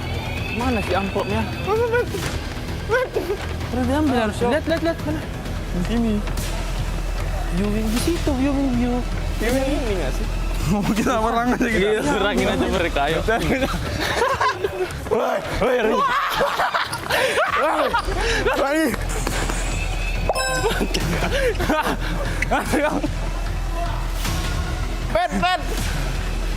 Pet. Sini, Pet. Kau mati juga kan jangan. Ini, Pet. Ambil, Pet. Lari, Pet. Jam.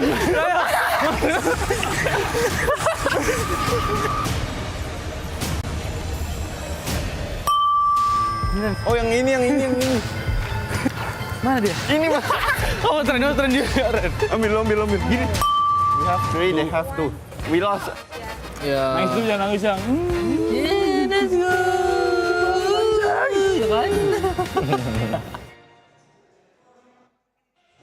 Today is going by so quick. It feels like a final here at PMWC at EWC 26.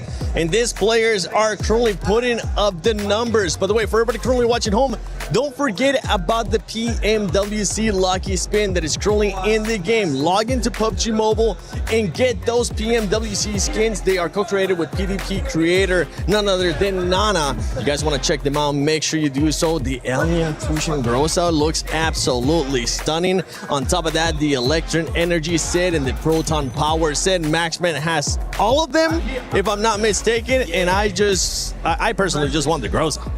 Yeah, I do have the Grossa. Unfortunately, I don't use it much because I cannot control that recoil. So I just stick to the AUG because I'm basic like that, Seven. But the AUG is cool. I'm with you, honestly. I won't be able to control the recoil, but I just want to see it. I want to see it glow, even if I'm able to get at least one elimination. One team that was able to glow in this last match, being able to keep all their 4 players alive, none other than Ulf, Natura. Oh, finally.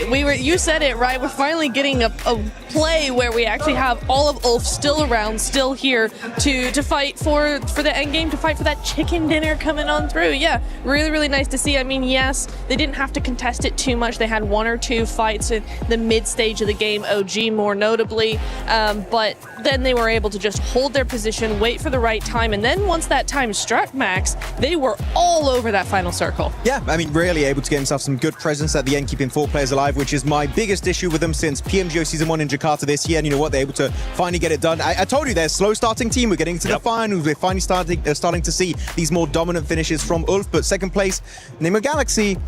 I got a segment later on, but you know what? It's good to see that once they do get out of the hot drop 7, they can actually put up big points. They can put up those big points. Talking about big points here for some teams, it was none other than Godlike and OG. This was a match that they really needed Lace because the middle of the pack teams were eliminated very early on. They needed to be able to catch up, but both teams were only able to catch 5 points apiece. I mean, look, it's still a great improvement from them. And being so, they had like that kind of control in the middle of zone. So they were there for that early rotate. I would have liked to sort of see, I guess, OG apply a little bit more pressure to their eastern side. But still, to get to that point after the first couple of matches is a better thing for them. Obviously, we talk about slow starting teams, and they are one of them. But I do believe that coming into like the next match, we're probably going to see them a little bit more active. I mean, they need to be a little bit more active in that. But to get to that, I guess, spot that they have, it's a lot better than the previous match. It is. And one team that was able to, that's also been starting off slow, but finally being able to wake up, Max, none other than 4Thrives. 4Thrives getting 8 eliminations this last match. Good to see. Finally, good to see it. Especially a lot of those eliminations actually secured on 2 teams that were interesting. You had Team Flash a little bit early on in that game too. That was fun to see how they won that little bit of an encounter. Huzaifa in particular, he carried that fight from start to finish. Really good numbers from Huzaifa. But they had a very good early rotation, and you could say a bad rotation from Nongshim Red Force, where they catched them off guard. They didn't expect to clash next to Potato Hill. And you know 4Thrives, right, Nipchua? If they can take a fight and you are in a weakened state, they're going to chase you down until the edge of the earth, and that's what they did, and Nongshim Red Force took a massive L there. So 4Thrives, if you know where they're going to rotate, I would try and avoid them because they don't like having neighbors around them. No, they don't. And even in this state of where we're seeing them of just kind of indecision, I think they don't really know what's going on. But it is nice to see that, they're still a threat even in this state. And it's just been really difficult for me to watch 4Thrives because I'm used to a very confident team that knows exactly what they're doing at all times. And I can tell that they're not sure what's wrong, why this isn't really happening. There's a little bit of the old spark there in this last game, but I think really it's just indecision. They're hesitating just too much. Didn't you say like something about T24 going out a lot early recently? Like that's been a big issue, right? Early. Yeah, and he's one of the big fraggers. He's really up and coming as a big fragger for the team. So for him to go out early, yes, Huzaifa is able to clutch, but you know, T24, they need a 4th player. They need somebody like him on that squad to just stay alive a little bit longer. Yeah, T24 was able to start slow during groups as well. Then he was able to pick it up. But right here in the finals, you don't want to be starting slow. So that's one team we'll definitely be looking to see bounce back. One team that has been really consistent, especially with eliminations, we talked about it earlier, Lace, is none other than Tiamba. Tiamba just keeps putting up those eliminations in a big way. They absolutely have, and I also want to add into that, like, keeping up those sort of eliminations. It's also E-Arena. Like, we sort of, like, look at these 2 powerhouse squads, and we're going to have to get a mashup with these 2 teams because they are making it in those top 5 positions. They are clearing their space. They're grabbing the eliminations along the way, even in a fight where I think it was Enigma Galaxy could have pushed E-Arena a lot earlier in their position, but for whatever reason, I'm sure Max will cover it, they didn't sort of get into that contention, but E-Arena just kept making power plays for the spot that they want. Tiamba is also making those power plays to get the position that they want. And obviously early eliminations, especially in today, is what will capitalize you for going into tomorrow. So this steady, I guess, excel in eliminations has been awesome from both of these squads. Yeah, especially for E-Arena, right? Remember what we saw of E-Arena in day one of their Group B? They were able to get those 29 eliminations in Rondo, and then after that, they kind of just ended up dying off us. We're actually going to be looking at a comparison between Group Day 1 and also what they're doing here in the finals. And something that I want you to keep in mind is the placement that this team is currently being able to put up, being able to survive even longer, and the eliminations are even higher because they have been consistent with those eliminations. They have been very, very consistent. It's been back-to-back-to-back games of just really good placement, good strategy, good synergy with the team as well. They look fairly confident. The lobby is hard. I'm going to say that. It is a very, very difficult lobby, night and day from the group stage, from the survival stage, but they are handling it very well. I do want to say very quickly, what I loved about the fight with For Thrives, right? That dip, the way they use the terrain, because there's a bit of a cliff area there, it's a dip, and then you got those two cliffs, and what actually they ended up using is they went off the cliff, back behind For Thrives, and then used that terrain where they couldn't actually see to move around in front of them as well. So it gave the illusion that they were everywhere at once, when really they weren't. And for a team that is slightly struggling like For Thrives, that was just the death knell. So very well played by EA, good knowledge of the terrain and great synergy overall. It was a magic trick almost. It was. It really was. Max, there is something that has been pretty much pissing us off when we talk about Aaron Gill, and that is the hot drops that we're seeing between Nigma Galaxy and none other than Ida. It's good for Nigma Galaxy right now, but Ida is just, they're just squandering their hopes. Yeah, I mean, Nigma Galaxy, you saw what we could do when they can actually get out of the hot drop, but here you go, Pachinki, Nigma Galaxy dropping there since the 1990s at this point, and Ida going to be joining up on this one. And initially I was like, okay, Ida, you should not be going for this hot drop. You know as a clear-up fact that Nigma Galaxy will never go up this location. And it's almost getting to the point for me, Niptura, where I'm thinking, Nigma Galaxy, maybe this would be a good opportunity for you to start leaving, because Ida are not just ruining your Erangels, they're ruining your entire tournament run so far. Yeah, it's really weird, right? Because for Nigma Galaxy, it's like Ida is the newcomers. They need to get out. Clearly, it's not working for them. They have 2 points over the entire day. 1, 2, that's it. But you're right, Nigma Galaxy is ending up ruining their tournament chances as well, because we are seeing really good performances from Nigma. I love how they've been playing, but they're just entering the zone way too late because of Ida. Yeah, of course, we did say this game was good, right? Because they got out of the hot drop as a four-man team. They lose a single player. I promise you, they do not get a finish like that. They do not get that many points. So right now, Nigma Galaxy, I would say there are other options available, and I understand it's your drop, you've been there for the longest time, but I do not care at this point which team leaves. One team has to leave. This is a waste of time, and it's making me angry, and I'm just looking at that on the early game. Can I also just interject here and go, Ida, what are you doing? Because this is a team, remember, that got in through the group stage. They were second in their group. They had a fantastic second day. They won like 3 of the games. They were hyper aggressive. We know this is a team that can play very well, but they're wasting everything on a hot drop 3 times in a row. Yeah. Again, they have 2 points. You're not going to win on 2 points. And teams are starting to notice this is such a waste of time. Like For Thrives, I think it was on one of the Erangels earlier, Niptura, they like just instantly third party it. And now teams are going around Pachinki waiting for the loot truck to come out, because they know no one is going to get that loot truck, because they're so focused on that clash between Nigma Galaxy and Ida. Of course here, big respect, by the way, Nigma Galaxy, the smokes and the way they started pushing these solo players, that was very well executed, but one mistake, one slight error, and you lose a player, and instantly your chances of a win dwindle to almost nothing. Well, we know exactly what happened when For Thrives joined the party, right? Nigma Galaxy lost a couple of players, and then we didn't really see them in that game. They went out fairly early on. They had to full send. Game 1, they had to full send to the beach and just kind of stay there. There was no opportunity for them to get any points whatsoever. So, yeah, for Nigma, this is bad on both sides. I'm mad at Ida for initiating this every single game, but Nigma need to figure out how to adapt to this. Yeah, we'll have to figure out how to adapt to this. If I had to pick one team to stop hot dropping in Pochinki, it wouldn't be Nigma, because Nigma has been getting the better end of this, especially they showcased what they were able to do in the last match. They're getting the eliminations too, so Nigma Galaxy, keep on doing your thing. If you're Ida, get the heck out of town. You need to find a different spot. But when we were talking about someone, you're gonna pretty much see here just the finish of this engagement between these squads.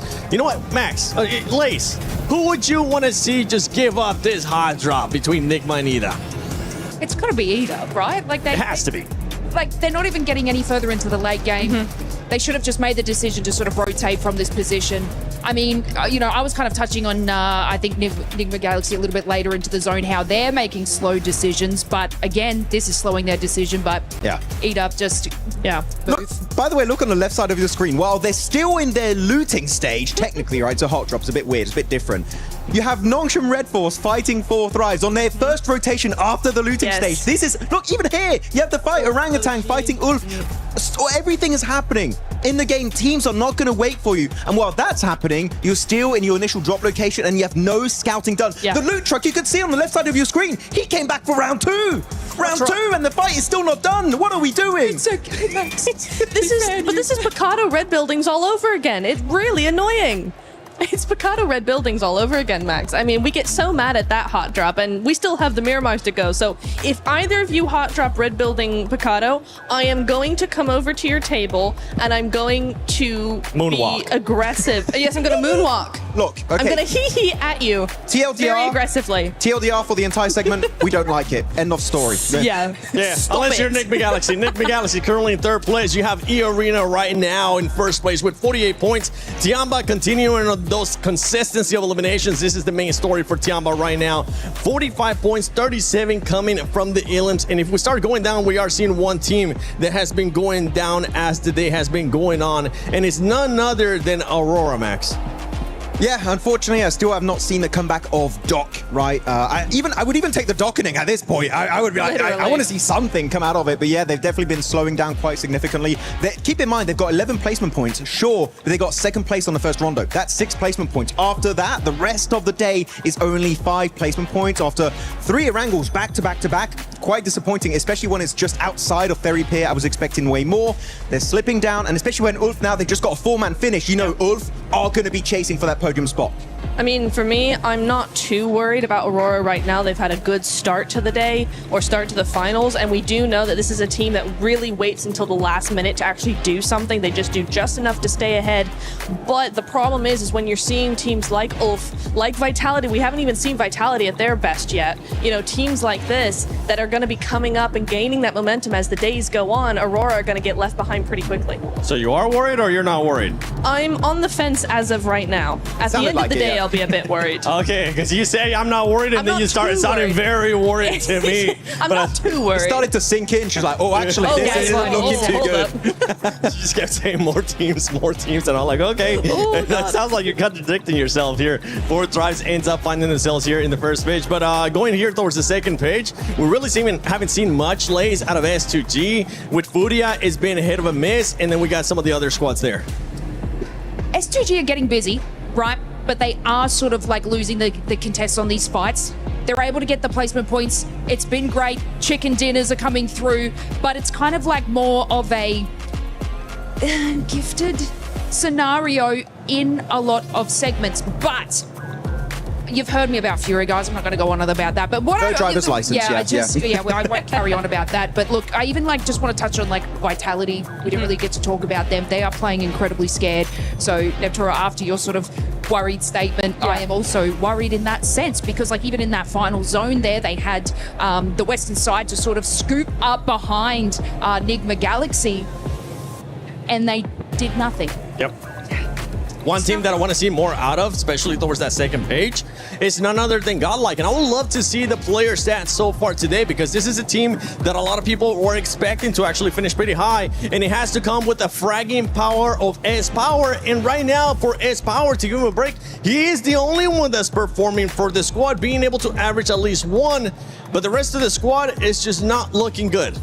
It's looking pretty bad in terms of eliminations, and the reason why the eliminations are so low is look at their survival time. They're not even breaching the 20, and some of the players not even the 18-minute mark, which is not good in a lobby of this caliber if you want to be contending for that, let's say, top 5 situation right now. So Godlike, even looking back on this game, they should have pushed up onto, I think it was Ulf's compound, but they got very idle because the thing is, compared to the group stage where some teams might do mistakes and you might be able to weasel your way in, here you have to take fights head on if you want to have a chance to get very late into those games, get those placement points. Godlike, in a lobby like this, you cannot be hesitant. We've seen in your group stage, you have that raw fragging power from S-Power, from Admino, even Sommei, and Manya is a great IGL, but you need to utilize it and take your chances. Yeah, what I've noticed is Manya is making like these sort of scouting power plays, but the rest of the team is not supporting him, which they're getting caught out. So, I mean, it's surprising to sort of see that level that they're at right now, because Manya is making incredible decisions, but it looks like a few other sort of on the team are just kind of tunnel visioning into the wrong direction, and then that's when they're getting called in.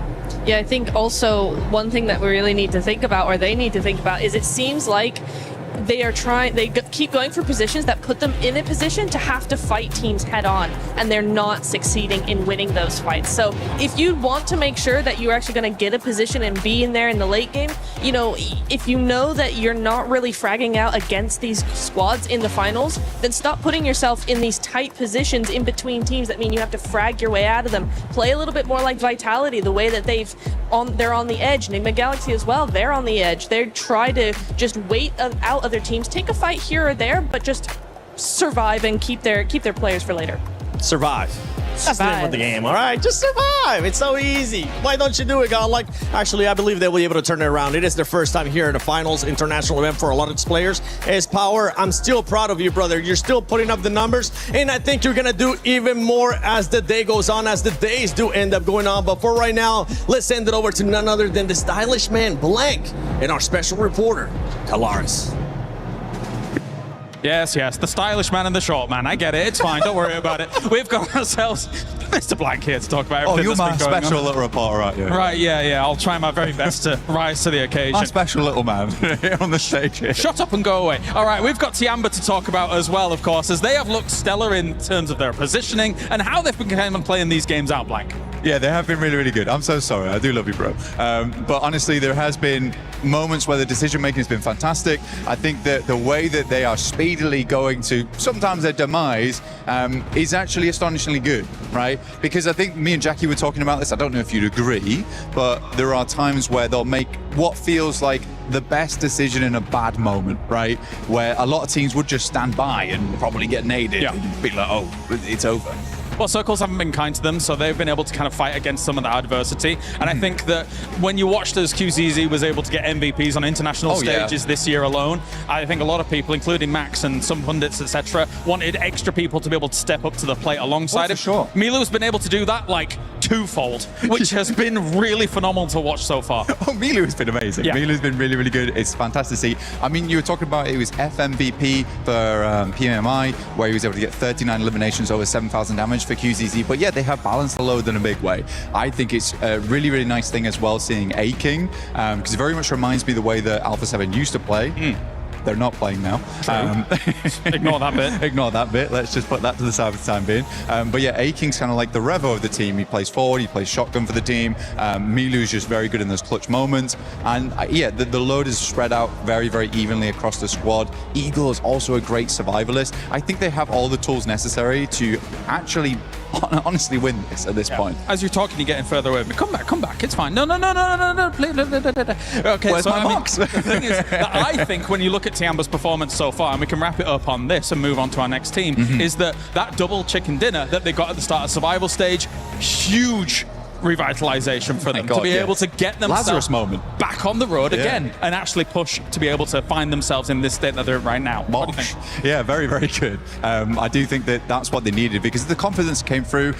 Every time I look down at Milu on the stage, right, it's very... I like Milu. I do like Milu. It's very heartwarming because I like it when players are enjoying themselves, and Milu definitely enjoys himself. He's one of the smiliest guys I've seen. QZZ is a little bit more serious, I would say, other than the winning moments where, you know, he almost breaks his fingers on the high fives. That was funny. But I do think that for Milu, it's just nice to see a guy who's so good at the game, but also very much is passionate and enjoys his time in it. And he should be, because he's having an unreal run. All right, let's move on to another team then, as we have Ulf, who has looked, I would say, towards some of these latest moments, pretty good as well. Obviously, they qualified off the back of having that last game survival win, which was extremely important for their campaign as a whole. And they are one of the teams that a lot of people thought was going to be able to attain those top spots. Right now, their space control is looking good, especially in this last game. Yes, very much so. I mean, I'm one of those believers. I'm an Ulf believer. Okay, everyone knows that. Everyone knows that Eren is one of my favorite players.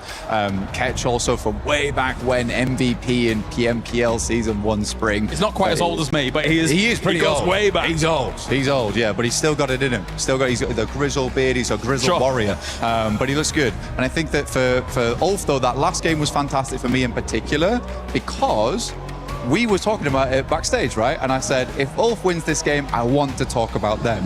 But it was nice for me to be in like stage 6 and really believe in Ulf to actually win the game that they should be winning if they make the necessary movements, which was to take out Tiamba and slowly corral the rest of the squad. So the fact that they did one, kind of a prideful moment for me, because I was like, get in, lads. This is fine. You've got it. And you liked your prediction. I did, yeah. Also, I was quite chuffed about myself. Yes, that is right. Okay, 50-50. Yeah, okay. Great job, lads. Great job, me. I think as well, you know, controlling that compound, it actually has great lines of sight on the south side. Any vulnerability normally comes from the north, which actually didn't really exist in that game due to the way the circles were shifting. So they had to turn all their attention to the east as the next main threat. And I think you're right, they prioritize those threats very well from a compound like that. So good stuff by Ulf so far. And let's turn our attention as well to E Arena, who has looked... It's funny because I'm a little bit conflicted by what Arena's been putting up so far. Because even in this last game, I really appreciate the wide wraps that they're doing, but Fourth Thrive's had like almost zero opportunity to be able to react to the snowball coming down the hill and, you know, crushing them all. It was tough. It was tough. I mean, E-Arena is just a strange team right now where I'm not sure if they're really good at the game or very lucky, which even they, I don't think, are very sure about this point in time. I remember a time when Schweppes, you know, was sweeping aside the competition. But again, I think E-Arena just hasn't quite hit that full stride yet. But they do have the massive potential, Kale. He's been able to win twice on the stage in the past, Schweppes, with, of course, Vampire in the past. But anyway, thank you very much, Blank, for joining me here down on the stage. It is time to head on over to Glitter with an update.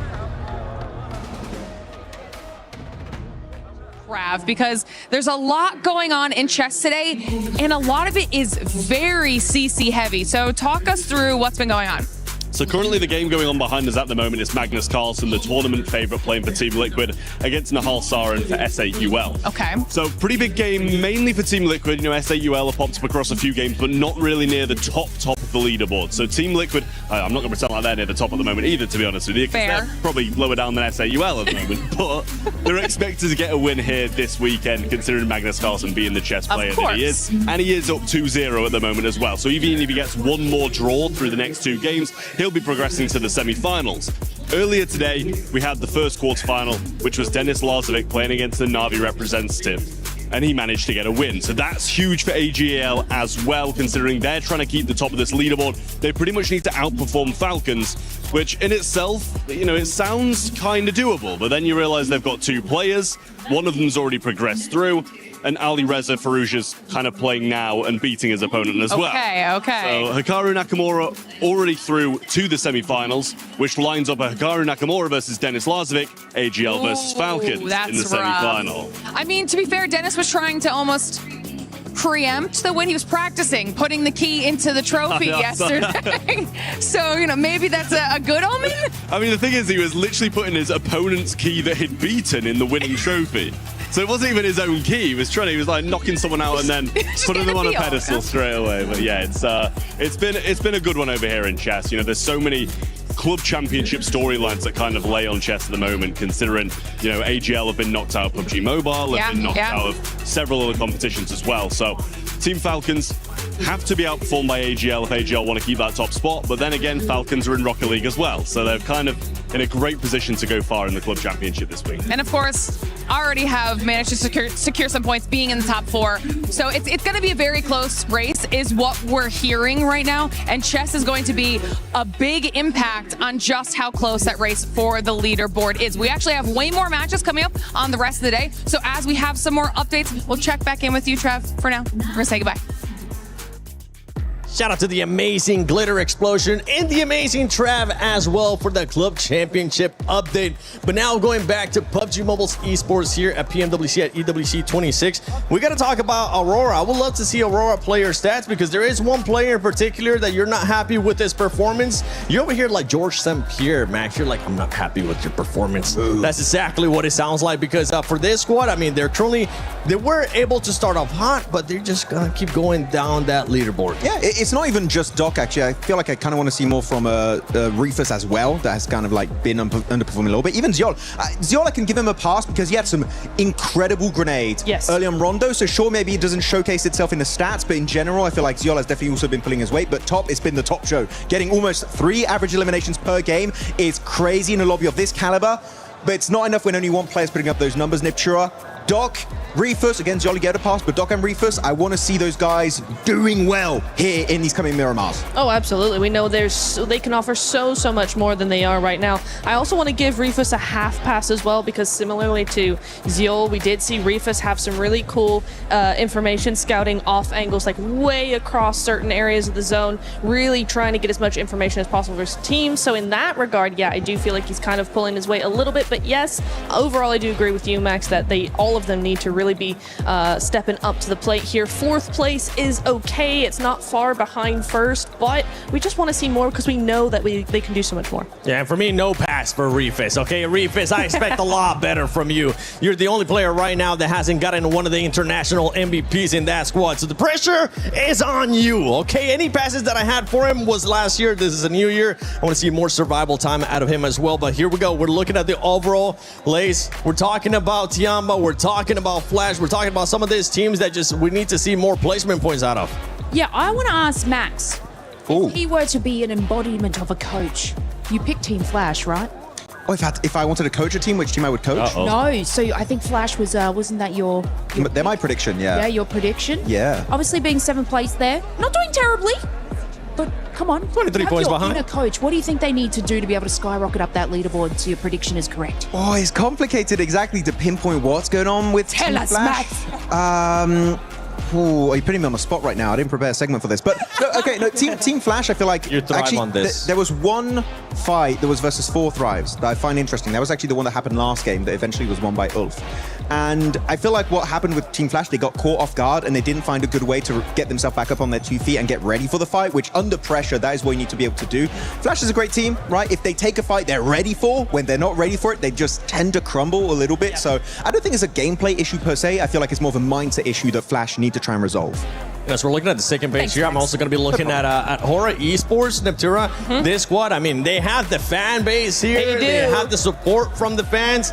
But right now, in the second page, knowing Hora Esports, they're not going to be happy with this performance. No, they're not. And I think it's a bit of an odd one, right? Because I think it's hard to say, like Max, right? It's hard to pinpoint what exactly is going on with them. But typically, this is a team that likes to play edge, likes to survive, likes to wait until the last few phases of the game to really start spreading out and taking third-party opportunities. They're very good at those third parties, and we're just not seeing that from them. They try sort of half-heartedly making good on some of these plays, but they get overthrown very, very quickly by these more aggressive players and more aggressive teams, and so they just seem to be a little bit too passive. I know Hora tends to be called passive a little bit more, but this is not a passive team when it comes to those fights, and except for today, it just kind of feels like that's what they're the name that they're living up to, unfortunately. I mean, it's an incredible start from them, though, from the first couple of matches. So, like, obviously, we talk about teams that sort of start out strong, start out weak. I think they started out incredibly strong, but it seems like, obviously, coming into these later matches and everybody's reading the zones a little bit better in these positionings, they are getting caught out on that. So I do agree with you in that sense. But look, it's just kind of that balance of mentality that they're sort of struggling later in these matches, but I feel like even though it's just today, I feel like tomorrow it's going to be like a little bit of a different scene from them in the start. I do believe so. I do believe they have it. They got the fans to back them up, of course. I'm backing them up. Maybe not for the rest of today, but tomorrow. I was about to say, you're giving them a break until tomorrow. No, these fans, I want to see it. They want to see it coming up in Miramar. I mean, yeah, the thing is, right, is that, okay, if you only had like your typical rule set, sure, fair enough. You can have one day off. We got Smash ruling. You might just have only 2 games there on that day 3, and you just don't know how it's going to go. If it happens like it happened in the Macau Invitational, boy, oh boy, that was crazy. We had 5 teams in the Smash zone at the same time. Eventually, Nongshim Red Force did get the win, stealing it away from Furia, but Smash ruling in play, you just don't know how long you really have, Nipture, so you got to make the most out of the games you're currently playing, because otherwise that gap, it might be impossible to come back from in that final day. Oh, exactly, and there's your point brings up 2 teams to mind for me. The first one we've already talked about, Aurora. I said that they typically are a day 3 team, which makes things very complicated when you get to that Smash ruling. Exactly.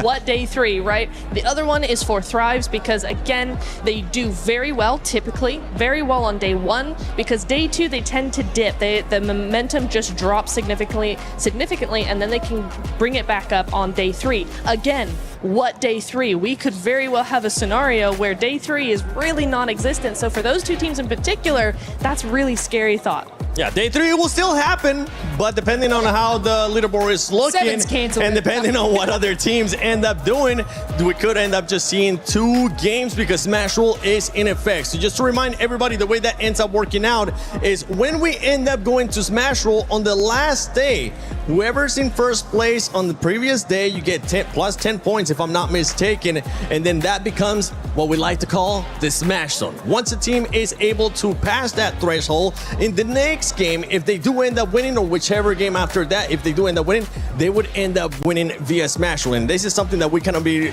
you were especially hitting on just now, Max, because it could come into play. If a team is too far ahead, I mean, especially with Rondo starting off as well, it could be an easy 10 points for that squad. And later on, we can see teams just readjusting their playing style because all they have to do is just win, baby. But it also adds so much pressure. Yes. Right? We do have to highlight it. I mean, I want to take you guys back to PMGO Season 1, Jakarta, right, in Indonesia. 4 Thrives. What was it? 50+ point lead after day 1. Like something crazy like that. They just destroyed everyone in those 6 games. And then comes over day 2. They're like, oh, wait a minute. We try and get into the Smash Zone. They get in the Smash Zone very early. Pressure gets to them. Ulf is like, oh, you're crumbling. You're having a bad time. And they catch back up to that team and almost take it away in that last Miramar. But luckily enough, 4 Thrives do maintain that top position.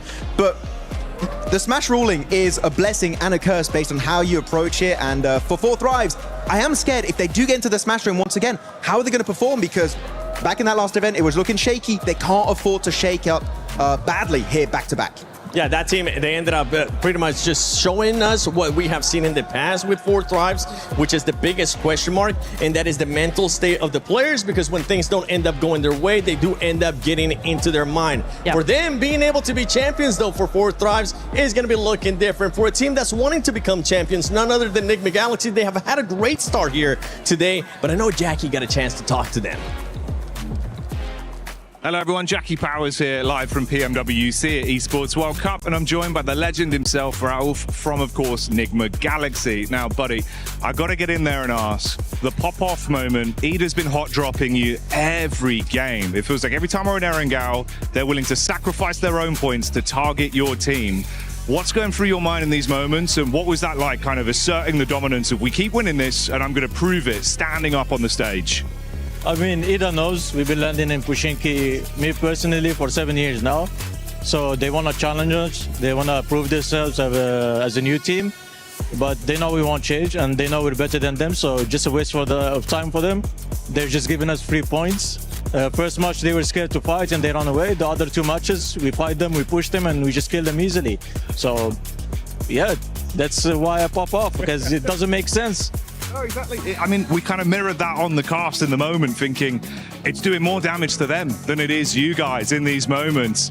Obviously, let's talk a little bit more on a positive term. It's been pretty good for you guys so far in finals. It feels like the comms right now on the team are really clean as well. Do you think this is going to be Enigma winner? You're looking to take the trophy home this year?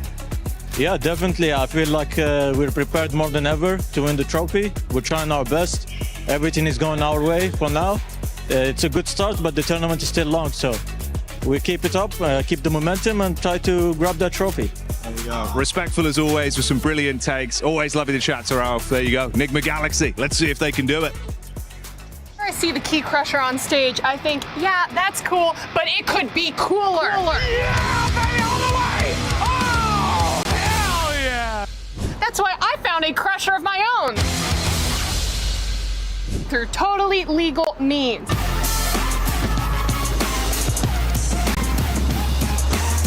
Ah! Now let's crush this watermelon.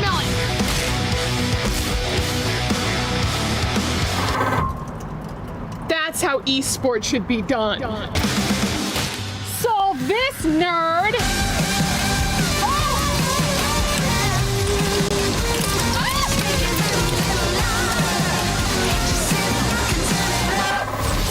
Yeah!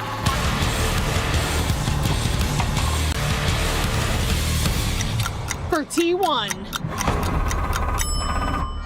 Okay, France was stronger than I thought. Don't need soap when you're in esports. Squeaky clean. Can of beans. Ah! Ah!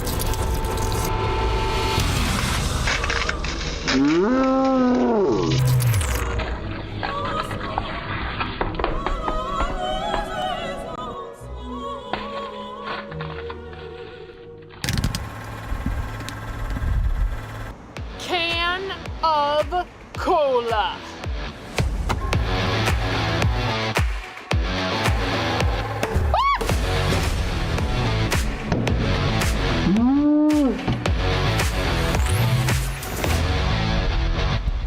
Esports! What time is it?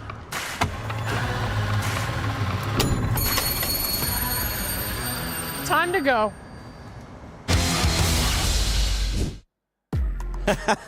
I love seeing that. I love seeing them just crashing other stuff, you know? What's one thing, Lace, what's one thing that if you had the power to crush it, you would end up crushing? Besides Max Man's hopes for Team Flash. Damn it. No. Why? No, I think, you know what? 7. You. Oh! Wait, what? I've got to take the shade off of Max at some point, and I need someone to pick on, and I just was kind of looking in your direction, and yeah. How would you do that, though? What's like... We don't need to go into details. Max, what would you be crushing? 7 also. What would I be crushing? You know Who would I be crushing? Who would I be crushing? No. Ooh, can we do Niptra first? I don't know. No, don't do me. On the spot. Come on. Come on. I would be crushing the key of Ida because they're making me very angry. I would take it like this, and it would not. The tournament would not even end, and I would just take it and crush it and turn it into a paste and squash it under my feet. So I don't know. I really don't like the hot drop, as you can tell. Probably, I don't like it. It's not fun. How about you? He's looking at me. I can see him on the monitor. He's looking at me very intensely. Is 7, and I don't have an answer. Oh, you're gonna have to find one. You know what? You have to pick something. Oh no! Don't put it on me. This is bullying. Keep it. This is bullying. Come on. What's it gonna be? Instagram DMs. Actually, that's a good answer. That's a good answer, actually, yeah. She's just gonna be printing them out and just crushing them. Mine, I would want to see how long it takes to crush the level 3 helmet for PUBG Mobile. That would be sick. You know what? For next PMWC, how about we crush that? We'd love to end up seeing that. Or maybe one of the Squeaky chicken. The what? Squeaky chicken. Crush that. See what happens. Jeez, come down there in Farmville. As we're going to be going into Miramar, one thing that we've been noticing, oh my gosh, talking about Miramar, perfect time too, as we're seeing some of the bloopers that we have had so far. A PMWC, Aurora with this one. That one hurt to see.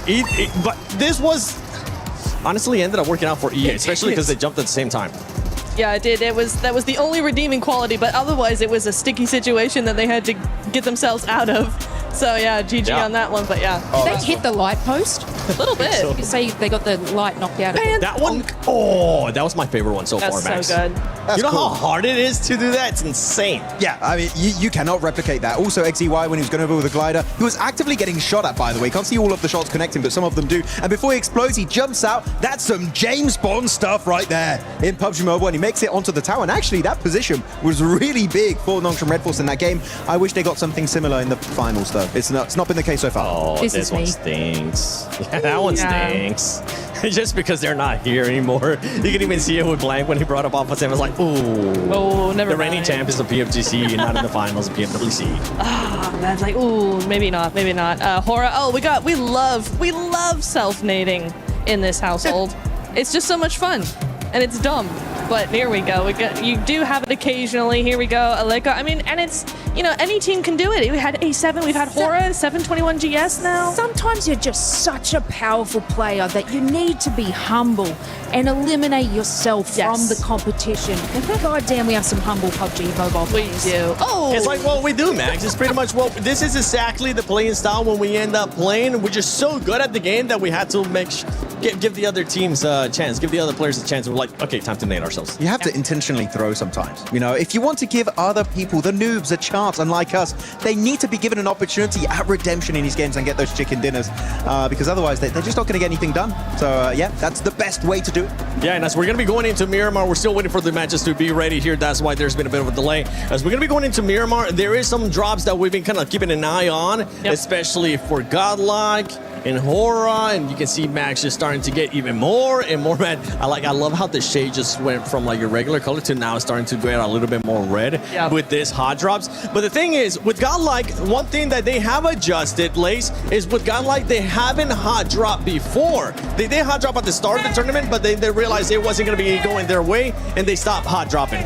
I mean, they make these decisions based off of, I guess, all their play styles from previous matches. I like the fact that they're trying to make different decisions to see what can benefit them. Obviously, they need to capitalize on more eliminations, so seeing hot drops come out of them is better, but also they do have the power and the great positioning to go into these final circles. So when we bring into Smash Rule, and if obviously they can catch up that leaderboard in eliminations, this is a team that can finalize it and break it out by getting that win at the end of the day. So even though their eliminations are slow now, say we come into tomorrow, they can capitalize on these eliminations, moving on up the leaderboard, they are a team that will be able to hit the Smash Roll because they can capitalize on the wins. What are you guys doing? I believe so. I think they could put themselves into that position, and we're just showing our sport here. We're looking at some of the teams that we ended up predicted, and for everybody currently watching at home, for everybody here in the arena as well, don't forget that you can go into the EWC Play app and put in your predictions. Turn in with just scan that. Scan that real quick right here. Just go ahead and scan it and see what teams you're going to be selecting. I ended up selecting Aurora being in the top 3. This is the first time that in a long time that I haven't picked them to win. That's fair.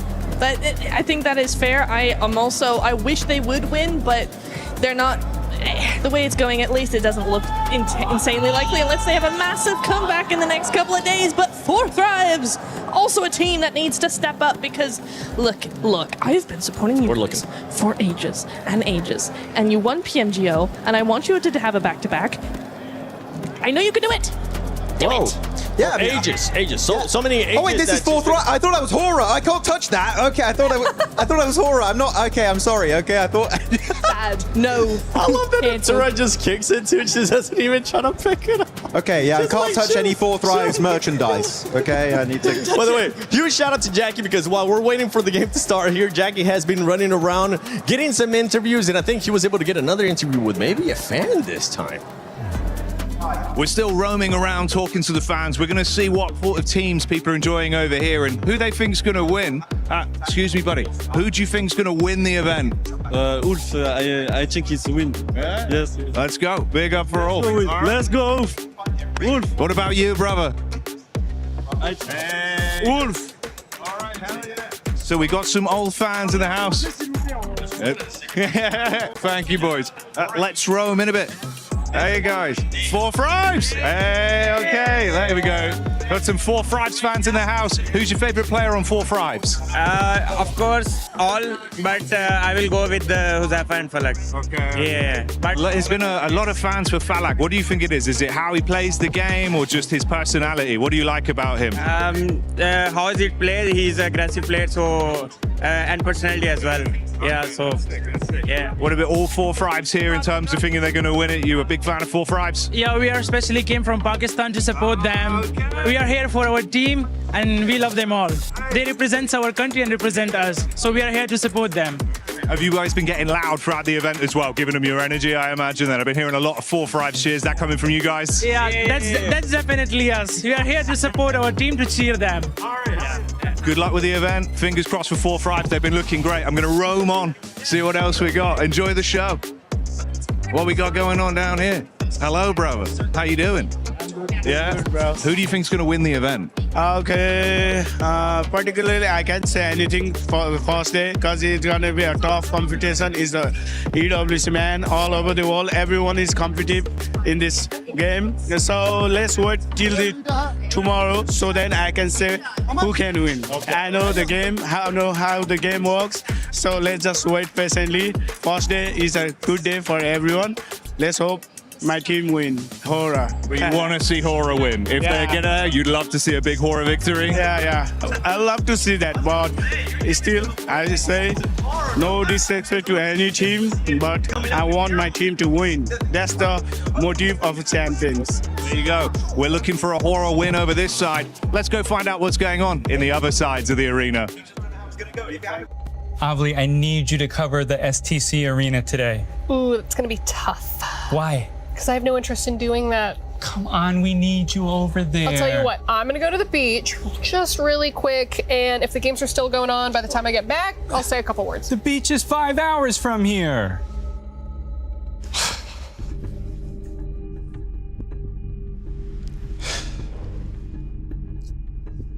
I wish Avli cared about esports more than anything in the world. That's a candy bar. It's worth a shot. Avli, what are you doing? I'm here for EWC. I love esports. More than anything in the world? So you can cover STC Arena? I'm gonna cover it all. That's great. Well, let's get you over I want a key.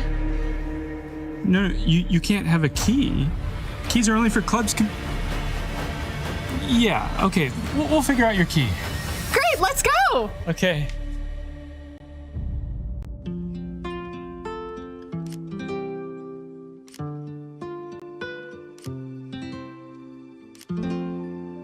Avli, I just want to say you're doing a phenomenal job. Everyone's really excited about your work. I just love esports so much. Yeah, well, I'm going to ask about getting you a raise because you deserve it. I don't need a raise. I have my key. How did you... Can I see that? Mm-hmm.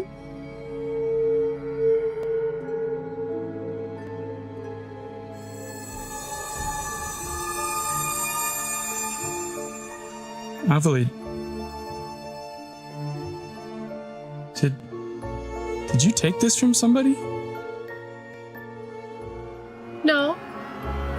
No. No, no, Okay. no, no, Okay. no, no, no, don't do that! We were having such a nice tournament! Why does it matter? We were having such a nice tournament! Okay, it's your key. It's your key.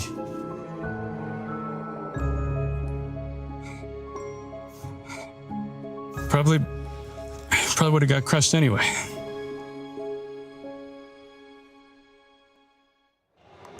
Yeah, I wouldn't want to run into that because that is scary.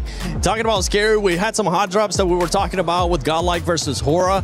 This squads, I mean, the only thing that would suck for those squads is that they're currently on that second page, Max. That's why we're saying we don't want to see any hot drops from those two squads. Nobody wants to be Ida 2.0. Okay, sorry. You know It's what? fair. If It's you're an fair. Ida fan, I'm sorry. I'm gonna start. I'm just memeing at this point. No, but they didn't do the hot drop in their respective group, right? Which was Group A back then, if I'm not mistaken, or the other one, but one of the groups. And they didn't go for it. But the reason why they didn't go for the hot drops, really, the real reason is because the planes were very focused over to the eastern side and the southern side, meaning La Cobreria was not in reach. I want to see a plane right, Niptura, where it goes and reaches La Cobreria, and we see as a fact that Hora and Godlike, and hopefully also Chama, that might drop there, will not commit to the fight because, yeah, right now they're not in a good position. They cannot afford to lose points, and I think they're not going to commit to it, but it could get bad. And for Godlike, I mean, you don't want to go up against a team that's currently being able to put up even more elims than you, that usually ends up being more aggressive, like you were talking about in the stance of Hora. Yeah, no. Again, yeah, if they were doing much better in the last 4 matches, if they had, if they were top 5, top 6, something like that, and they were feeling really good and looking very confident, maybe you could try to contest the drop, right? But the way it stands, honestly, for either of these teams, I don't think either of them should really try and contest this. It really is down to who had it first and up to the other team to kind of figure out where else they want to go, because I'm not confident that either of those teams would win against each other. I think it's a 50-50. Even if you lose a player, right, it just hurts your potential performances onto Miramar. So yeah, I do think that Godlike, talking to S-Power, you and me, right, Seven, we had a bit of a chat with him. He's like, you know what, it's not worth it. They had that first hot drop onto, I believe it was Hustler Crew, onto Erangel in their group stage, and like, you know what, it's just not worth it. Let's give it up. And I think that was one of the best changes in this entire tournament, was from Godlike, and I want to see that bleed into Miramar going into today. Maturity, honestly, from the first time being at a global event, especially in finals, and well, during group stages, it ended up happening. But maturity out of that player for S-Power, saying we don't want to continue with the hot drops. We want to stop that. We see that it's going to end up hurting our performance. And Lace, I want you to put your mindset into a coach right now, into the biggest hype coach for some of their squads. Godlike and Hora, which team are you going to be picking, and what are you going to be telling them if they do decide to hot drop, or if they don't decide to hot drop? Just get it together, man. No. Look, Godlike, and because, we were just saying S-Power, their adaptation to each and every game deserves to get a little bit further. And I just hope that you guys can find that great little key that you need to be able to push through into those final zones and capitalize on those eliminations. They have it in them. You've got it in you, and I believe that you will be able to do that. Obviously, we may need a little bit more time to sort of get that, but I just like the way that this team calculates and puts in a strategy. Might not work out for them, but then they'll try a new strategy that they'll be able to solidify a lot more in this competition. So look, I think they can do it. Yeah, especially for both teams being in the second page. You want to be able to build up the momentum. We've seen some teams being able to build up momentum and just carry it on throughout the matches. Only 3 days here at PMWC, at EWC 26, the finals. We've been sending it to Jackie over and over again. Then I want to see what Hot Jukes and Blank are up to. Woo! Thank goodness the group stage and the survival stage is done. Now we can finally kick back and save our voices for a little bit. Playing some pool was a good time. It's been an incredible event so far, honestly, in Paris. Very, very fun. I mean, we're here right now in the Players Lounge, which is honestly ginormous. I think the first place we saw when we came in. I'm trying to hit some trickies right now, but it ain't happening. Also, I just want to let everyone know that I play pool. But I don't really, I play snooker. So this is very different for me. It's not the same thing, not the same thing at all. Matter of fact, I've never even seen a snooker table in real life. This is the game to play. I thought it was only one singular game. Yeah, I'm gonna break the rules. Okay, what are you thinking? What are you thinking? I think I'm gonna break the rules in terms of He is looking to take the shot. Will he hit the stripe? Little bounce shot, there we go. Well, you know, we're getting things figured out here. Let's see if I can finally hit one of these things. Okay. So what have you thought about the tournament so far? I mean, for me, tournament's been great. I've really enjoyed it. It's been insane. There's been some crazy moments. That's a good shot. It's a good shot too. Fourth rows look fantastic. I mean, Orangutan, Godlike coming in over towards that top 5 is just some crazy stuff. Couldn't believe it. I think everyone I've talked to whilst they're being here saying they're having a really good time. Again, everyone's really taken care of here as well. Plenty of stuff that we're taking advantage of as well. Honestly, that's the big thing. Like, we're having actually kind of a pretty damn good time here. All right. Yeah, we got our 3 games in. I do watch the other ones, but afterwards I like to come chill here. It's a lovely spot. This place is stupid, to be honest. It's ridiculous. Dude, the by far some of the best food I've ever had at an event ever. And this place really does have it all, dude, right? I mean, like every game you can imagine, manicurists on stage, and dude, that lady's insane. Like I've seen some of the girls walking out of there, and now she's like booked out for 2 weeks, which is wild. But I might even get a haircut in a second. I love it. I love it here. You're so hype about you taking the mic back off me as well. Yeah, I know. I'm about to get a manicure, dude. I'm getting ready. I'm getting ready for mine. Yeah. But overall, Genuinely, PUBG Mobile is I think PUBG Mobile might be the greatest event at EWC. PMWC, EWC, so good. We're biased as hell though about that, but we do get like 2 good weeks out here to enjoy the vibe. You know, it's been in Riyadh quite a few other times, but even there it's been very, very fun coming to Paris. For me, Paris is good because it's a 1-hour flight as opposed to an 18. But I'll still take the 18 to go to Riyadh. Very, very good time. But it does mean I don't have to get a massage while I'm here. My back is not ruined. Yeah, I'm in the same dang boat. I mean, when I heard that there was massage therapists actually available, I was like, please, where are you at? Because my flight was a whole lot longer than that. But yeah, man, so far this has just been a crazy journey. And the survival stage just finished. It was tough leaving the hotel room this morning and seeing like 10 teams go home. But at the end of the day, someone's gonna be the champ. And another team is going to be the not champs. I don't even know what I'm saying at this point. I'm just watching. I saw him shoot 2 different color balls. He really does play snooker here, folks. And that was close. That was close. I like it. Look, I'm just hitting balls in holes right now, okay? I'm playing the equivalent of golf, just with a long stick. I hope that's fine what you did. I don't know the rules. Tell me the rules. Right? That's fine. I got you, bro.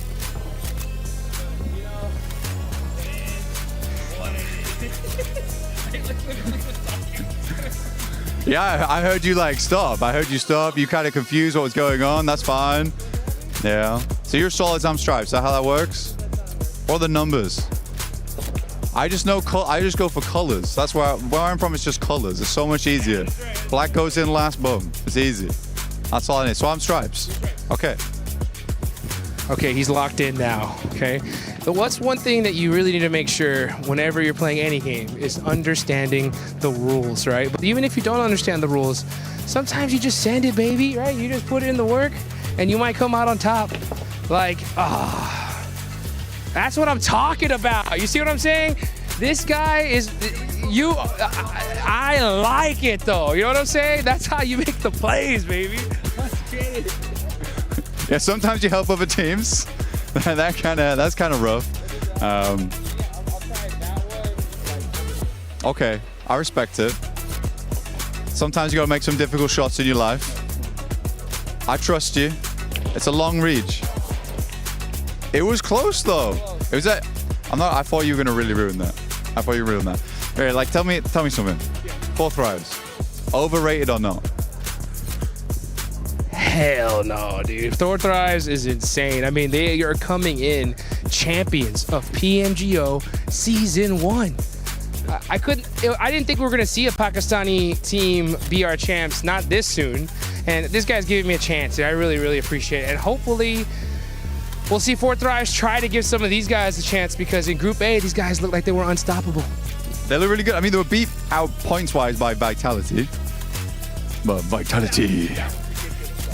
It was ridiculous. You're right. It was ridiculous. It was a good time, though, watching them play. Big return to form for Indonesia. It's not been like this in such a long time. Oh, almost. But yeah, big return for Indonesia. It like feels like the spiritual successors right now to BTR back in the day, but there's no BTR pranks happening. No jokes. Just gameplay. Just gameplay indeed, dude. The whole Vitality Day was absolutely insane. I just kept on talking to some of these dudes backstage, and I was like, guys, what do you think about Vitality's performance? And all I heard was, what the, and it was like filled in by any word you could possibly imagine. That's what I'm talking about. That was good. That was good. I like it. Purposeful shots here. Let's see how this one goes for blank. Side pocket. Oh, just barely off the edge. But you know what, dude? That's the one thing I love about PUBG Mobile. Sometimes you get put in some beautiful situations, but the best teams always find themselves a way out. I mean, AJL is a good example of that. They got themselves in a real good situation. I mean, top team Tiamba going for the crown, and honestly, they completely flubbed it. That was a lovely shot, by the way, dude. Well played. Winning up against Tiamba in that last game, survival stage. They're given all the chance in the world versus Nongshim Red Force, but Nongshim, I would say they're one of the teams looking to continue on. And I don't think AGL had it in them this year, but Tianbin just had a massive turnaround. But these things happen. Some mistakes happen. Oh, dude, I forgot that you're like right at the finish line. I've got like some more steps to go. You got it. But hey, you know what? That's what it's all about.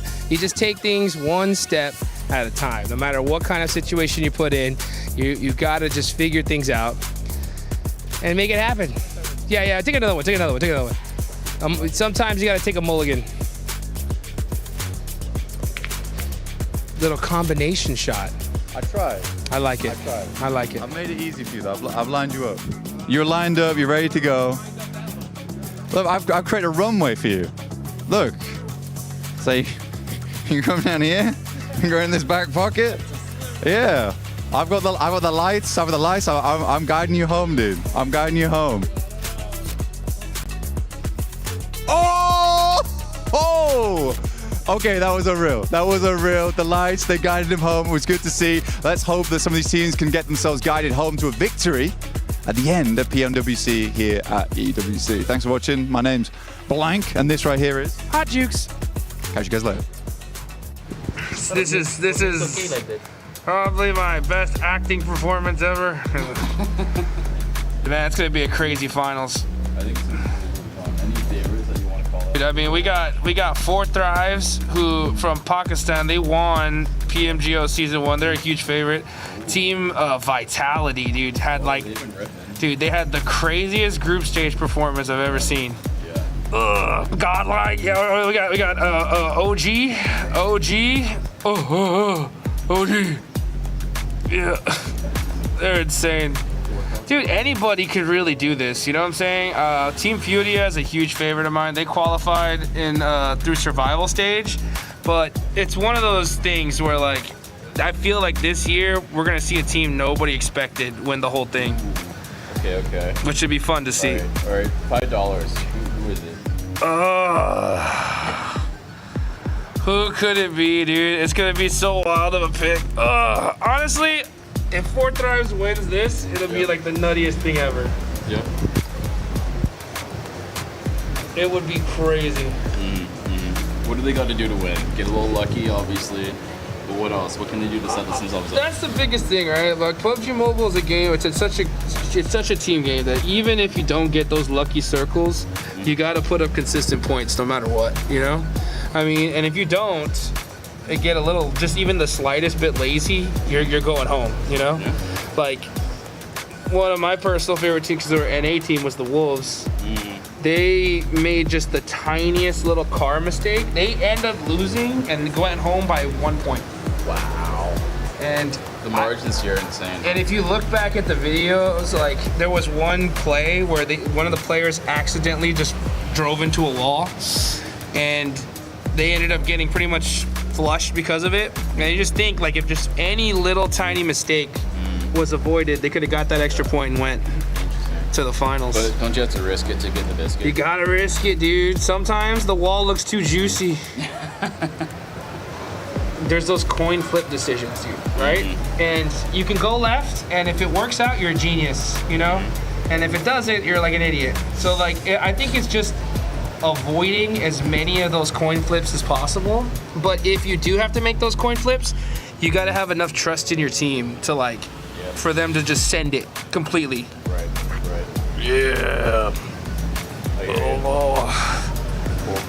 They're doing great. Oh. I can hear it. The casting has been so tough. So hard. Okay, try that out. Oh, man. This is officially my favorite part of Paris. A little bit to the right. 7, we're live. That's the left. God damn it. Not again. Thanks, Max. That was actually a pretty good massage. That was nice. Hot Jukes enjoying massages out there, being able to play pool, being able to do a bunch of stuff as well. But for some of these other squads, I mean, Natura, I know you've been wanting to talk about S2G. Yeah. They were cruising very nicely on like one game with those hovercrafts, which I'm still very impressed with. I think the momentum, they saw their opportunity and they took it. They absolutely ran with those things.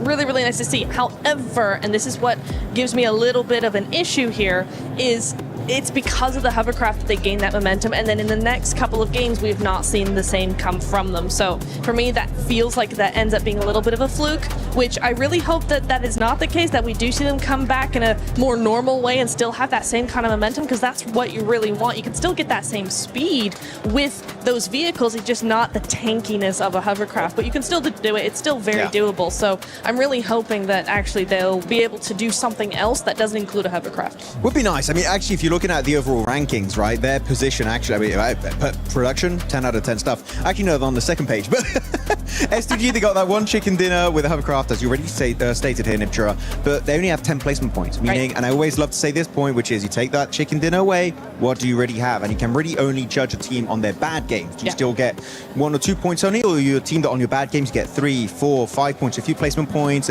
sprinkled in with a few eliminations? That is the mark of a great team that generally right now, I would say that Team S Jamba, I mean, actually look at their 37 points, right? You take away their placements, Niptura, they would still be in what is that, 4th place? Yeah. Insane stuff from this team in day one. That's so good. S2G, you take away that win, they would have 0 placement points. So going along the lines of what you were talking about, got a chance to talk about Notch and Red Force. Notch and Red Force, just black and white, honestly. I know we keep talking about this team, Max. Black and white in regards to what we saw during groups, during survival as well for this squad. We were talking about how they would end up getting so many placement points, but they just weren't being aggressive. This time they're like, okay, we hear you. How about we just flip it upside down and we end up being more aggressive and end up getting only 1 placement point after 4 matches. This is not the Nongshim Red Force that were crowned your PMMI 2026 champions. I'm just going to be brutally honest right now. They look like a shadow of their past selves. We know they can do so much more, and I mentioned it earlier, right, is that especially they got caught on their rotation on that previous game, which was a while ago now, by actually the side of 4 Thrives outside Potato Hill, and they just didn't have a plan B. They just didn't know how to catch up. And actually, a team that, in my opinion, Niptura, is a great team when it comes to getting a second, like, plan B, plan C, the entire alphabet, right? Is Jamba, in my opinion, because looking back at that rondo, they were getting chased with Eagle, that recall player, outside in Tinglong Garden, and man, they booked it because they're like, if we lose that solo player, our game is done. Eagle, literally, by doing so, saved the game. I would love to see a similar kind of mindset and approach to the game from Nongshim Red Force, and even maybe Team Flash. Yeah, no, because I think if Nongshim played the way Tiamba are doing, they would be so scary, right? Going back to our previous point of the Smash ruling, right? I watched the last game of PMMI, where Nongshim Red Force won by Smash, right? I watched that game on my couch in my living room, and I was still scared. I was scared and I wasn't even playing because that team, they knew what they had to do, and rather than fall underneath the pressure of, like so many other teams do, quite rightly, this team knew exactly how to play this. It was like they weren't worried at all. They were like, yeah, we just have to get a win. That's all we got to do, and easy peasy. So for me, if this team can just move forward, step up, get that momentum going over the next day, basically, then what we could see is a team in the Smash Point, and then good luck to everybody else, because that team is insane. Talking about other teams, Lace, you want to say something? I just want to say I agree, because like the fact that they could have those placement points early on, and the fact that there was one scenario where they absolutely just steamrolled Furia. If they just can add that together, I just have to. Sorry, I just had to add on that. That I agree that they would be scary as heck. A team that could be scary as heck as well are the reigning champions of PMGO, and it's none other than 4 Thrives. 4 Thrives, I mean, currently being able to outperform what Nongshim Red Force is doing. Average placement, the exact same. I would love to see 4 Thrives player stats, though, because for this, I want to see who's currently performing, who's currently not performing. We saw who's Sci-Fi earlier on being able to clutch it up for the squad, and I feel like he's currently being the standout player when we usually end up seeing Falak. Yeah, I mean, there was even a scenario where they were sort of bunkering in a building, and it just looks like their communication is not as tight as we're used to seeing. So yeah, if we bring up like player stats behind it, it looks like they're sort of just feeding and funneling into these, I guess, fights one by one, which is obviously catching them out. And generally, they will have sort of like a nice little split hold strategic way of actually pushing a team into the position that they want them to be able to take them out. So I think it was this spot actually here where, you know, they were sort of bursting, and it just was a little bit miscalculated Still a great sort of, I guess, push from them, but it just isn't as fast-paced as Fourth Thrives when we used to see. Yeah, I fully agree with that. And also, we kind of saw that when you were pointing it out. Max, the one we saw where Fourth Thrives just decided to coexist with Porte Esports, it ended up hurting them in a big way because we saw, who was it, No Fear, that ended up actually clutching up that 1 versus 2. For Fourth Thrives, I would have loved to see them being a little bit more aggressive, making them back off and not just waiting the longest time when they actually have to just fight. Usually we tend to see Fourth Thrives being a little bit more aggressive as we're looking at the player stats, and it's actually Falagda still putting up the numbers. Yeah, I mean, he had some crazy good grenades, but actually, I wouldn't fully agree about them being more aggressive. I feel like they're aggressive enough, especially in the early game, right? They love to do it. They were going for it in Pachinki. They even were chasing down Longsham Red Force at some point, clearing out the entirety of Team Flash. I feel like the issue is sometimes they linger too long on their splits, like that, a 2-2 split inside Fairy Pit, which I liked it. But then you saw Sleepy from Hora, and Sleepy is a very sleepy, sneaky man, okay? He spots you with a mini 14 or even like ARs that pretty much are just, long-range AR snipers. And he's just gonna tear you down. He did that on Falak. They were able to get the reset, but it really goes to show that a split like that, if you're holding on for too long, you are going to be showing a bit of a kink in your armor. I'm not really too scared for Fourth Thrives. I feel like they're a team that don't really have a big ego. They're willing to change and iterate when they need to do so. So I feel like it's fine, but it's definitely been a rougher opening day than maybe a lot of people were expecting. No, I do agree that they're not in the woods yet, right? No, it's fine. They're not in the woods. They're okay for now, but yeah, it's just that I know the other teams are going to start really playing a lot harder and a lot faster in the second day, and so for them in particular, they really need a good first day, and so far we just haven't had that from them. I kind of agree with both of you, right? Where you're like, they need to be more aggressive. Max says they don't. I think they need to be more aggressive in their momentum, right? Not in getting the elites, not in getting the fights, right? But they need to be snappy. We're not seeing this team be snappy in their rotations. They're not being snappy in their pushes. Their splits are very slow. Yes. They need to slay those rotations. No, I'm sorry. They do. I agree. They do. They actually do. They really do. They need to be really like Enigma Galaxy that we've seen. Like, who else have we seen? EA have been very quick. If a player gets knocked, they are all over it immediately. They're very, very good. Al-Ula as well, quick, being very speedy with those pushes out for info to make sure that nobody comes in behind them. Stuff like that I want to see from Fourth Thrives. We saw it in the group stage. It worked very well for them. And just now they're starting to be very indecisive, and I kind of feel like they don't know what's going wrong. Just their pacing's off. Their pacing is off. You're indecisive. Trust your gut. Go with it as a group, not one-on-one. Just go with it. Just do it. Just do it. Just survive once again. But for this team, it's spot on. You were talking about the 2-2 splits. I felt like that 2-2 split took a little bit too long. They should have bring it up together, and that's why I wasn't really happy with how long they decided to coexist with Hora. And talking about that too, they've been aggressive when they need to, but I want to see the Fourth Thrives that we ended up seeing at PMGO. For everybody that's been watching EWC, you know that the Club Championship is currently at stake. So why not listen to our amazing reporter that's been keeping track of everything going on with the Club Championship, Glitter Explosion. SCC Arena to check in with Ginny about what's going on over here, what's going on with CC and the fans, really. It's a really good time right now. This is our second game where we have the French crowd absolutely cheering out of their minds. Starting off today, Gentlemates had their game, which was in that lower bracket, and they needed to win in order to be CC eligible, which now they are because they ended up in the top 8. Okay. Same thing for KC. They were second on the second game that we had here in the SCC Arena way back when EWC has just started. So they need another top 8 finish. If they win this game, they'll make it happen. But same old, Vitality Falcons already qualified. Of course. And Twisted Minds playing later today. All right, so then that means we've got way more competition still coming up around the corner, and it could be massive for our leaderboard at the end of it all. Of course, we'll check back in as we have more information. Hello everyone, Jackie Powers and Blank here. We're amongst it right now, Blank, and we're going to be recapping some of what we've seen today. Obviously, day one of finals for PMWC.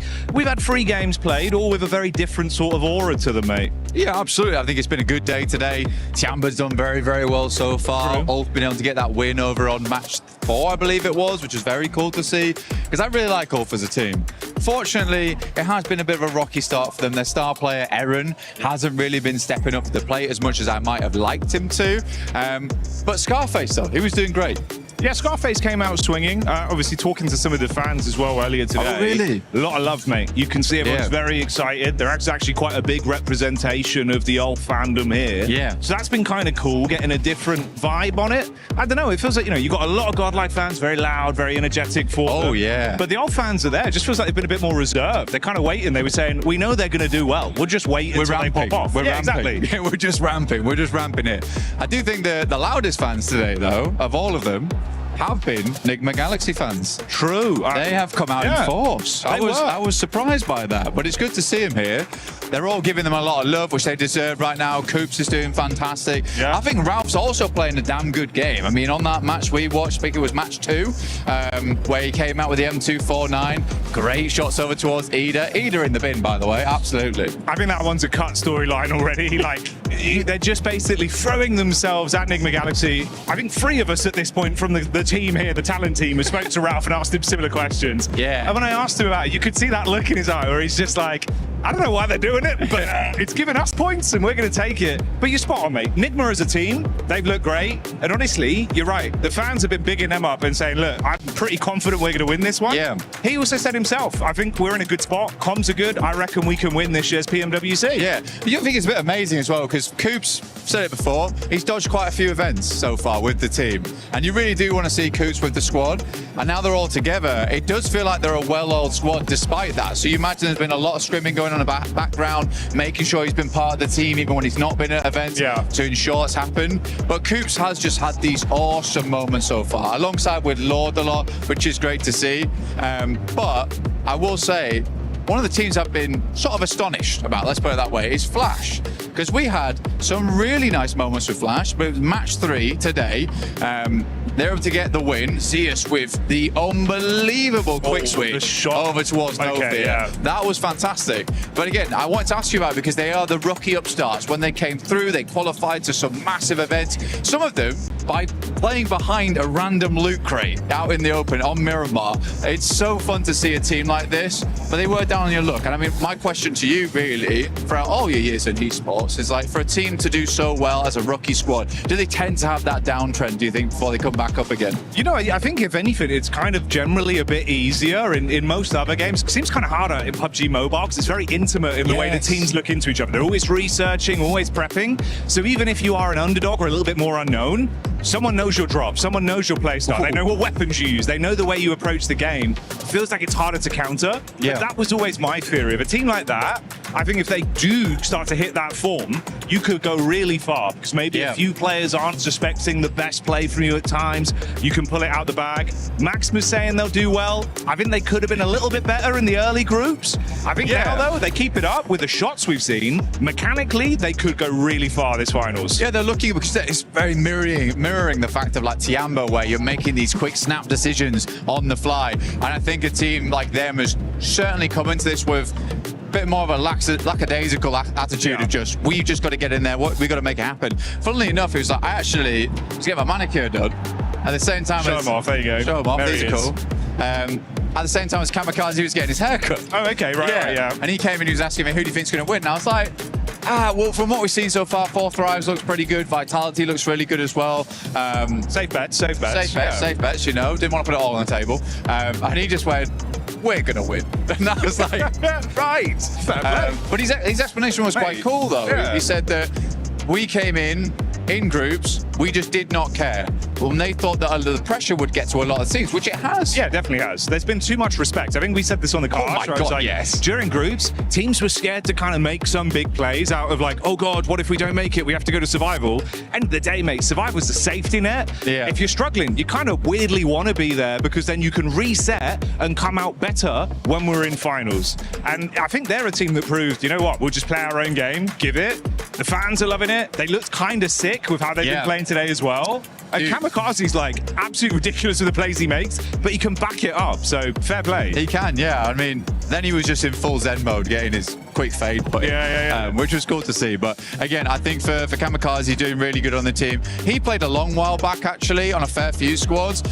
He'd always been like subbing in and out for S2G. It's finally they believe in him now to really make those moments happen, and he is, because he was sort of the new kid on the block, because you had your Soluses, you had your Silas, Sol K, Ketch back in the day, Kelsey, Hamty G, and then he would be like filling in here and there. But I think this must be a great moment for him, having such a fantastic time on the main stage. But yeah, I think S2G's doing well. Ulf, on the other hand, there's still a little bit more to go. They're ramping. They are ramping. They are ramping. But it is funny to me because there is some big Turkish rivalry between those teams. It's not brotherly love between those two squads. No, like organisation-wise, you can see everyone's firmly in their own corner of we want this team to win. Yeah. It's kind of fun. It makes it a bit more exciting, where it's like, no, I love my team, my players.